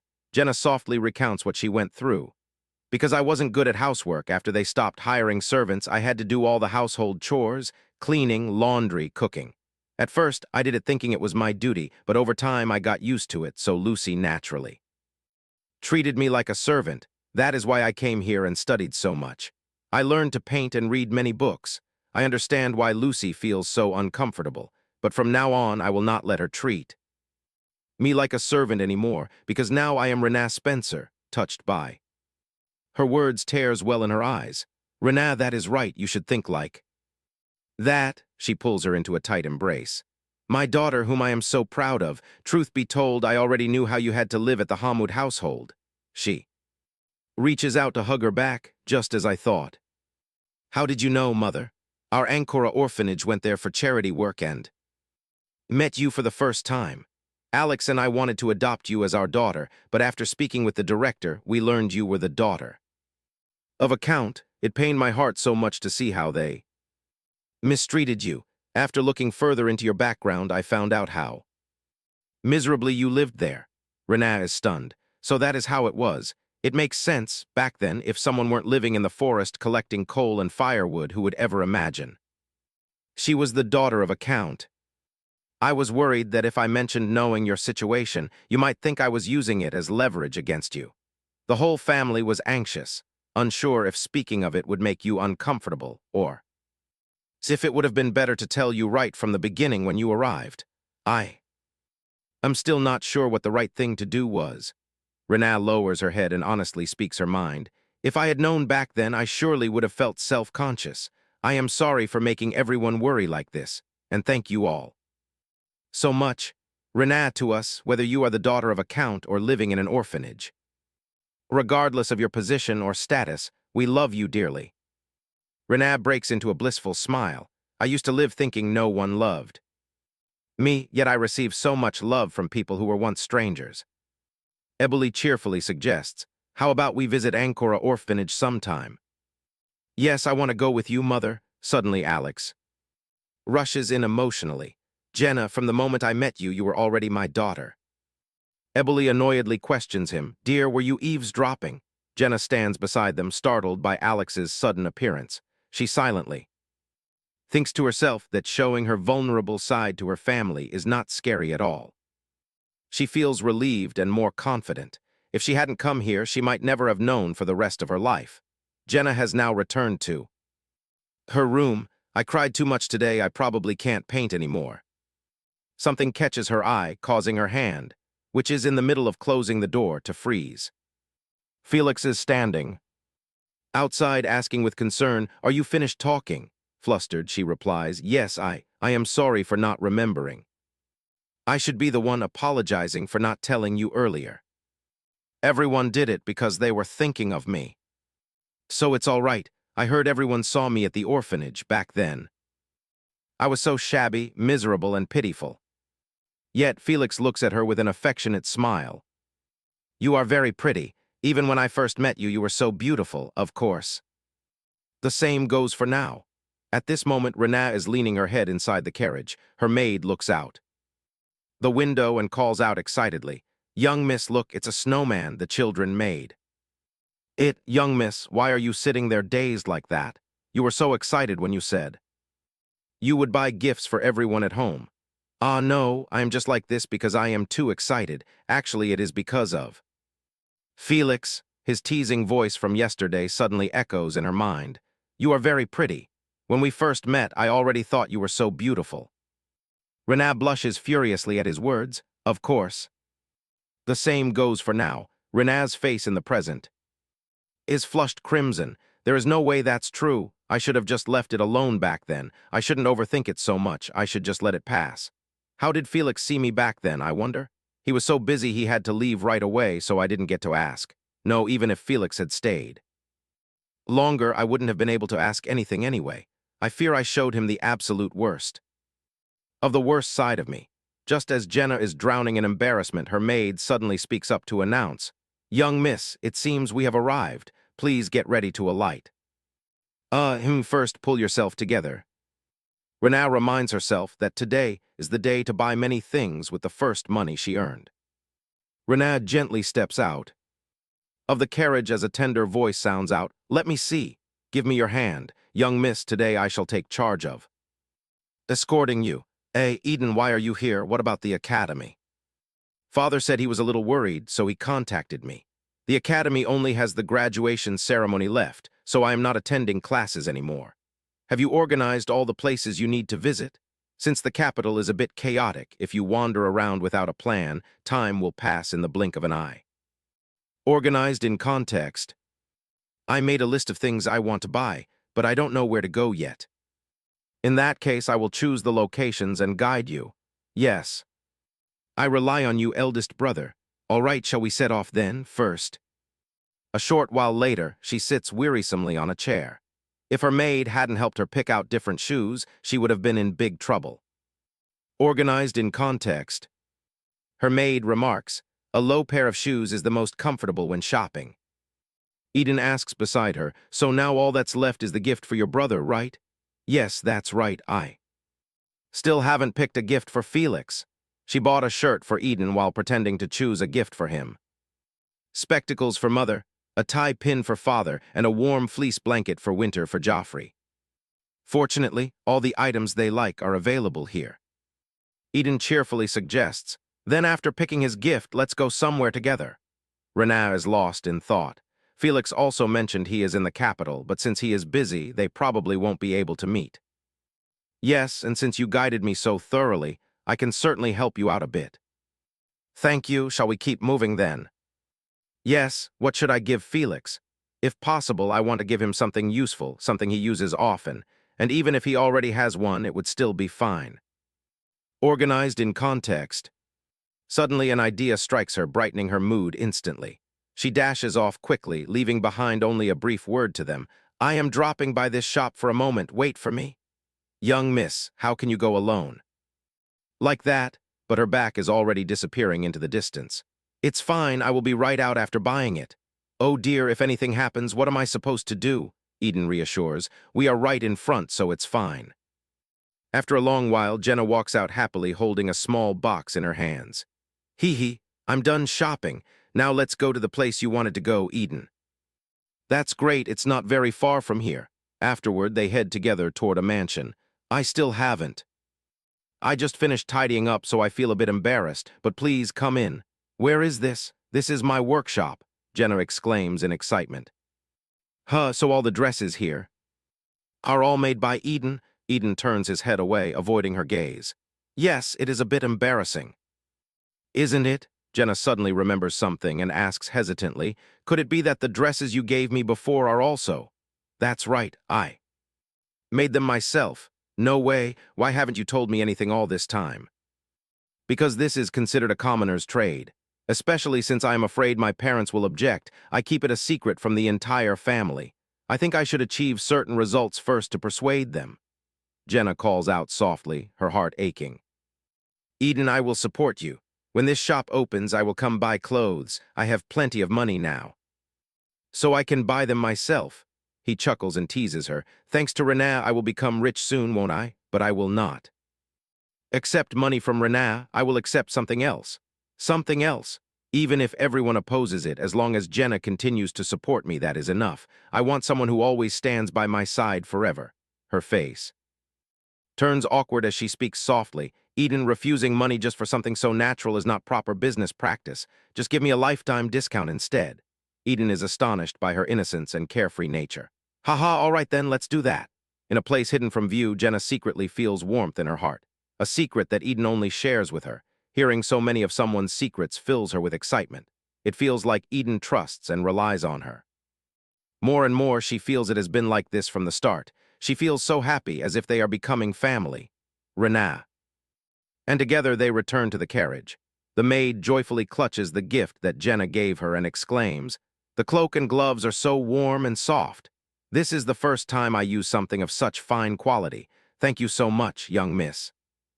Seeing how much you like it makes me feel like I should be the one thanking you instead. In the end, I still cannot meet Felix. He seems so busy, so we probably will not be able to see each other for a while. As expected, I should have gone to see him. In another place, Lucy screams in frustration, looking like she is going mad. Og. It is so annoying. If this is so difficult, they should have said so sooner. Why do we have to do this? I will not do it, Catherine explains. I heard we can keep all the gold we dig up. There is no gold in sight, just a giant pile of rocks. Does this place really have gold? Winter Hamoud reassures her from the side. Of course it does. It is only like this because we lack experience. Well, today. Let's stop here and continue tomorrow. Lucy screams indignantly. Why continue tomorrow? I am not doing this anymore. How can we keep doing this cursed work? Just hire workers and be done with it. Why do we have to do everything ourselves? Catherine glares at her in annoyance. Oh my, acting just like a child, it's because those laborers cannot be trusted. Those wretched fools, knowing the gold is worth far more than their pay, will take all the gold and run away. Even if it costs a bit more, we should hire proper professionals instead. Now, forget about gold, we don't even have money to hire gravediggers. I shouldn't trust this man anymore. Ha! Right at this moment, an angry voice suddenly booms out. Hey, what are you people doing here? Lucy replies, I am annoyed to death. What is it now? Do you even know whose land this is, trespassing like this? If you do not leave immediately, I will arrest you all. Winter Hamoud stands up straight and declares loudly, of course I know. I'm Count Hamoud, so of course this is my land. Who are you to raise your voice and threaten to arrest me? Count, excuse my impoliteness, but how can a knowledgeable person like you say such things? This mining area, along with all the surrounding land, belongs to a Duke Puri. He instantly turns speechless with shock. What are you saying? I bought this place not long ago. I even have the documents. You say you bought it. Of course, it even has the court seal. My lord Count, this is not the seal of the Northern Court. His eyes widen. In shock, what? The man hesitates before continuing. It seems there is a misunderstanding. Our duty is to arrest trespassers. However, since you are a count, if this happens again, I will have no choice but to report it to the Duke. Duke Puri. Winter Hamoud remains frozen in place, his voice trembling. How could such a thing happen? He sinks to his knees on the ground. This cannot be. There is no way. Catherine beside him suddenly bursts into hysterical laughter. Ha ha ha, I should never have believed your words. Lucy is also stunned, unable to believe her ears, and asks, what are you saying? Is our family bankrupt again? Immediately after, the embarrassing news spreads at lightning speed. News of Count Hamoud being scammed spreads throughout the capital in the blink of an eye. Given Winter Hamoud's famous lack of judgment, the nobles clicked their tongues, saying they knew this would happen again. A rumor never lasts forever. Gradually, people forget it and a new topic arises. For them to discuss, the king of Benedictus, Louis, passes away, without ever getting the son he so desperately desires, according to the voting results. Of the council, the next owner of the throne of Benedictus is Duke Loy Convoy, who grumbles discontentedly towards Felix, not even offering a single word of congratulations. Since this only increases my worries, offering congratulations is quite difficult for me. Worries, do you fear I will ruin this country? How outrageous! Do I really look like such a person?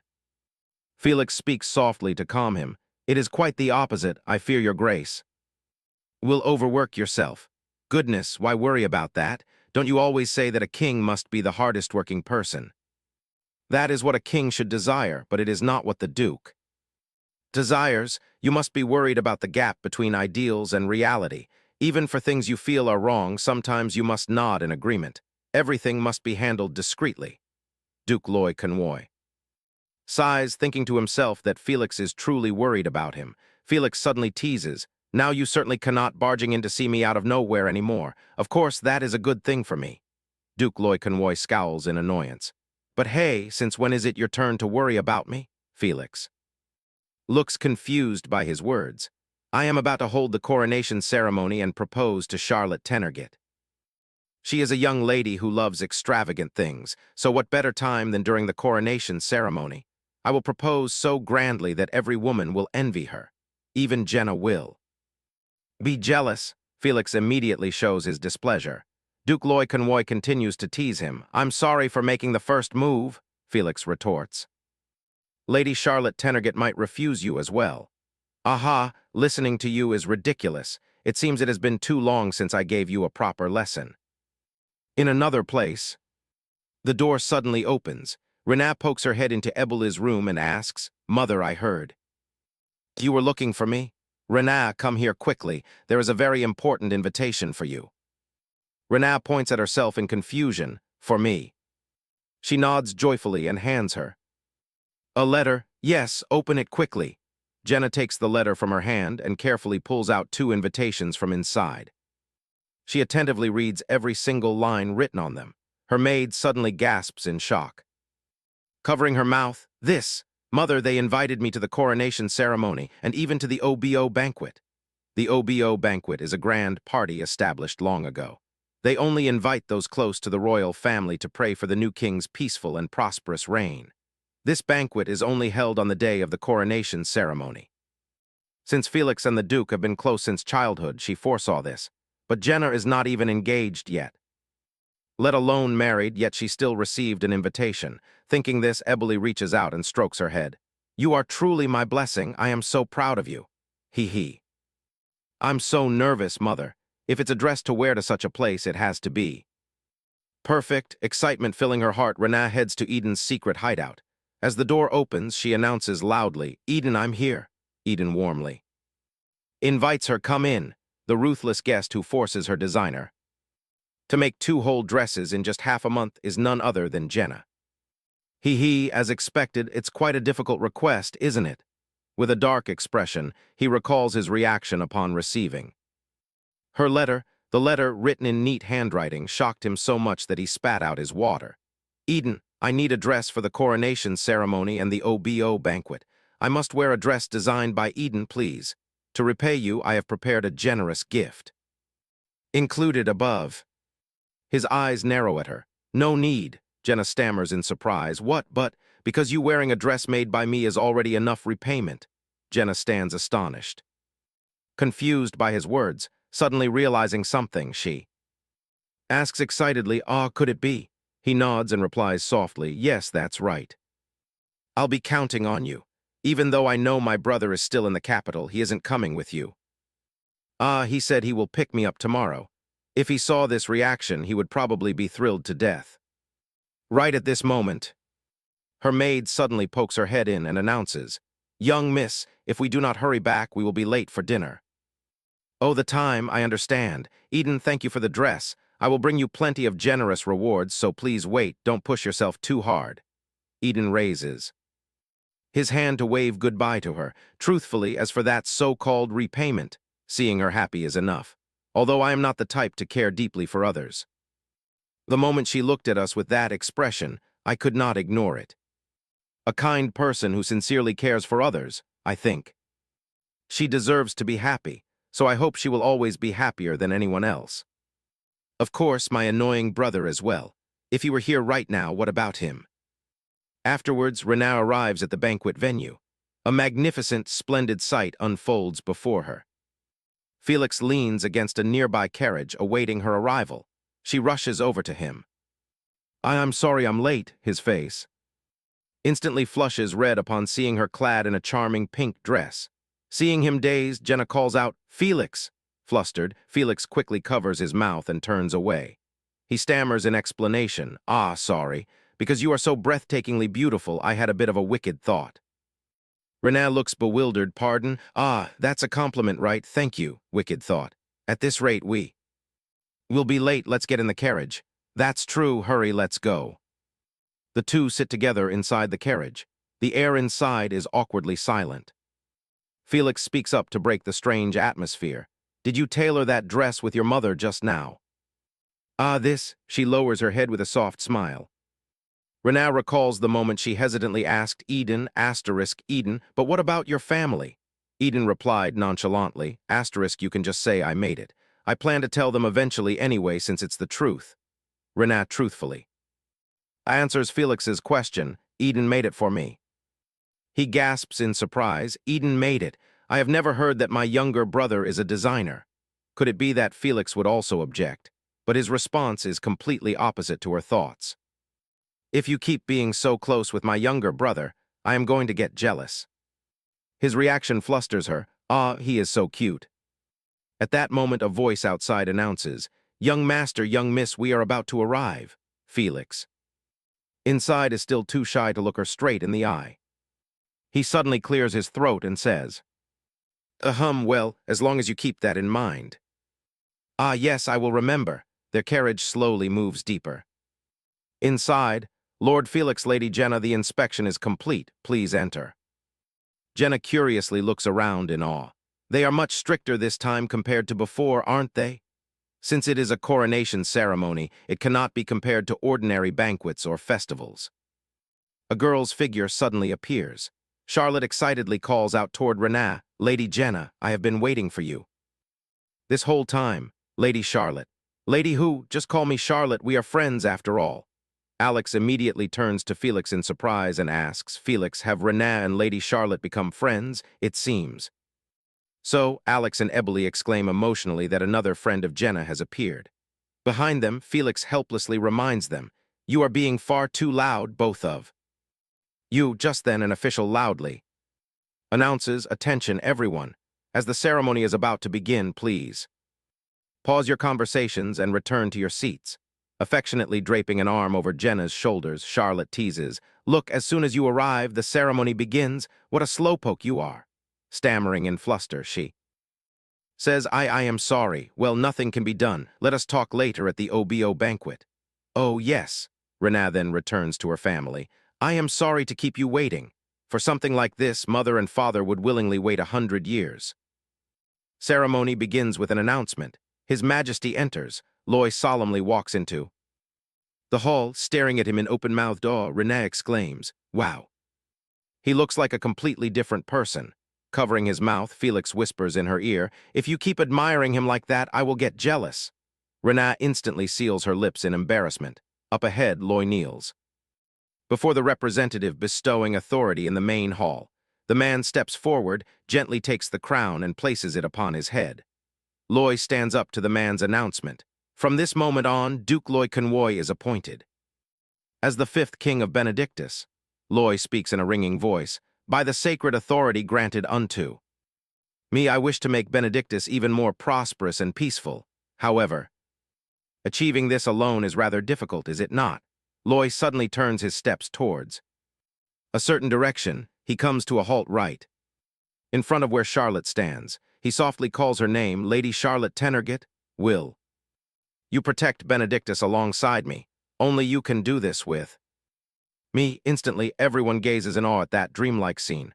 Renaa does too, though Felix beside her looks thoroughly displeased. Charlotte's eyes fill with tears of emotion. Tilting her head blissfully, she replies, "Yes, I am willing." The two embrace amid the crowd's blessing, covering her face in joy. Renaa thinks to herself, "Lady Charlotte, this is so wonderful." Felix suddenly feels flustered upon seeing her expression and bashfully turns his head away. That night, Eden warmly admires Jenna, whom he has just styled with his own hands, few all finished. Not a single piece of jewelry is missing. "Thank you. You may rest now. I will take my leave and return later. Please have a wonderful chat before returning, young miss." Outside the banquet hall, Felix stands waiting for Jenna. She hurriedly lifts her skirt and steps over, nervously calling out, "Felix, have you been waiting long? I am sorry." "Not at all. I only arrived a moment ago. The dress suits you beautifully. You look stunning." Hee, thank you. There are so many people here, aren't there? Shall we go somewhere quieter?" She happily agrees. "Ah, yes, I think so too." Felix leads the way to a door. Here the two open the door together. Renaa looks up at the sky in excitement. "Oh, there are so many stars tonight." Indeed, the weather is truly fitting for such a blessed day. That is true. They proposed on the coronation day after all. What day could be better than this? Felix suddenly looks at her. Does Renaa want to be confessed to like that too, publicly? In front of many people, Renaa flusters and points at herself. "Me? Oh no, I might even run away from sheer embarrassment. Just thinking about so many people staring at me makes my heart race and my head spin." Felix chuckles softly at her adorable reaction. "How fortunate. I find that difficult as well, so if you had wanted a confession like that, what would I have done? I was so worried." Renaa blushes. Felix's proposal. He suddenly reaches into his coat pocket and pulls something out. "Though it cannot be an engagement ceremony, I have always wanted to give you this ring. It may be a bit late, but will you accept it?" He holds out the glittering ring before Jenna's stunned gaze, and Felix gently slips it onto her finger. "Next time I will give you an even prettier ring." Shyly gazing at the ring resting on her finger, Felix suddenly reaches up and gently brushes her cheek. As soon as possible, he steps closer and gives Jenna a kiss on her forehead. Her face instantly flushes red in surprise. Felix chuckles. "I will go greet everyone briefly and then return. Renaa, you should head inside soon as well, lest you catch a cold." She gently nods with a stammering voice. "Ah, yes, as for the ring, thank you." Pressing her hand against her heart, Renaa softly touches the ring on her finger, holding the ring high toward the bright moonlight. She breathes in awe. "It is so beautiful, though I never thought about an engagement ceremony. This is more than enough." Felix. As soon as she returns inside the banquet, Charlotte happily rushes over. "Lady Jenna, so here you are," she responds. "Lady Charlotte, congratulations." "Thank you, Renaa. You must definitely come to the wedding." "Of course, I want to attend so much." Charlotte suddenly exclaims in admiration. "The dress you wore this morning was already so beautiful, but this dress is equally elegant. Where did you buy it? I am dying to know." Hearing this, Jenna immediately assumes a business-ready pose. "Here comes the promotional opportunity." Eden's words suddenly pop into her head. "Having Jenna wear it is already reward enough for me." At that time, she gasped in shock. "Ah, could it be?" And he gently nodded in explanation. "Yes, exactly. I am relying on you." Clenching her fists, Renaa whispers to herself, "The very first person I introduced this to is Lady Charlotte. It is already a huge success." "This dress was tailored by Eden Spencer." Charlotte repeats the name in curiosity. "Des Spencer." Renaa enthusiastically continues. "Yes, he is the second son of the Des Spencer house. He just opened a shop in the capital. So that is how it is. If I go with Jenna, he will probably make an even prettier one for me, right?" "Yes, of course, I can go with you anytime." Just then, two young ladies from over there step forward. "Hey, Lady Charlotte, when on earth are you planning to introduce us?" Charlotte then snaps out of it. "Oh dear, look at my mind wandering. Renaa, these are my friends. Pleased to meet you. I am Clee Marigot. I have heard so much about you." "I am Sanvia Cavendish." Charlotte smiles and explains. "Back at the coronation ceremony, I waited for you for quite a while because I wanted to introduce these friends to you. Both of them said they want to become friends with Jenna W. with me, so I have two more friends now." "Ah, Lady Charlotte spilled everything," Clee remarks, looking off to the side. Well, as the matchmaker, that is natural. Ah, ladies, Charlotte, Clee, and Sanvia. Charlotte suggested you feel free to call me by my name. It is just us now. When it is just our group, I am Charlotte, those two are Clee and Sanvia, and vice versa, you are simply Jenna. But Jenna still hesitates with her head bowed. Can someone like me truly become so close to everyone we want? To get along with Jenna, moved to tears, she feels so honored. Ah, you made Lady Charlotte cry? Hey, Clee called her Lady Charlotte just to tease her. Well, introductions are over. Now please tell us a little about your fiancé. Renaa gasps in surprise. What? Sanvia asks curiously. We are dying to know if he is as magnificent as the rumors. Say, Clee chimes in excitedly. Indifferently gentle and subtly kind, and most importantly, insanely famous for his handsome looks. Didn't he once rescue Lady Melloy from falling down the stairs? Because of that, she admired Felix so much that she almost broke off her engagement. But in the end, she still got married, didn't she? She said she fell in love all over again, upon seeing Jenna getting flustered and teary-eyed. In the most adorable way over her fiancé, they chatter eagerly, leaving Jenna standing to the side thinking in amazement, sharing stories on a topic like this. I think this is my first time experiencing. It's so Felix is that famous among young ladies. He is handsome and tall, so I suppose it is only natural. He is also so kind. So who wouldn't fall for him? The three girls burst into satisfied giggles. She is so jealous, it is written all over her face. Though I always feel like Felix keeps his distance from everyone, doesn't he? That is true. Indeed, he only has eyes for Jenna. Loy says that all the time too, that Jenna is also someone who only looks at one person. They keep gossiping while Jenna stands to the side, shy yet utterly thrilled. You ladies shouldn't laugh, Lady Charlotte. Felix only likes me. In the noisy, bustling atmosphere of the party, Lucy outside suddenly points toward the group where Jenna stands, hysterically telling the guard. Oh, over there, the blonde girl standing with Lady Charlotte is my younger sister. We were supposed to come together, so why did she take the invitation and go alone? She is naturally a bit clumsy, ho-ho. Ah, even so, I must verify according to protocol. She instantly shrieks in fury. What clearer proof could there be? Get out of my way before I report your insolence to His Majesty and Lady Charlotte. Afterward, she successfully sneaks into the banquet. Lucy shifts her eyes around, assessing silently, splurging money like water these past 2 days. Just how much did that dress cost? How impressive. Since when did they become so close? Anyway, everything about Jenna, family affection, men. Wealth, even a villa prepared for the future daughter-in-law. If not for you, all of it would be mine. Oh, are they getting even closer? Now, to think someone like Jenna will be close with Charlotte from now on.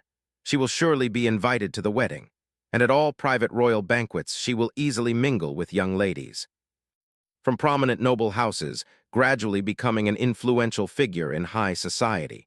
A creature like her will never understand the value of that. Meanwhile, I, who truly understand its worth, must endure this. Does she understand how pathetic it feels to secretly peek at the coronation like a rat? In the shadows, I was not even supposed to step foot here, yet you watched the coronation from the front row. On top of that, invited to the OBO banquet as well. Why is it that only you get to live such a golden life? She clutches her. Dress tightly. Calm down, endure it. Lucy, remember why you risked coming here despite the risk of getting caught. The Hamoud family is bankrupt, and the mansion where I live will soon be sold. The servants we barely managed to rehire are all dismissed. When I asked whether we would have to return to the Tra-Cow forest, my father could not answer. The reason is all too clear. We have to go somewhere even worse, perhaps. Today is the last time I can come to the capital. Live in the countryside without hair salons, clothing shops, or high society.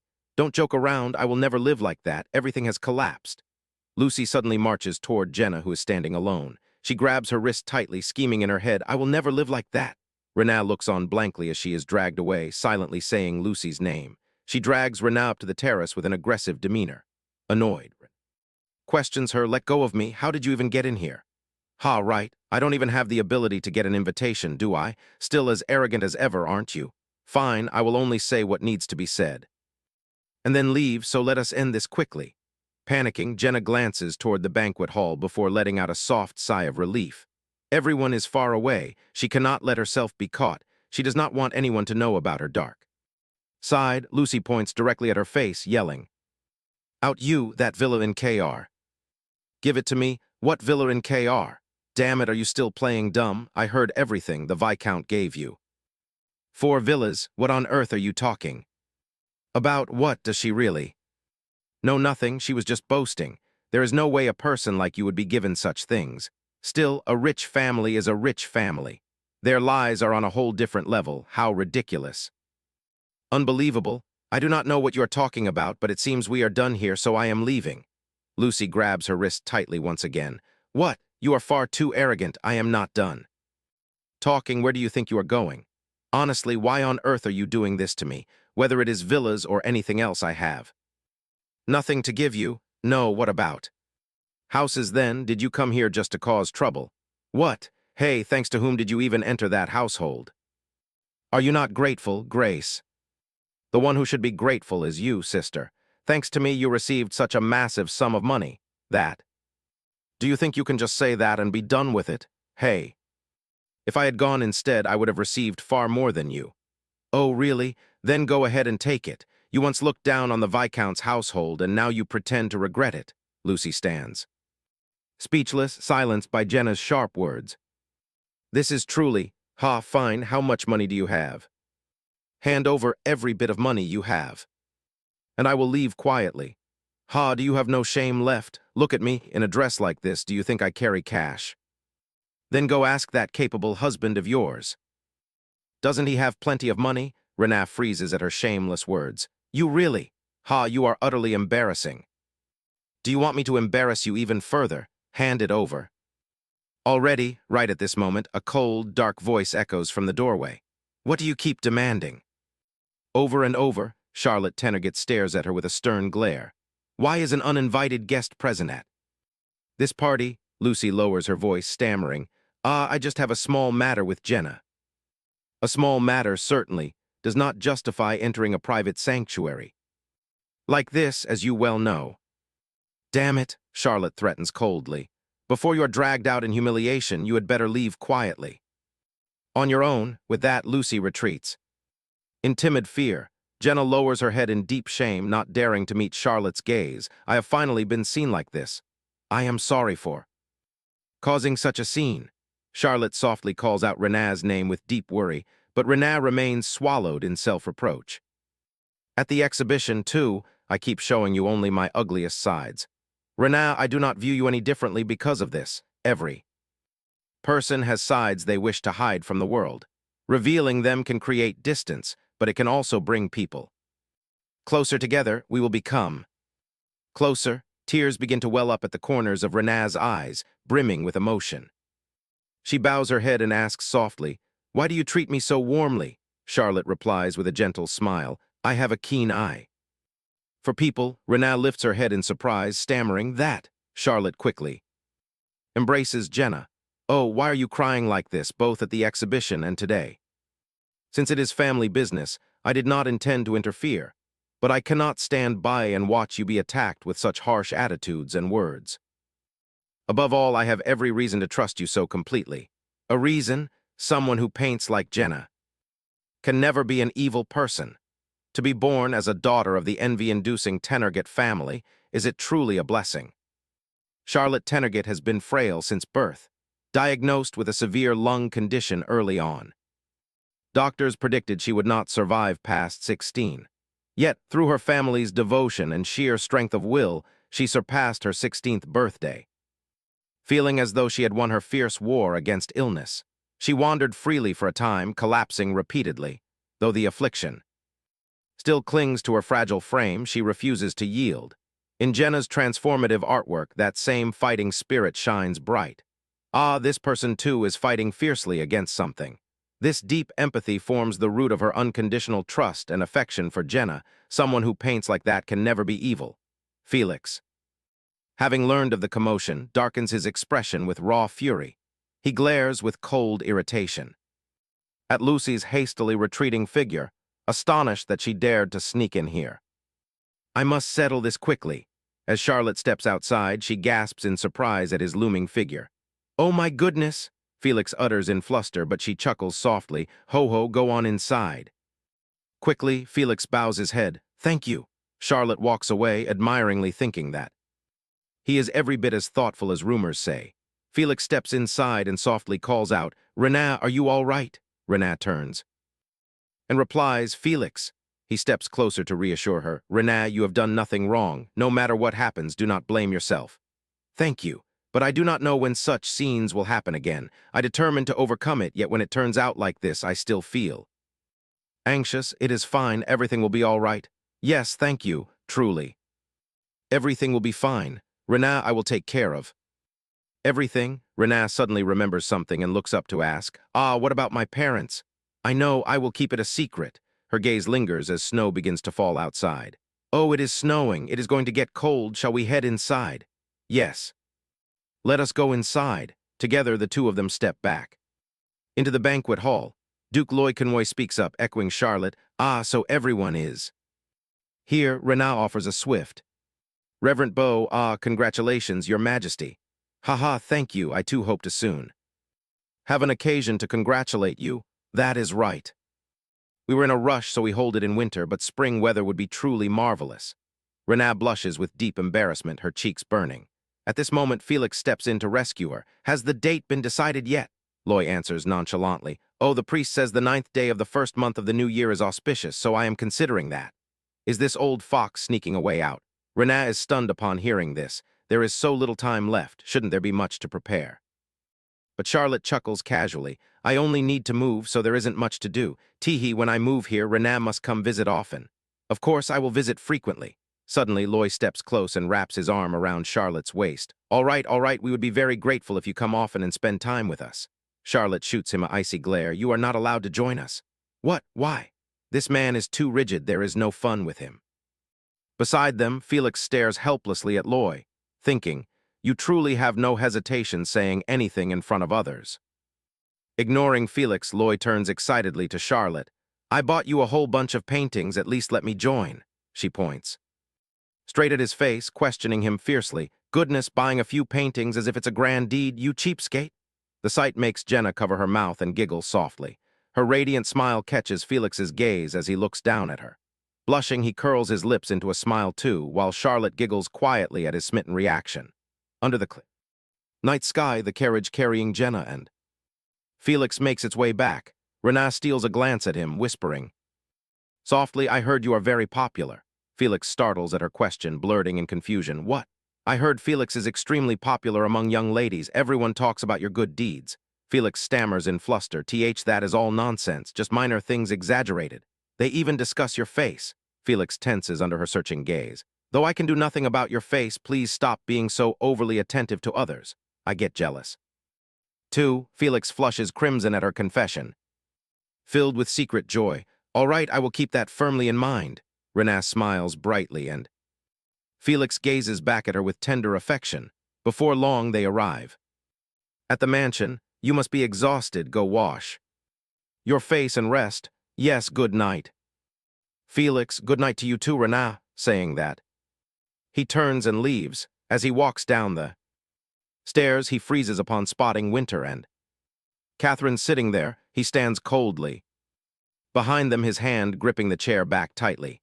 Felix's sharp voice cuts through the silence. Who are you two waiting for? Winter widens his eyes in shock and turns around. Since when? I clearly didn't see you. Felix walks past them with an icy expression. We entered through the rear entrance of the mansion. I heard uninvited guests have been sitting stubbornly in the drawing room since morning. Haha, is that so? That must be quite a nuisance. An uninvited guest, he thinks silently. He doesn't even realize he is that very guest. Well, we came to meet Jenna. Tell us where Jenna's room is. We wish to have a family talk. So let us know. We will head up to it. Is that so? But what shall we do? You will not be seeing Jenna today. Winter gasps in panic, shouting, What? How can you say I cannot see my own daughter? If you raise your voice again, I will have the servants throw you out. Winter instantly clamps his mouth shut. Aren't you being far too cold? If we startled you. I apologize. Felix sighs inwardly. Before rumors spread across the capital, I received news from the informant I placed at the Hamoud household. Word has it that Winter Hamoud was scammed in the gold venture. If that deal had succeeded, he would never have shown his face to Jenna again, but this hopeless fool lost money once more. I expected him to seek out Jenna for money soon, but I never imagined he would burst into the mansion right on the day of the coronation ceremony. How shameless and brazen can one be? Winter speaks again. We are in urgent need. Just tell us which room is Jenna's, even if you meet. Jenna, it solves nothing. Currently, Jenna holds no assets under her name. Felix's words instantly turn Winter's face pale. Renaa has no money. That useless girl, after being in that house for so long, still has nothing. If I can't meet Jenna, I have nowhere else to turn. There is no other choice. Then please help us a little, my lord. Just as I thought, Felix sneers inwardly. Very well, I will tell you what Count Hamud can do. Good, speak, I will do. Anything, Felix smiles with a razor-sharp tone. Sell your peerage title. Winter's face instantly turns foul. What? Absolutely impossible. Catherine beside him screams uncontrollably. Unbearable. How dare a mere viscount speak so boldly? I told you what happens if you raise your voice. Felix warns calmly. Catherine grits her teeth in furious resentment. Winter frowns and demands, you promised to show us a way, so why speak so insolently? Is there truly no other option? By doing so, you can relieve the unpayable tax burden and stop chasing the empty vanity of a noble title. No matter how poor we are, we would never fall to that. You are merely a viscount. Watch your tongue. Oh, really? I thought you two were in desperate need of help from a viscount like me. Fine then, take care of yourselves. I shall take my leave. Now, Winter loses patience, spinning around to bark at Catherine. Shut your mouth. Ignore her. I apologize on her behalf. But that idea is ridiculous, Felix states sternly. Selling now is the right choice. You have failed to pay taxes as a count for 8 years. The gold mine venture went unreported, not to mention that transaction was illegal. Cold sweat breaks out across Winter's forehead. Felix continues. The same goes for your previous deals. The imperial household is not yet aware. This is your sole opportunity to sell your title at its true market value. How do you know about that? What, is all of that true? I consider selling your title the wisest decision. You still dread being called a ruined noble family, do you not? Winter remains stubborn, but if you simply lend us money, we won't need to sell. Please help us. Why should I? You took my daughter. So at the very least you ought to extend a helping hand. Why speak so much nonsense? The amount paid by the Despencer family reached 6,000 florins. A commoner working a lifetime couldn't reach such a sum. Yet in under a year you spent it all, and now you demand more. Felix cuts him off sharply. If you sell your title as I suggest and never approach Jenna again, I will give you 100 florins. No. If Jenna gives birth to a son, how much more would her value be? You expect us to take a pittance and walk away. Felix sneers in disdain. The wedding date isn't even fixed, yet you worry about a grandson. Fine then, keep waiting. Ah, no, please reconsider. My daughter carries the family lineage. How can you treat us like this? My family has yet to decide who receives the title, and there is no guarantee it is me. The Despencer family does not necessarily grant the title to the eldest son. Anyway, if you two still wish to wait, then go ahead and wait. If things continue like this, I can completely choose not to accept the title. Whether Renaa gives birth to a son, a daughter, or nothing at all, it matters not. However, only 100 florins is a bit. With 100 florins, you can easily buy a small house in the province. If you dislike it, refusing it is fine too. That's not it. Haha, very well, I will do. As you say, that is a wise decision. Well then, he slides a contract in front of him. Please sign right here. What is this? As you see, this is a pledge of commitment. Why must we go to such lengths? Who would trust empty words from someone who spent 6,000 florins in less than a year? Come, sign it. My lord. Winter hesitates as he raises his pen. A period of inner conflict silently passes for him. Winter places the contract back on the table. Done. The two of you must never seek Jenna out again. Otherwise, you will be reported and arrested without warning. How absurd. Am I to suffer such indignities all for money? It is precisely because of money that your daughter crashed an uninvited party, putting Jenna in an awkward position. Catherine asks again in astonishment. What did you say? I won't forgive that wench. Before she finishes her sentence, Winter suddenly mutters, Either way, it feels like we are taking the brunt of the loss. Compared to going to prison, Winter turns his head away, not daring to utter another word. What Felix said alone is enough to send him to prison. If so, his property will be confiscated and his title stripped away, let alone being reported by someone close to the king. In just one night. He will lose everything. Ah, that's right. Ever since he sent Jenna to the Des Spencer family, Felix intended to do this from the start. Felix stands up satisfied. I shall take my leave now, please. Remember to keep your promise by the end of this month. About that, could you give me a little more time to prepare myself mentally? Prepare yourself mentally, or perhaps I should give Morris time to prepare as well. Instantly, Winter trembles and stammers. No need, I understand. I will handle it within a month. Felix turns away indifferently and walks out. The two of them bow their heads in despair. Catherine screams. Goodness, we are ruined, utterly ruined. What crime did I even commit to go to prison? This is ridiculous, and Morris, why bring him into this? HMPH, does that matter now? Stop thinking about paying his tuition. I don't know who Morris takes after. He doesn't even have passing scores for Academy number 2. And he even knows about Morris's grade tampering. What a cunning fox, he wants to drag the Hamoud family down at all costs. The carriage moves along the snow-covered road. Felix leans against the window, humming a tune. Renat asks curiously, you seem to be in high spirits. Felix turns to look at her. I just like returning home. Indeed, there is no place as comfortable as home. It looks like the snow will fall heavily. Yes, fortunately. They return before the snow gets worse. They arrive back at the mansion. The surrounding scenery makes her exclaim in excitement. Oh wow, the snow is really heavy. Felix, have you ever had a snowball fight? When I was very young with Eden, I believe. Renat forms a giant snowball, then wears a mischievous smile. She throws it straight at Felix, looking at his darkening expression. Renat inwardly panics. Did I go too far? But Felix suddenly kneels down and fumbles on the ground. He quickly forms a massive snowball. Renat started it first. Even if you cry, I won't comfort. Wait. Now don't run around recklessly. What if it hits somewhere dangerous? No, that one is way too big. It'll hurt wherever it hits.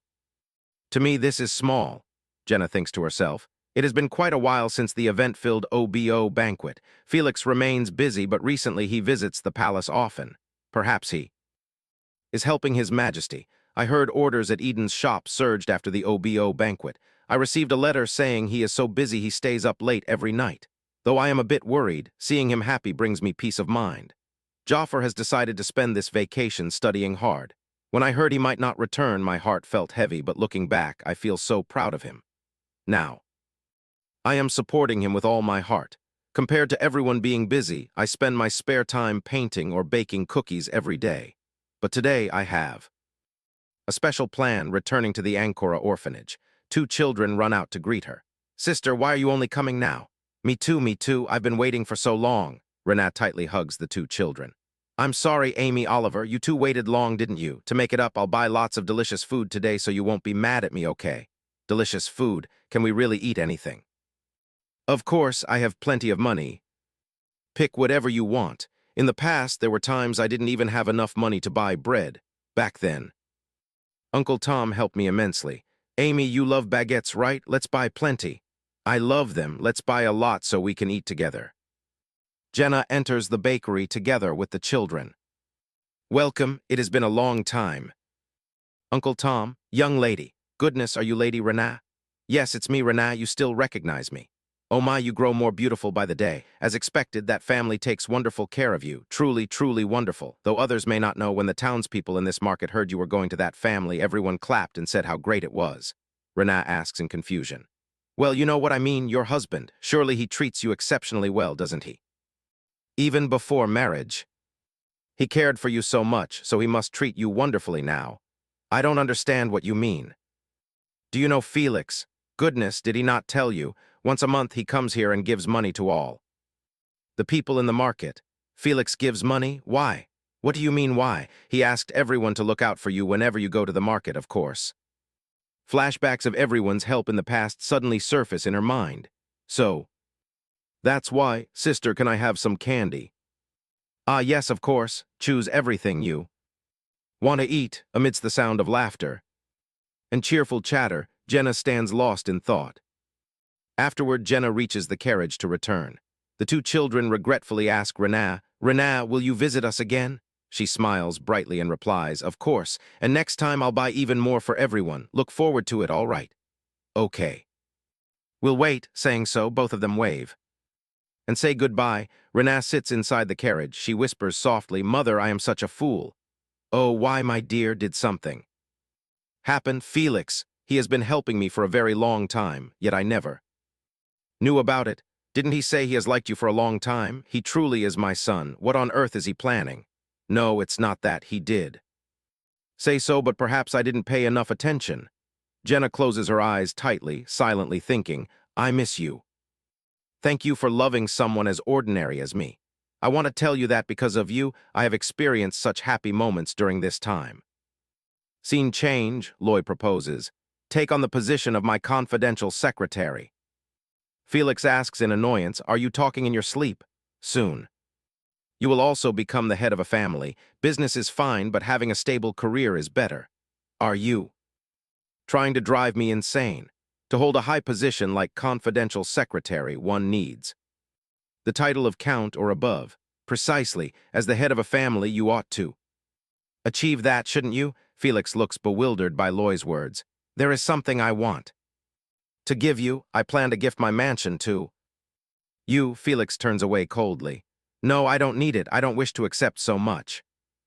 Is that so? The garden in my estate is famously magnificent. Have you ever imagined her standing there? An innocent image of Jenna happily running around the garden flashes through Felix's mind.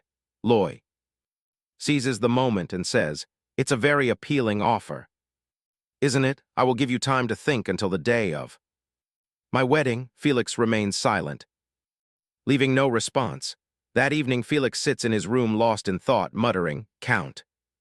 Felix abruptly stands up. He suddenly steps toward his desk and sits down. He hesitates as he puts pen to paper, his eyes filled with reluctance. He simply sits in quiet contemplation. At this moment, Loy holds the letter Felix sent him. Felix, this man, even though I gave him plenty of time. His temper is still so impatient. Inside the letter are only a few cold lines. His Majesty asked me to think it over, so I will return to consider further. As for the previous matters, handle them yourself. Felix sits inside the carriage, preparing to return home in high spirits.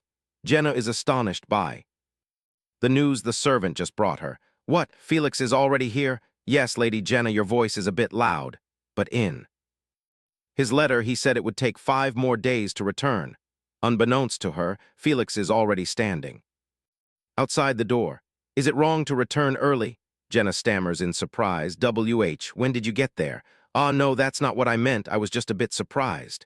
The servant explains, that's why I told you to keep your voice down, my lady. Rena, do you want to go on a trip with just the two of us? There is something I want to say there. Her face suddenly turns bright red. A trip with just the two of them, how did things turn out like this? Rewinding to 9:00 a.m. yesterday, Felix didn't even wait for Jenna's reply before happily deciding on his own. It seems the decision is made. Then I'll inform Mother. I think going early is best, so let's go tomorrow. Rena was utterly shocked back then, stammering in hesitation. Huh. So fast, although I am not busy still. And an hour later, Felix briskly goes down to Ebeli's room to announce, 10:00 a.m. yesterday. Mother, tomorrow I plan to take a day trip with Jenna.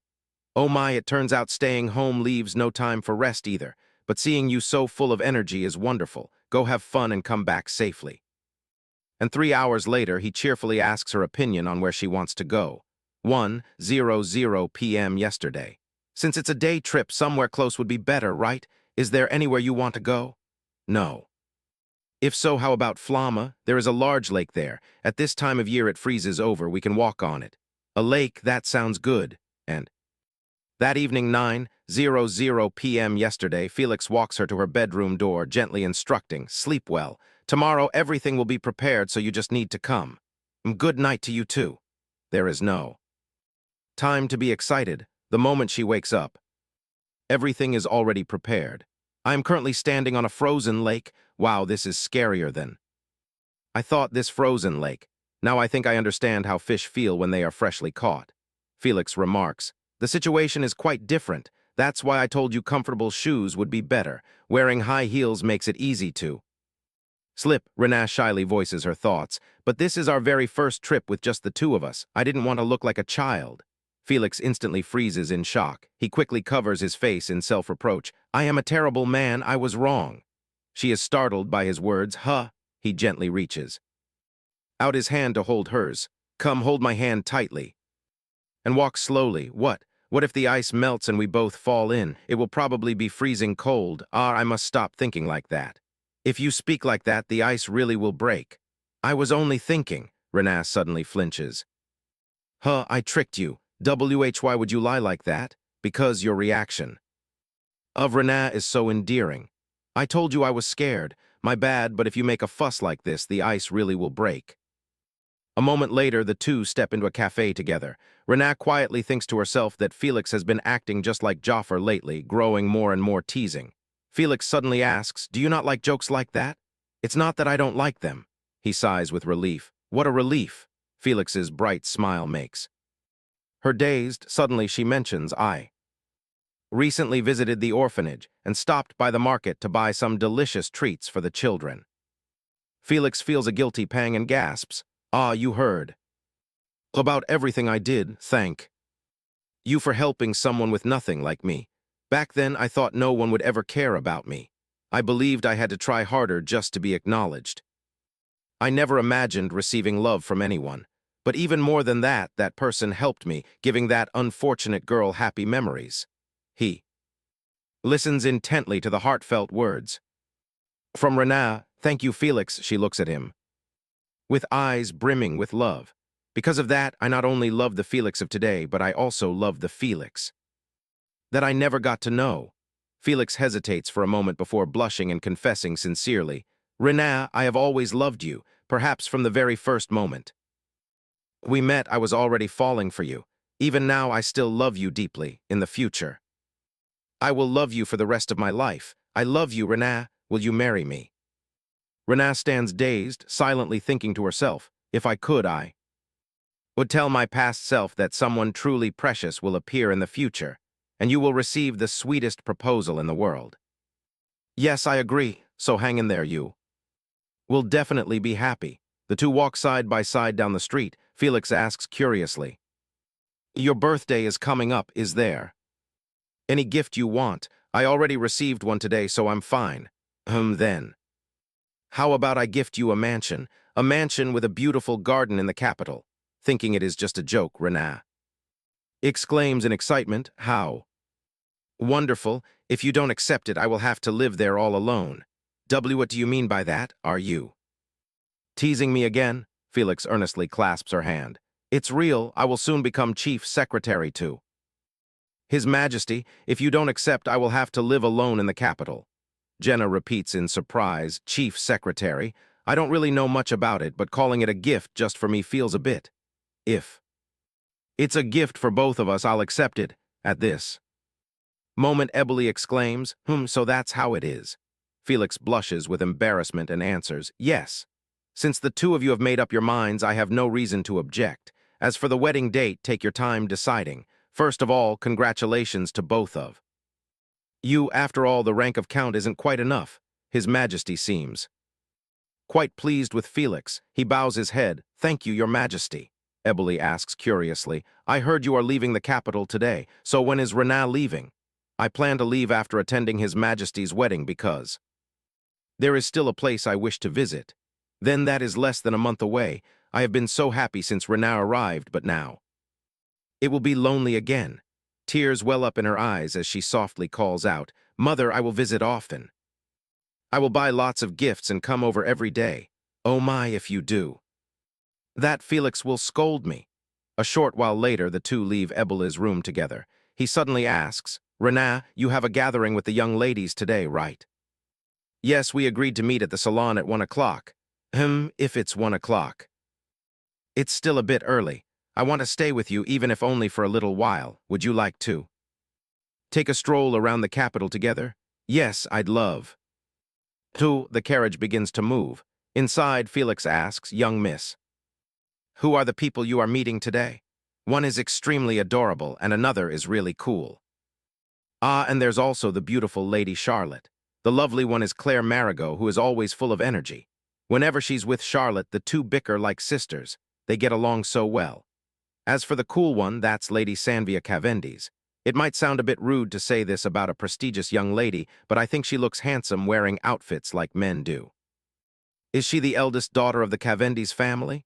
She is the eldest daughter. No wonder, she already carries an aura of maturity. Indeed, she is someone who looks cool from her face to her every action. I heard she captured the hearts of many girls at the academy, a famous figure everyone knows. Renat is surprised, marveling that Felix praises her so much. He continues, I'm starting to get a little worried. Renat panics, her face flushing bright red. I only have eyes for you, don't worry, is this ownership? Does this count as marking my territory? He is stunned by her innocent gesture when a voice calls from outside, young miss, we have arrived at the salon. We're all ready.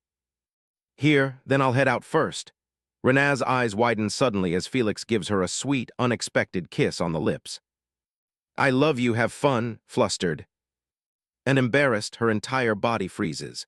She stands watching the carriage drive away, squealing internally, ah. He looks so intensely handsome. Charlotte waves her hand, calling out, oh my Jenna, now that you're here, come inside quickly. What are you standing there for? She flusteredly explains, ah well, I just arrived. I only just got here, I'm coming in.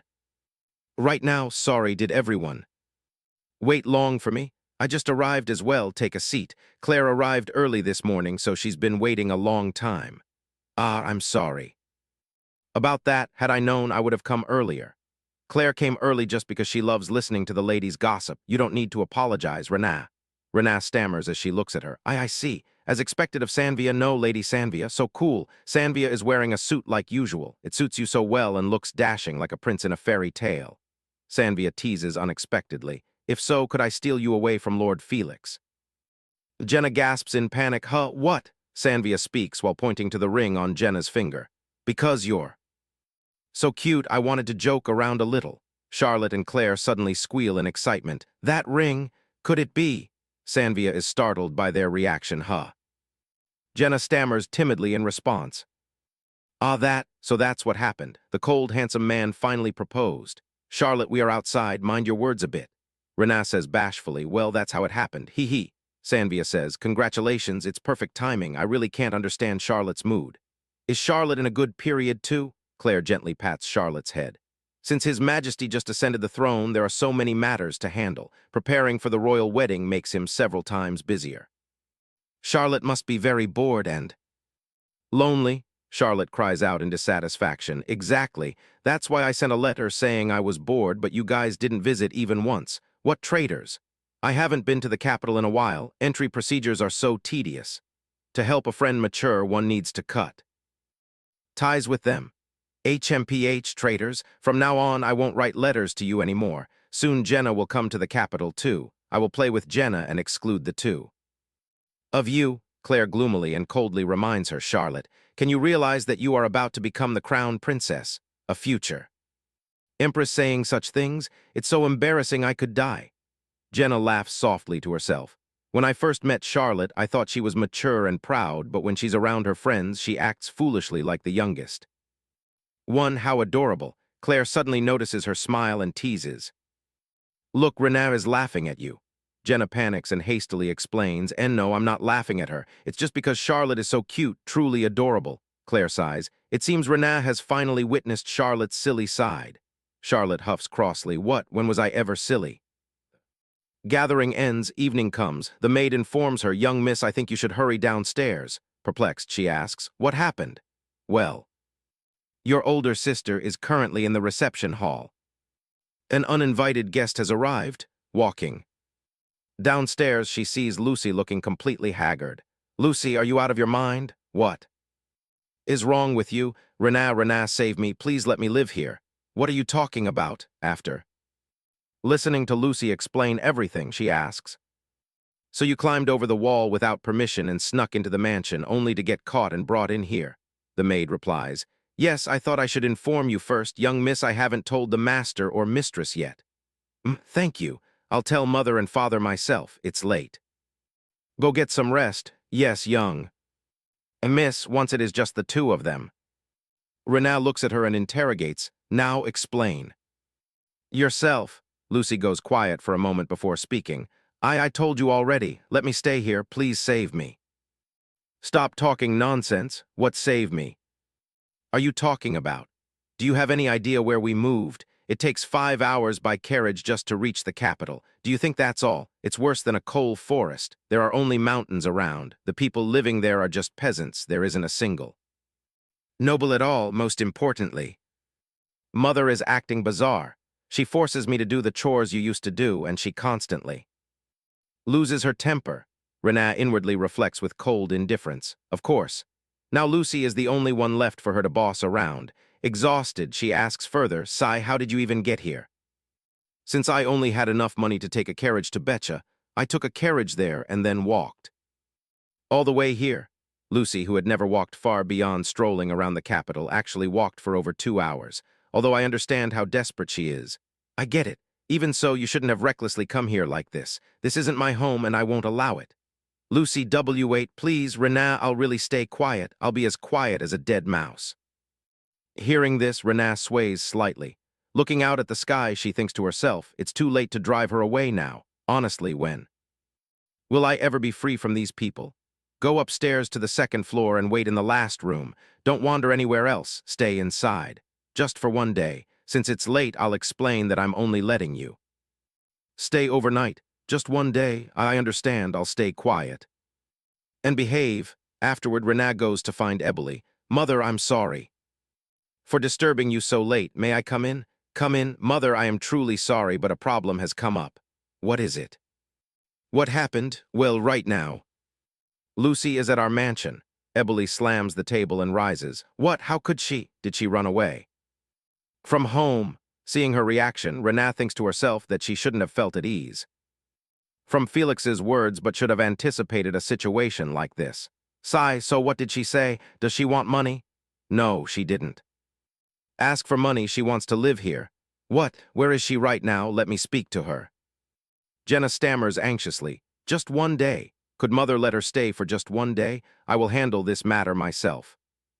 Isn't it better for me to handle it? I worry she might play tricks on you.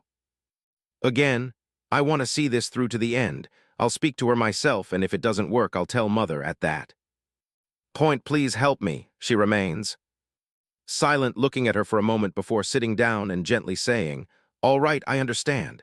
If you need help, tell me right away. Thank you, mother. In the luxurious bedroom, Lucy paces around comfortably. She settles onto the bed at ease.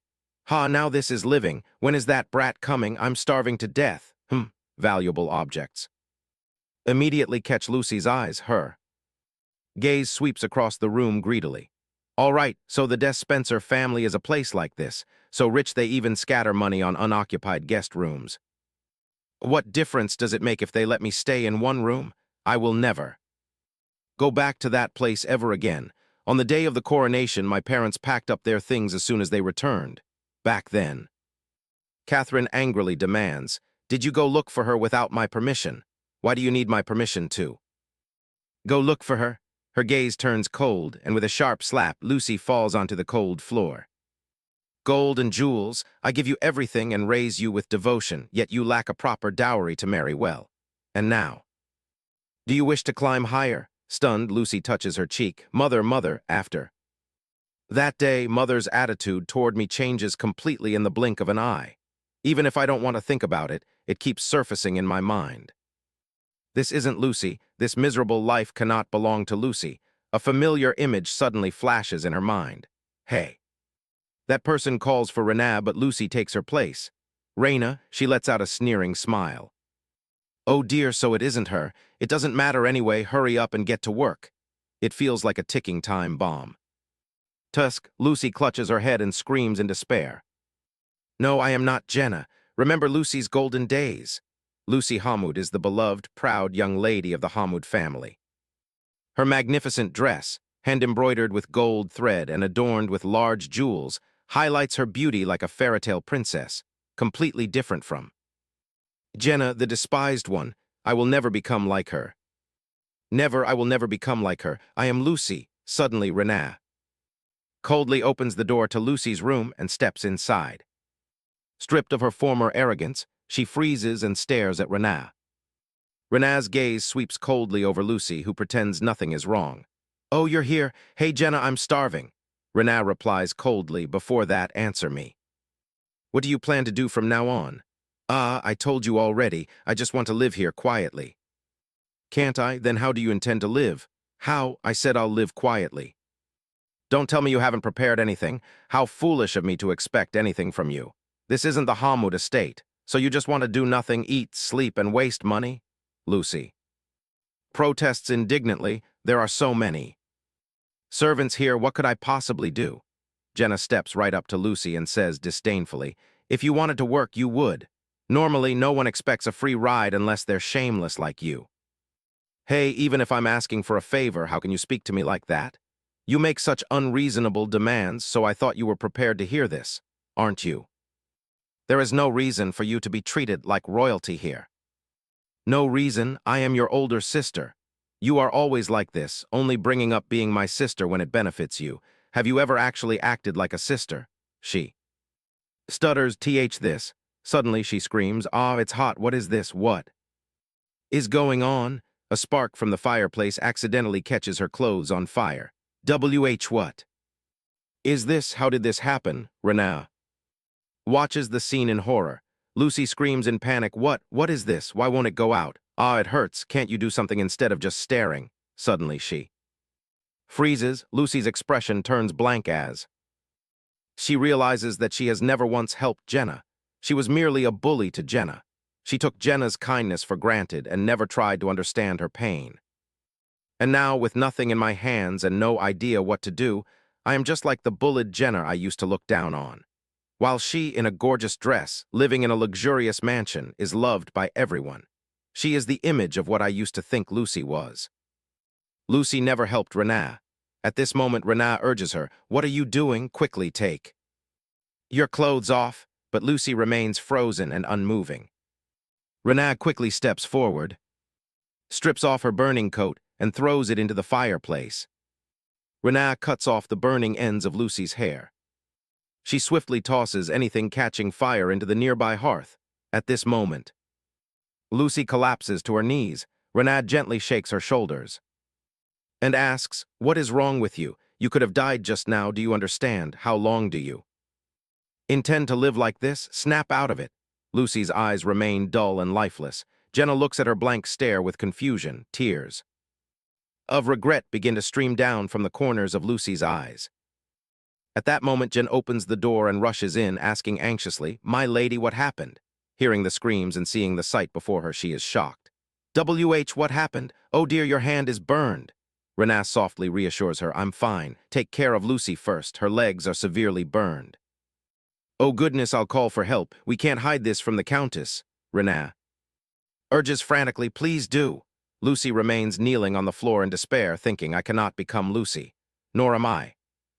Raina, early the next morning, Renaa wakes up and immediately goes to Lucy's room, softly calling, Lucy, wake up. She is surprised to find the room empty. Lucy, then Jenna spots something. A letter rests neatly on the table. Renaa slowly approaches and picks up the letter. The note simply reads, I am sorry, Jenna. Falls into quiet thought. I thought she would never say those words to me, but even with this single sentence, it is still hard to forgive her. Just as she needed a long time to understand me, I also need time to truly accept her apology. Perhaps this is the story fate has written for us. Goodbye, Lucy. A new day begins. The uninvited guest has departed. Time flows on, and a glorious day arrives for the kingdom of Benedictus. It is as if the gods themselves bless this day. Even in the depths of winter, the sky remains high and clear, bathing everything in warm sunlight. The winter bride is more beautiful than any flower. Thanks to the thoughtful arrangements of the new king, who always worries about the treasury, if one asks whether the wedding is grand enough for royalty, it might seem modest. But I believe everyone sincerely offers their heartfelt blessings to this lovely couple. At this moment, Clee lowers her head and bursts into tears. Sob, sob, sob. Our Charlotte is getting married. Renat comforts her. No one is happier for Charlotte's wedding than you, Clee. Please don't cry. Clee Sanvia smiles and says, when Charlotte steps into the carriage and I see Clee sobbing like that, I can't help but be surprised. Clee immediately explains, I have watched over Charlotte for so long, that's why. Do you know how dreamlike this moment feels?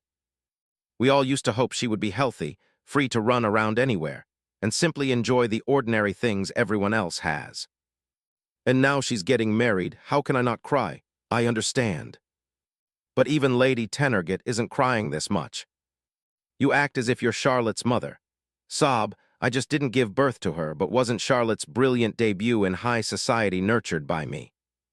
Renat thinks to herself, Asterisk Charlotte can be this strong precisely because she is surrounded by people who love her. Suddenly, Clee teases, so Jenna says she will be living in the capital from today, right? Yes, starting today, I am a resident of the capital too. Living in a mansion with just the two of you before marriage is quite dangerous when young men and women live together. Anything can happen, she flusteredly explains. It's not like that. There are many servants too, not just the two of us. Clary teases again. Servants are very perceptive, you know, Renat.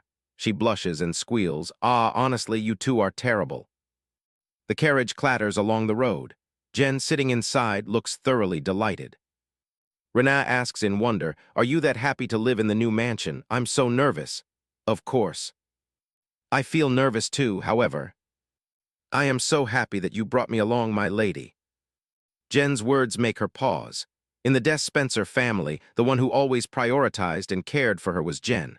Now, without you, I would be the one in trouble. I am the one who is happy to have you with me. Jen tightly embraces her in emotion. Sob, my lady, I will be loyal to you for the rest of my life. Is that so? The carriage now comes to a halt before a grand and magnificent mansion. Renat gasps in amazement. Wow, the Spencer mansion wasn't small, but this place is far larger, Jen adds, as expected of a former Duke's residence. Suddenly, someone approaches. Welcome, lady. I am Benjamin, the head butler of this mansion. Ah, nice to meet you. I am Jenna. She thinks to herself, I heard he worked since His Majesty's reign, so I thought he would be older. Benjamin asks curiously, is the master not accompanying you, my lady? Felix mentioned he will return in the evening. It seems he has a few matters to discuss with His Majesty after the procession concludes. Is that so? Then allow me to show you around, my lady. First, please follow me to your room. Yes, thank you. Benjamin's handsome appearance suddenly catches Jen's eye. Blushing shyly, she stares at his retreating back. This is the room prepared for you. The master decorated it while keeping you in mind the entire time. Ah, really? He also said I can freely use the library, office, or anywhere I like. She blushes shyly. My, this room is so lovely, my lady. Indeed, I didn't expect Felix to decorate it himself. You must be tired after such a grand event, my lady. Why don't you rest before touring the estate? I will show Jen around. Jen smiles happily and says, that sounds great. You didn't get enough sleep today anyway, my lady. Jenna, seeing right through her expression, smiles warmly and says, then I'll rest for a bit, have fun. The two of them quickly walk off. Exhausted, Jenna sinks onto the bed. Phew, so this is where I'll be living from now on. The fluttery feeling of entering a brand new place, combined with the excitement of starting a new family here with Felix, tickles her heart. Perhaps because the peaceful sunlight streams softly into the room, she thinks, I'll just close my eyes for a moment until Felix returns. By the time she opens her eyes, several hours have passed. Her feet shift slightly and her drowsy eyes open to glance around. It's so dark. What time is it? I must have fallen fast asleep. Suddenly, a hand suddenly catches her shoulder and pulls her into a tight embrace. She gasps in astonishment. Huh! Felix's face immediately comes into full view. Renat flushes bright red, bewildered by what is happening at that moment. Felix seems to sense her movement and asks softly, are you awake? Startled, she feels him pulling her closer. It's still dark, go back to sleep. Jenna feels indescribably flustered. Ah, since when have you been here like this? Felix leisurely replies, since last night perhaps. I'm sorry I fell fast asleep. However, he doesn't answer. Instead, he sinks back into sleep again. He falls asleep again. He must be so exhausted. She closes her eyes tightly, but she cannot fall back asleep. Early the next morning, come in. With permission, the maid opens the door and steps inside. Young miss. My lord, breakfast is ready. Renaa answers sluggishly from her sleeplessness. My. Will be right down. The maid looks deeply worried. Young miss, your complexion, it is nothing, I just could not sleep. Unexpectedly, this exchange makes Renaa blush crimson. Could it be? Renaa hastily says, no, it is not like that, not what you think. A moment later, Renaa and Felix sit together at the dining table. Renaa puts a piece of meat into her mouth and chews gently. Turning to Felix, she says, this is the first time it is just the two of us having breakfast together, isn't it? That's right. Ever since you arrived, breakfast has always been so lively. It feels a bit unfamiliar now that it's so quiet. Are you leaving early today? There will be a lot of work for a while, so I will likely leave early and return late. Hearing this, she lowers her head in sadness. I see you must be so tired. Suddenly, he says, if possible, could you choose my outfit for today? Hearing his request, Renaa freezes slightly in surprise, but quickly agrees. Yes, of course. After the meal, she sees Felix off. He mentions that he might return late, but promises to come back as early as possible. Yes, please take care. Yet Felix stands staring at her dazedly, leaving her puzzled. Then, unexpectedly, he cups her face and bestows upon her a kiss, causing her cheeks to flush deep red. He smiles and says, I am off. She stammers in fluster, why yes. She feels secretly shy, as if they have just become newlyweds. The maid exclaims in amazement, oh my young miss, please wake up, you have an appointment today, remember. Ah, right, hurry and prepare. I am heading out. She quickly steps back inside. To get ready, scene change. Klee waves her hand and calls, Renaa, over here, over here. Klee, Sanvia, I am sorry, have you been waiting long? I wonder what is so important that you couldn't tell us yesterday and had to speak in private like this. I was so curious my neck almost broke from waiting. So you weren't going to tell us until we all gathered and met privately. I am dying of curiosity. Actually, the date for my wedding with Felix has been set. Since His Majesty's wedding is approaching, we didn't discuss it for a while. I felt it would be rude if I received congratulations beforehand. Goodness, you've already picked a date. Good heavens, how could you hold it back all this time? It hasn't been that long, and I really wanted to tell you. No. We only married Charlotte off yesterday. Now even Renaa is leaving. Who am I supposed to hang out with? Are you really saying that right next to the one who has spent all this time with you, me?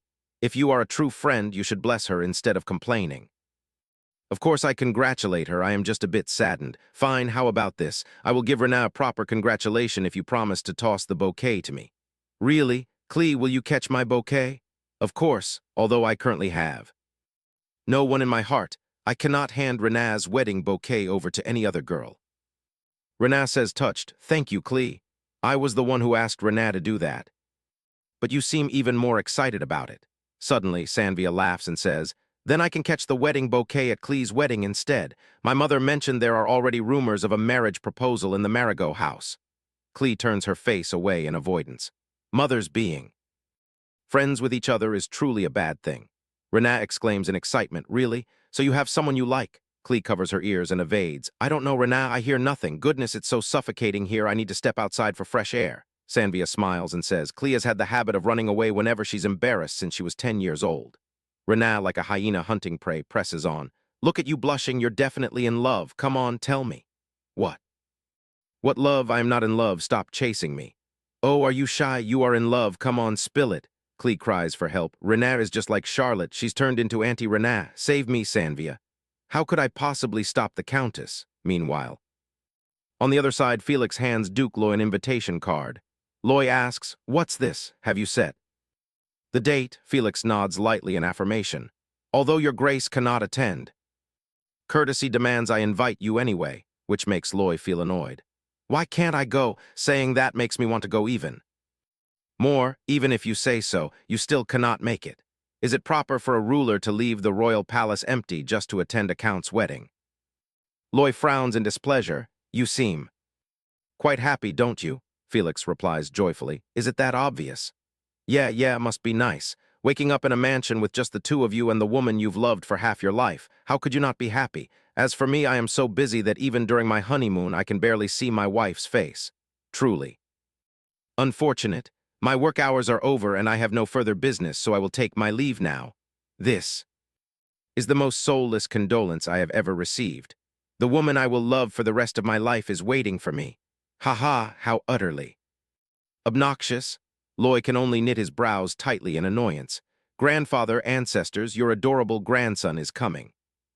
As twilight settles in, Loy silently walks out to the courtyard alone, sitting on a bench by himself with a deep sigh. Can this be considered good news? The eldest son of the Despencer family will marry next spring, the dying wish of Philip, who loved Lily Despencer until his final breath, has been passed down through generations of the Convoy family. Some did not care, while others could not find a way to fulfill it. I first saw that testament when my father passed away and I inherited the title. At first, I paid it no mind. Philip was an ancestor I had never met, nor a king praised by history. I had no reason to bind my life to his wishes simply because I was born into the Convoy family. According to that testament, I had no desire for such a thing. An arrogant, stubborn, and annoyingly brilliant man, until I met Felix Despencer, I still thought that way. The testament was filled with lengthy words spanning 6 whole pages. If summarized into a single sentence, it was a plea to protect the Despencer family. The novel, telling the story between Philip and Lily, is beautifully written. Most of the content matches the testament. I guess someone in the Convoy family read the testament and turned it into a novel. However, there is a part not written in the novel. 15 years after Lily left, Philip found her. Lily was found in a secluded southern village, and it was said she had married and lived with her grown son.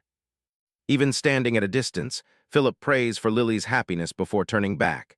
Yet, upon returning to the palace while steeped in sorrow, Philip suddenly realizes one thing: perhaps that young boy is his own son. The child's age aligns perfectly with the time he and Lily parted ways. Moreover, the boy's eyes share the exact shade of his own. Filled with regret for not realizing it sooner, he returns to that place once more, but Lily and her son are no longer there, since then he becomes so obsessed that he rallies the entire Convoy family at the time to search endlessly for Lily Despencer. By the time they finally locate her, Philip has passed away, and his son is already an old man. The ducal house of Convoy continues to protect the Despencer family, but safeguarding commoners like them on an equal footing is no easy task. If our great-grandfather had not exerted all his effort, the Despencer family surely could never have become nobles or attained their current wealth. Honestly, though, I am hardly inferior to great-grandfather, am I? Among those who genuinely wish to befriend the Despencers, I am the only one. Philip surely wished to marry, but that family cherished their daughter too much. How could they let a young miss of the Convoy house marry into a baron's family? Besides, I cannot marry a man either. Duke Loy Convoy even imagines Felix wanting to beat him up if he were to propose to him. I probably would have been beaten to a pulp during a proposal, wouldn't I? Ah, but next time is a different story. Just wait a little longer, ancestors. Who knows, maybe next time I will bring back even better news. On another side, Renée is savoring the fresh air. Time seems to fly as fast as the flutter of excitement in her heart. For Jenna, the winter that once hid the green grass and blossoming flowers is now gradually receding. Soft spring breezes arrive at last. Right now, she is in Nisa preparing for her wedding. Jaffer frustratedly tosses down the cards in his hand. Ah, I lose again. Renée, how are you so good at this? Do not look down on someone whose only skills are painting, baking, and playing games. You play at school all the time, too. Still, Sister Jenna is just too skilled. What can I do? Eden teases. You lost. Whining only makes you look more pathetic. Jaffer, Eden, come in quickly. Mother is waiting in her room. Raina needs to try on the altered dress. Hearing this, Renée opens her eyes wide in surprise.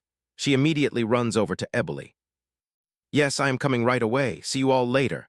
Renée happily recalls the dress Eden mentioned. Mother's dress. That dress takes her thoughts back to about 2 months ago. Eboli had asked her, Renaa, would you like to wear this dress? At that time, her eyes sparkled as she looked at it. It is so beautiful, really. If you like it, I am overjoyed, but this style is not currently in fashion. If you do not like it, feel free to speak up. I do not dislike it at all. It is breathtakingly beautiful. Hearing you say that brings me so much joy. This is the dress I wore at my own wedding. It is the most precious treasure in our home. I always wanted to pass it down if I had a daughter.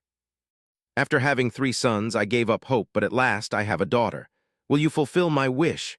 This touches her so deeply that tears well in her eyes. A dress so precious, I want to wear it. I will definitely wear it. Hearing you say that makes me so happy. Would you like to try it on?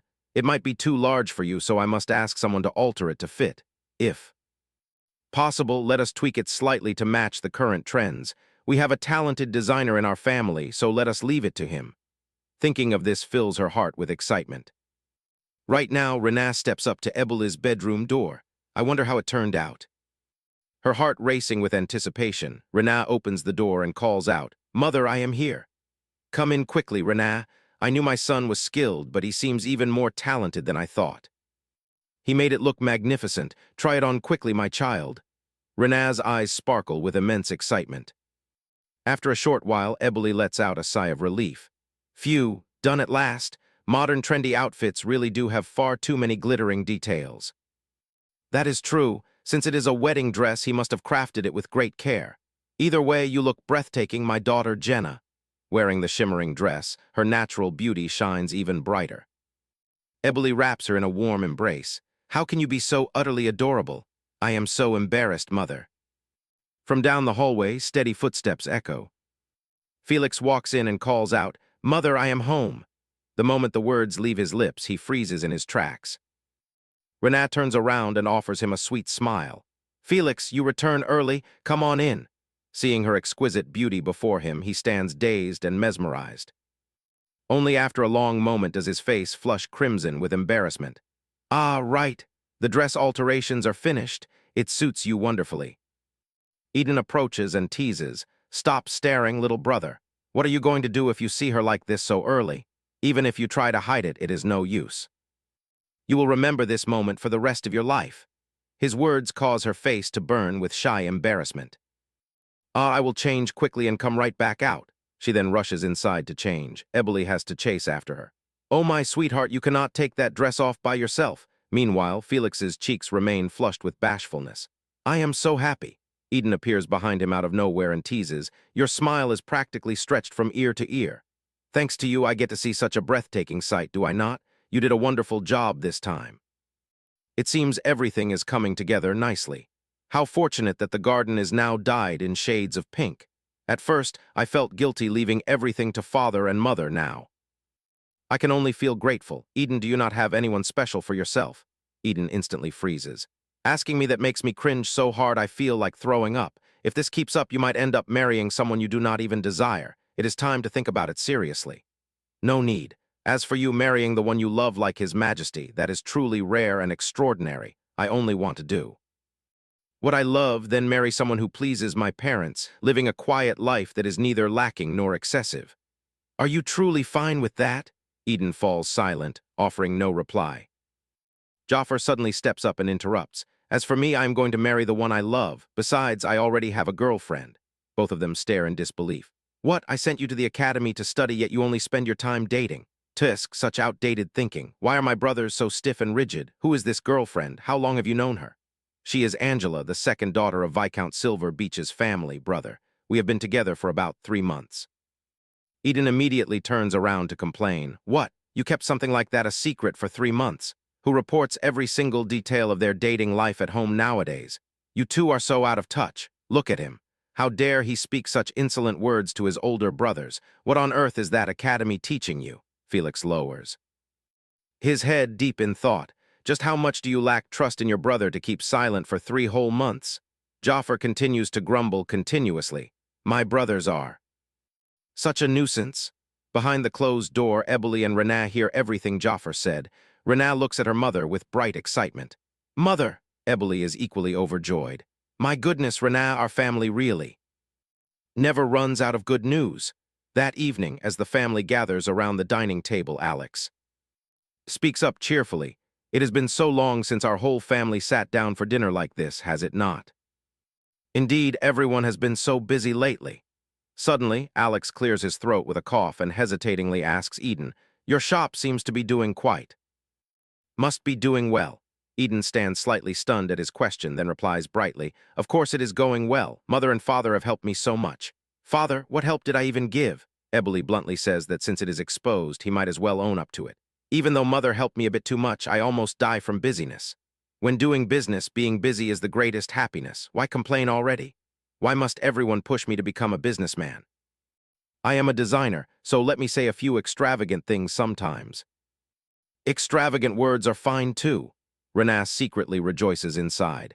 She used to tremble with anxiety, fearing her parents' opposition. But if they are helping like this, they must have truly accepted Eden, haven't they? How? Fortunate, at the thought, Jenna smiles with immense contentment.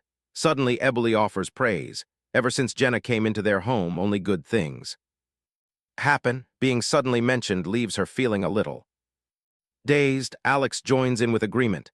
"That is right, Renaa is our family's lucky charm." Eden teases that she is the gift their eldest brother chose for them. "Exactly. Without Sister Jenna, our house would be so dull. I probably wouldn't even care to come home during vacations." Those words make her blush with embarrassment. "Huh, why all of a sudden are you all teasing me?" Eden replies. "We are not teasing at all." Renat turns to Felix, silently asking for help, yet Felix merely smiles in agreement with everyone. "Just accept it. That is the weight of being beloved." To everyone in the house, Renat is a heaven-sent gift of good fortune. "Everyone, please stop teasing me." Night falls. After a shower, Felix sits on the bed and sighs softly at this moment. Jenna approaches gently. She knocks on the door from outside, making Felix wonder to himself who could it be at this hour. Renat speaks up. "It's me, Jenna. Are you sleeping?" Felix is startled. He hurriedly denies it. "Ah, no, I am not asleep yet. Come in, Renat." She slowly opens the door, shrinking behind it as she looks at him bashfully. Felix asks, "You are still awake at this hour. Is something wrong?" "Well, recently in the capital, we always slept together." This statement stuns Felix for a moment. Then she gathers her courage to voice her wish. "So, sleeping alone feels a little strange to me."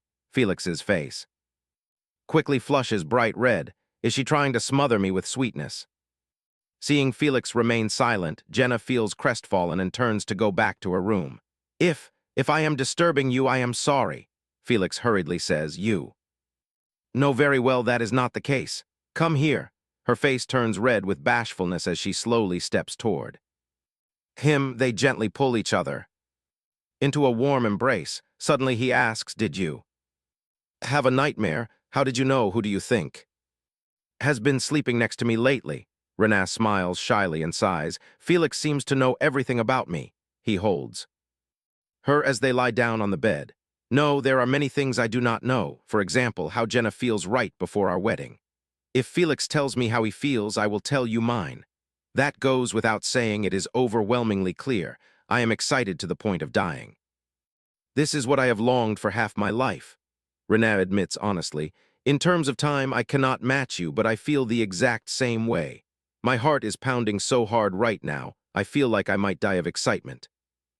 But I am also a little afraid. Is it really all right? When only good things keep happening like this, it feels as though only those who are accustomed to happiness can truly enjoy it. Now my life is filled with wonderful things, and I am standing before the happiest moment of my life." Felix listens silently to her heartfelt worries, yet her fear and insecurity only grow. "I am strange, am I not?" he bluntly answers. That response leaves her bewildered. He adds softly, "But being strange is not necessarily bad from now on. Jenna will learn how to enjoy full happiness. I will definitely help you achieve that." Renat remains silent for a moment, then lets out a gentle, happy smile, and the two wrap their arms around each other. "I am counting on you, Felix." Time flows by and the wedding day finally arrives. Clea adjusts her headpiece and asks, Sylvia, is my ribbon crooked? Does it look all right?" Yes, it looks fine." "It is very cute, extremely cute." At this moment, Charlotte comes over to tease her. "Clea, anyone looking at you would think you are getting married. Today I am the one who will catch the wedding bouquet. I am second in importance only to the bride and groom." Listen to you speak. So boldly, wait, Charlotte, you came too. Honestly, I thought you would not be able to make it. He, of course, I am Jenna's first best friend. Even as the queen, I have to sneak away for a day. That is what true best friends do. Charlotte, you are the one saying dangerous things. Sylvia nearby chimes in. I will pretend I heard nothing, but it really seems like she snuck away this time. You look just like a runaway fugitive, Charlotte. A teasing voice resounds again. Beautiful ladies, may I join your conversation? Those words catch the attention of all three ladies. When Charlotte turns around, she feels a strange sense of familiarity, so Charlotte quickly pulls off the man's hat and glasses and exclaims, Ah, what do you mean, ladies? Clee and Sylvia can only watch helplessly. It can't be right. Duke Loy Convoy feigns pity. Seriously, Charlotte, you are far too violent. Clee and Sylvia think to themselves, what a troublesome couple. Charlotte hits Loy repeatedly. Are you crazy? Completely mad? How dare you come here? I am fine, but you cannot be here. No, you cannot be here either. Ouch, that hurts. It is too unfair. If only I am not allowed to come. I am the groom's only friend. At this moment, Eden slowly strolls over. To them, Clee spots Eden out of the corner of her eye and hurriedly informs Loy and his wife. Charlotte, your majesty, urgent emergency. The second son of the Des Spencer house is approaching. Charlotte freezes. Put it back on. She swiftly shoves the hat back onto Loy. Eden steps forward and greets them politely. Lady Sylvia, Lady Clee, thank you for coming. Is the dress fitting well? And comfortable? Clee playfully retorts. Is it fitting well and comfortable? It fits so perfectly, it's as if I was born wearing it. Sylvia quickly covers Clee's mouth. Lady Clee is just very nervous. Apologies, when she is nervous, her speech becomes rather coarse. It is fine. On the contrary, I am glad to hear it. I only wish to hear your feedback. I shall take my leave now. Please continue your conversation. As he prepares to leave, he pauses again. Ah, I will keep it a secret that two distinguished guests stopped by here. Eden's words instantly leave all four of them stunned in disbelief. He has known all along. Meanwhile, Eden hums cheerfully as he walks away. They truly are amusing. On the other side, Renaa holds her bridal bouquet in hand, lost in thought. When the wedding ends, how will Felix and I change? What if something goes wrong? What if Lucy or my parents show up again? What if they ruin everything? No, stop overthinking. Everything will be fine. It definitely will be. Just then, Felix elegantly approaches her. Renaa, are you all right? Felix, I want to say I am fine, but I am not fine at all. I am so worried. What if something happens? What? What if everything gets ruined? He places a gentle kiss on her hair to reassure her. It is all right. Renaa looks at him closely. He smiles softly and says, If that happens, I will get scolded right alongside you. That won't do. Today is such an important day and so many guests have arrived. Then instead of getting scolded, we will become the laughingstock. Either way, we become a laughingstock and then get scolded together. When I made mistakes, Renaa did the same for me, didn't you? To keep doing this in the future, we must get married today. His words deeply touch her heart. He speaks again. It is fine to make mistakes, fine to have things ruined. Just do not be afraid. It would be a shame if you remembered today as a terrifying day. Today is a very important day, after all. Right at this moment, the wedding ceremony officially begins. May the bride and groom enter the hall. Please give them a round of applause. Felix smiles brightly, extending his hand toward Jenna. Shall we go? She beams, gently taking his hand. Yes, Felix, the two of them walk out toward the altar together, and time swiftly passes by. Charlotte sighs in admiration that the two of them were so beautiful that day, thinking she would remain pure like a spring bride forever, a girl so innocent. Heavens are so cruel. How could they treat such a pure child like this? Hey, Charlotte, Jenna is still alive. Stop talking nonsense. Hold your breath. Really, can't we skip this today? Tighten it. We are the face of the kingdom, you know. Doing it like this will break my bones. I said my bones are breaking. Renaa simply ignores Charlotte's cries. Now's the time, Clee. Clee instantly understands. Got it. Once dressed in her attire, Charlotte looks ready to collapse. Damn it, what kind of fashion is this? Renaa and Clee are overjoyed. Mission accomplished. 7 years have passed since the day I married Felix. I became a lady-in-waiting for Charlotte and Clee 2 years ago. Unlike common maids, this is a role only noblewomen can fulfill, so it is not overly Difficult, when no one is looking, they sometimes act like children. Thanks to that, there are many times I feel like I am not even working, but the greatest reason I am satisfied with this job is being able to see my husband while he works. Right at that moment, Felix glances out the window. Seeing the scene before him, Felix cannot help but gape in shock. Renaa sees him looking in her direction, beams brightly, and waves, thinking, I got caught. This causes her to lose her grip on Charlotte. Thus, they all crash down together with a thud, leaving Felix completely stunned in place. The loud noise piques Loy's curiosity. He turns back to ask, what happened? What greets Loy's eyes is the sight of his wife and her two friends tumbled on top of each other. Loy sighs helplessly. And sighs, when on earth will our young ladies finally grow up? Felix adds in helpless agreement. Ever since becoming a lady-in-waiting, my wife seems even more innocent. With that, both men let out a long sigh and call out in unison, goodness. Charlotte, lying on top, complains, Aya, what if you get distracted? Renaa smiles sheepishly and explains, it's because I made eye contact with Felix. Clee, squished underneath on the ground, groans, you two please stand up first. Suddenly, an adorable little boy runs over and calls out worriedly, Mother, are you all right? Charlotte smiles and says, oh, my darling boy, did you come because you were worried about me? The boy replies with tears in his eyes, yes. Are you hurt, Mother? It looked like a hard fall. Clee quickly approaches to reassure him, my prince, I served as a super soft cushion for your mother. Her Majesty doesn't hurt at all. The boy gratefully takes Clee's hand. Thank you, lady, for protecting my mother. At this moment, Loy and Felix walk over as well. Loy crosses his arms and speaks politely to Clee. I must offer my thanks as well, Lady Clee. Thank you for protecting my wife. Loy's voice turns chilly despite the smile on his lips. Thanks to you ladies often coming to play with my troublesome wife, my worries never seem to end. Truly. Felix behind him nods continuously in full agreement, leaving all three women looking away, unable to meet their eyes. Clee pouts and complains about getting scolded because of Charlotte. Charlotte instantly defends herself. You girls didn't stop me, so you are guilty too. Renaa replies, I intended to stop you, but honestly, I was curious too. Suddenly, hasty footsteps resound along with urgent calls, mother, father. Hearing this, Felix and Jenna turn around in surprise. Both quickly call out to remind them, Nassan, Stella, do not run. Hearing this, the two children screech to a halt and cry out, eek, seeing this scene. The parents immediately understand. It seems they fall down. Quite often, Renaa hugs her daughter and bows in apology. I am so sorry. I do not know how the little ones managed to come in here. The reason is that the servant brought them out for a walk and fell asleep, unable to match the stamina.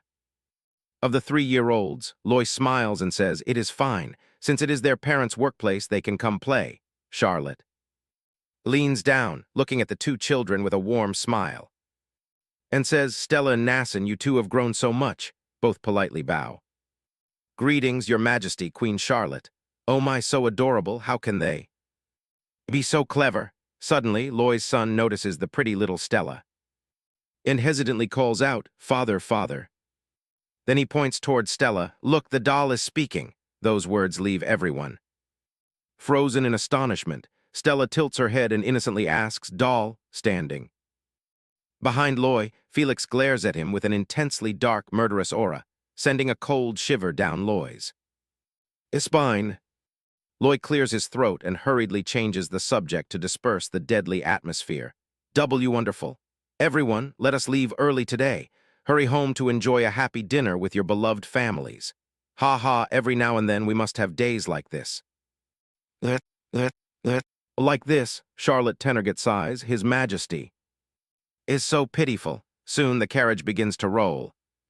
Forward, inside, Jenna laughs softly and says, Eden and Jafar are truly being run ragged by the kids. It is really hilarious. Suddenly, Felix gently rests his head on her shoulder. Renaa looks down and realizes all three, father and children, are fast asleep. She whispers, oh dear, it seems all three of them are exhausted. How have Felix and I changed after getting married? Perhaps so many things change, but we become each other's true happiness. The story ends here. Thank you all for following the entire story. While waiting for the new release, please check out other stories on the Ku Mew review channel to pass the time. Wishing you joy and vibrant energy. Goodbye and see you next time.